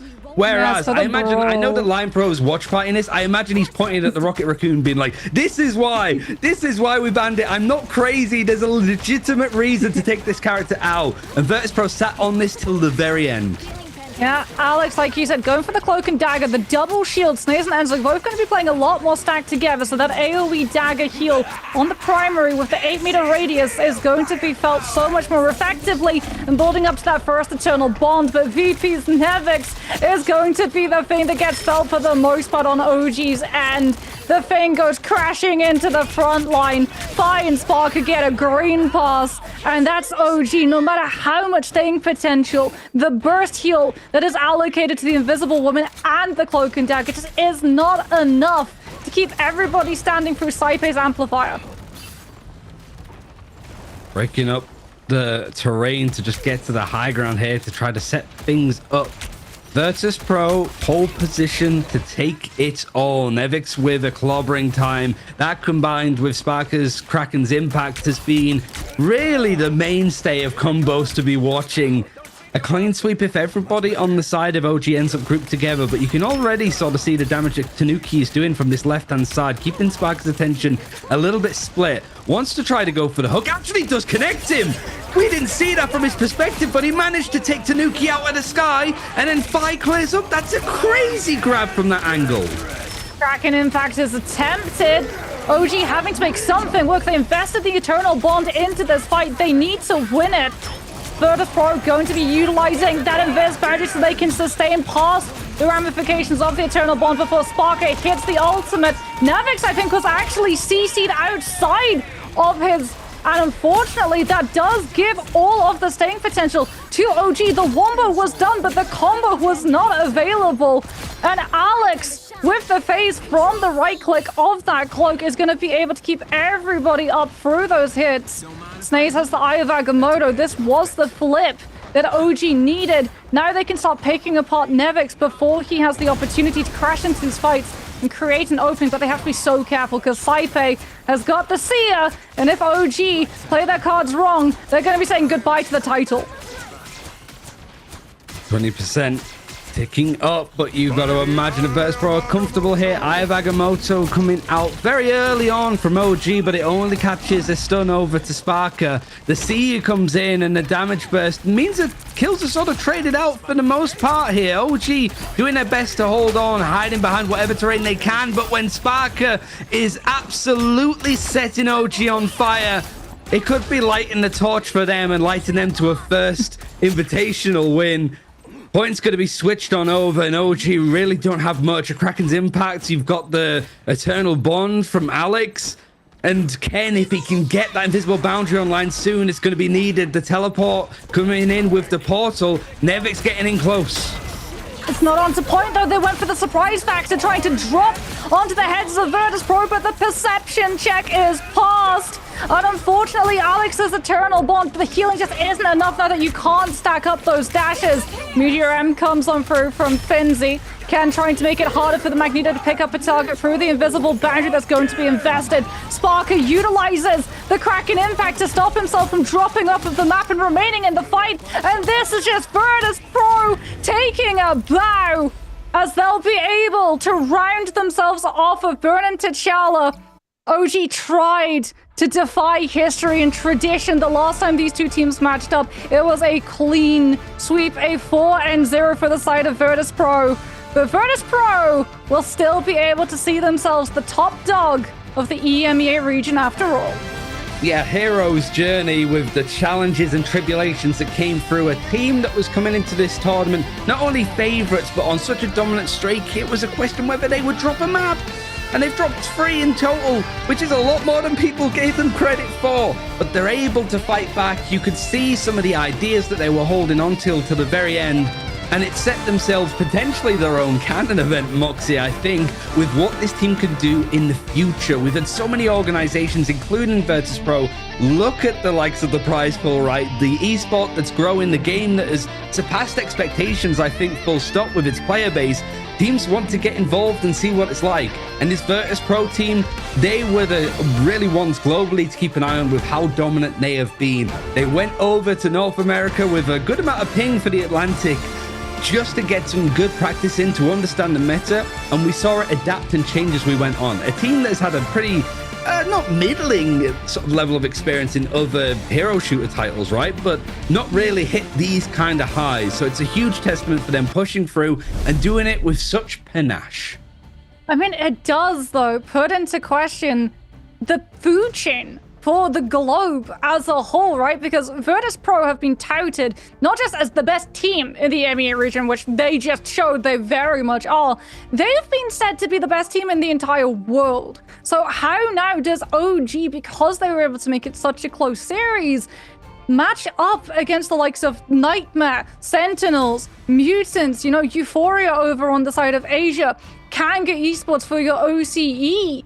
It's so interesting to see all of the esports just as a whole and these players growing and finding their own positions. But we're going to be finding ourselves with a third person on the desk. We're going to be joined by the side of Nevix. So congratulations, Nevix, on being able to win the title back-to-back, and welcome to the broadcast. Thank you. I think... Go ahead, you go first, Moxie. You've got the big questions, I'm sure. There's a lot to break down, I think, and I appreciate that you're doing your washing in the background as well, Nevix, for the full like picture scene it needs doing. Yeah. So to start things off, right, because obviously you were already booked into that grand final, so you had the advantage of being able to follow the previous series where Fnatic matched up against OG. Was there anything in that series that you saw that you took into this matchup that allowed you guys another advantage over OG? I think this series was pretty similar to last time we played them. So I don't really think we took much from the Fnatic matchup because it was very different. But I felt like this time they were a bit more prepared and we had a little bit of a shaky start, a bit shakier day maybe in general. But yeah, I think it was very similar to first series in the beginning. So yeah. You're such an experienced team from before as well. Like there's a lot of new players right to the esports in Marvel Rivals with a new game, but what was it like not only dropping one map, but two? Because it's such a unique thing to see from you guys in any series, right? Were you starting to get nervous at all? Was it just sort of another day in the office? Like, how would you describe how you were feeling? Because you felt in pole position, you had a good answer, and you got choices of maps, right? But like, how did it feel sort of losing those two domination maps? And were you nervous about the performance falling apart, I suppose? Personally, I wasn't really nervous because I've been in these situations before. So it's like just another day of the job. Like eventually you're gonna get some competition, you're gonna get challenged, and you just gotta lock in, be calm, stay focused. And I think that's what we did today. Like I think OG played really well, but I think we managed to stay calm and not just, you know, get lost when we started losing. So I think it was good, a good experience. How does it feel as well having to incorporate one of the latest heroes into the team compositions? Because we saw you having some absolutely amazing combinations with Sparker playing off of clobbering time into Kraken Impact, which just feels like there wasn't really any sort of counter. Did it take a while to be able to incorporate the thing? Because I know when that Vanguard first released, a lot of players didn't actually immediately pick up on the value that he could bring to the team. I mean, I don't know, when I played him, he felt pretty strong right from the start, because he has like this play style where you can go in, you can go out, and you can constant pressure, and you draw a lot of attention from the enemy team. But as soon as you get a bit low, you just jump back out and give damage reduction. So like, I don't know, he has like this really good balanced play style compared to like Hulk, Because Hulk used to be that kind of tank that did that. You could peel, you can go in, you punish people, but I think Hulk has been pretty weak. But the thing does everything better right now than Hulk. And he also does pretty good against people stacking. When I run double shield, he has like really good constant pressure. So for me, it wasn't hard to pick him up. I mean, you did so well with him. I did want to ask too, because it's the sort of end of this event, how do you guys approach like your map vetoes? Because it was only towards like the end of the tournament, like the upper bracket final, where we saw you play the thing for the first time against Fnatic. Felt like you were maybe just holding on to that until those like bigger games. But even here, like the ban out of the supports to play a lot more of the Rocket Raccoon, which is something that Fnatic tried to preemptively ban out against you yesterday. Like, do you go into each series, even after like you win or lose, to want to adjust the draft? Or do you have a good idea on, okay, Fnatic play this way, our sort of bans and our safe picks are going to stay moderately the same? I do think we changed a lot because we want to open up the game a bit.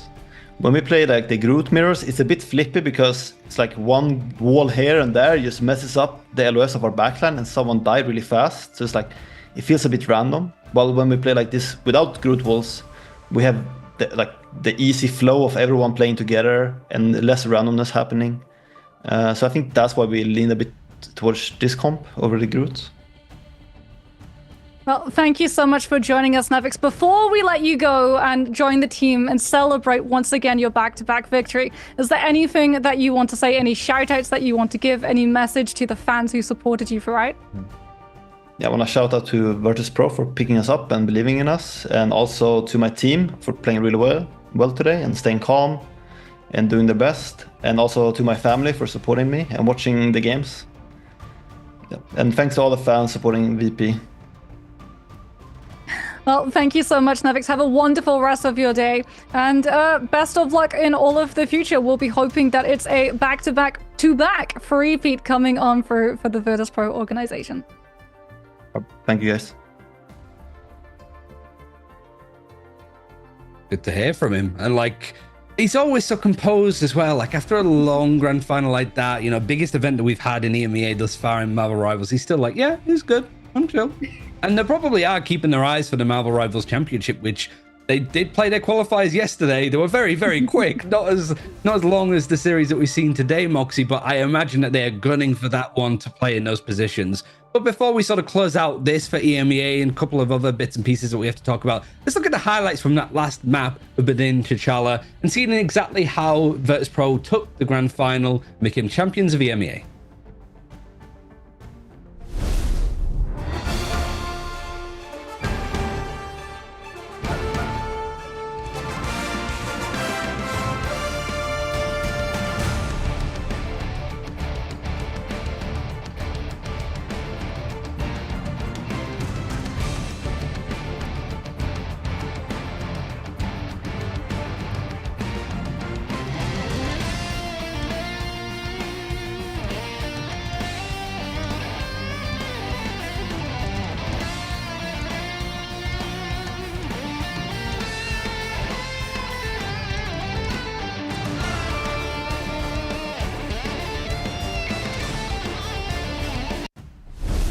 It's almost like a highlight reel that you can have for each of the players, to be honest, I think, Moxie. But like for you, if you had to give a tournament MVP, this is a loaded question, I'm putting it all on you, but tournament MVP for Virtus.pro, who would it be?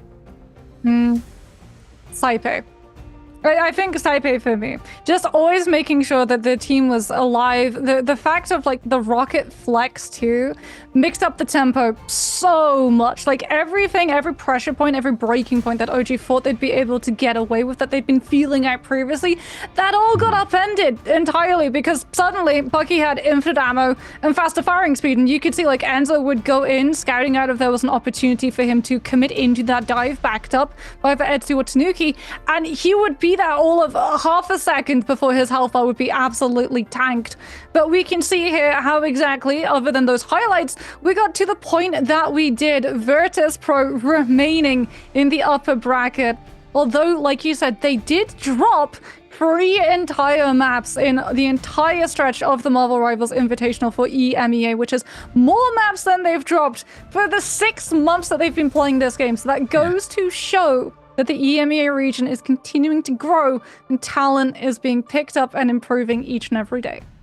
Yeah, it's starting to slow down a little bit for them. But when it comes to in-game stuff, that's still trucking on as expected. If you've been in-game, you've seen these already. But in case you haven't, first and foremost, the Venom skin. Lingering Impact costume. Venom's ever-evolving power continues to thrive based on of the 2018 Venom comic number 8. Thrive adapting and imprinting upon those worthy of wielding its might. This is available in-game now, as is the Cloak and Dagger's Twilight Duo costume as well. In the mystical land where honor and secrecy intertwine, the fate of justice is waged in the cover of night. So yeah, you would have seen these. You would have got that little notification that tells you to take a little bit of a peruse. And they're available, as I said, right now.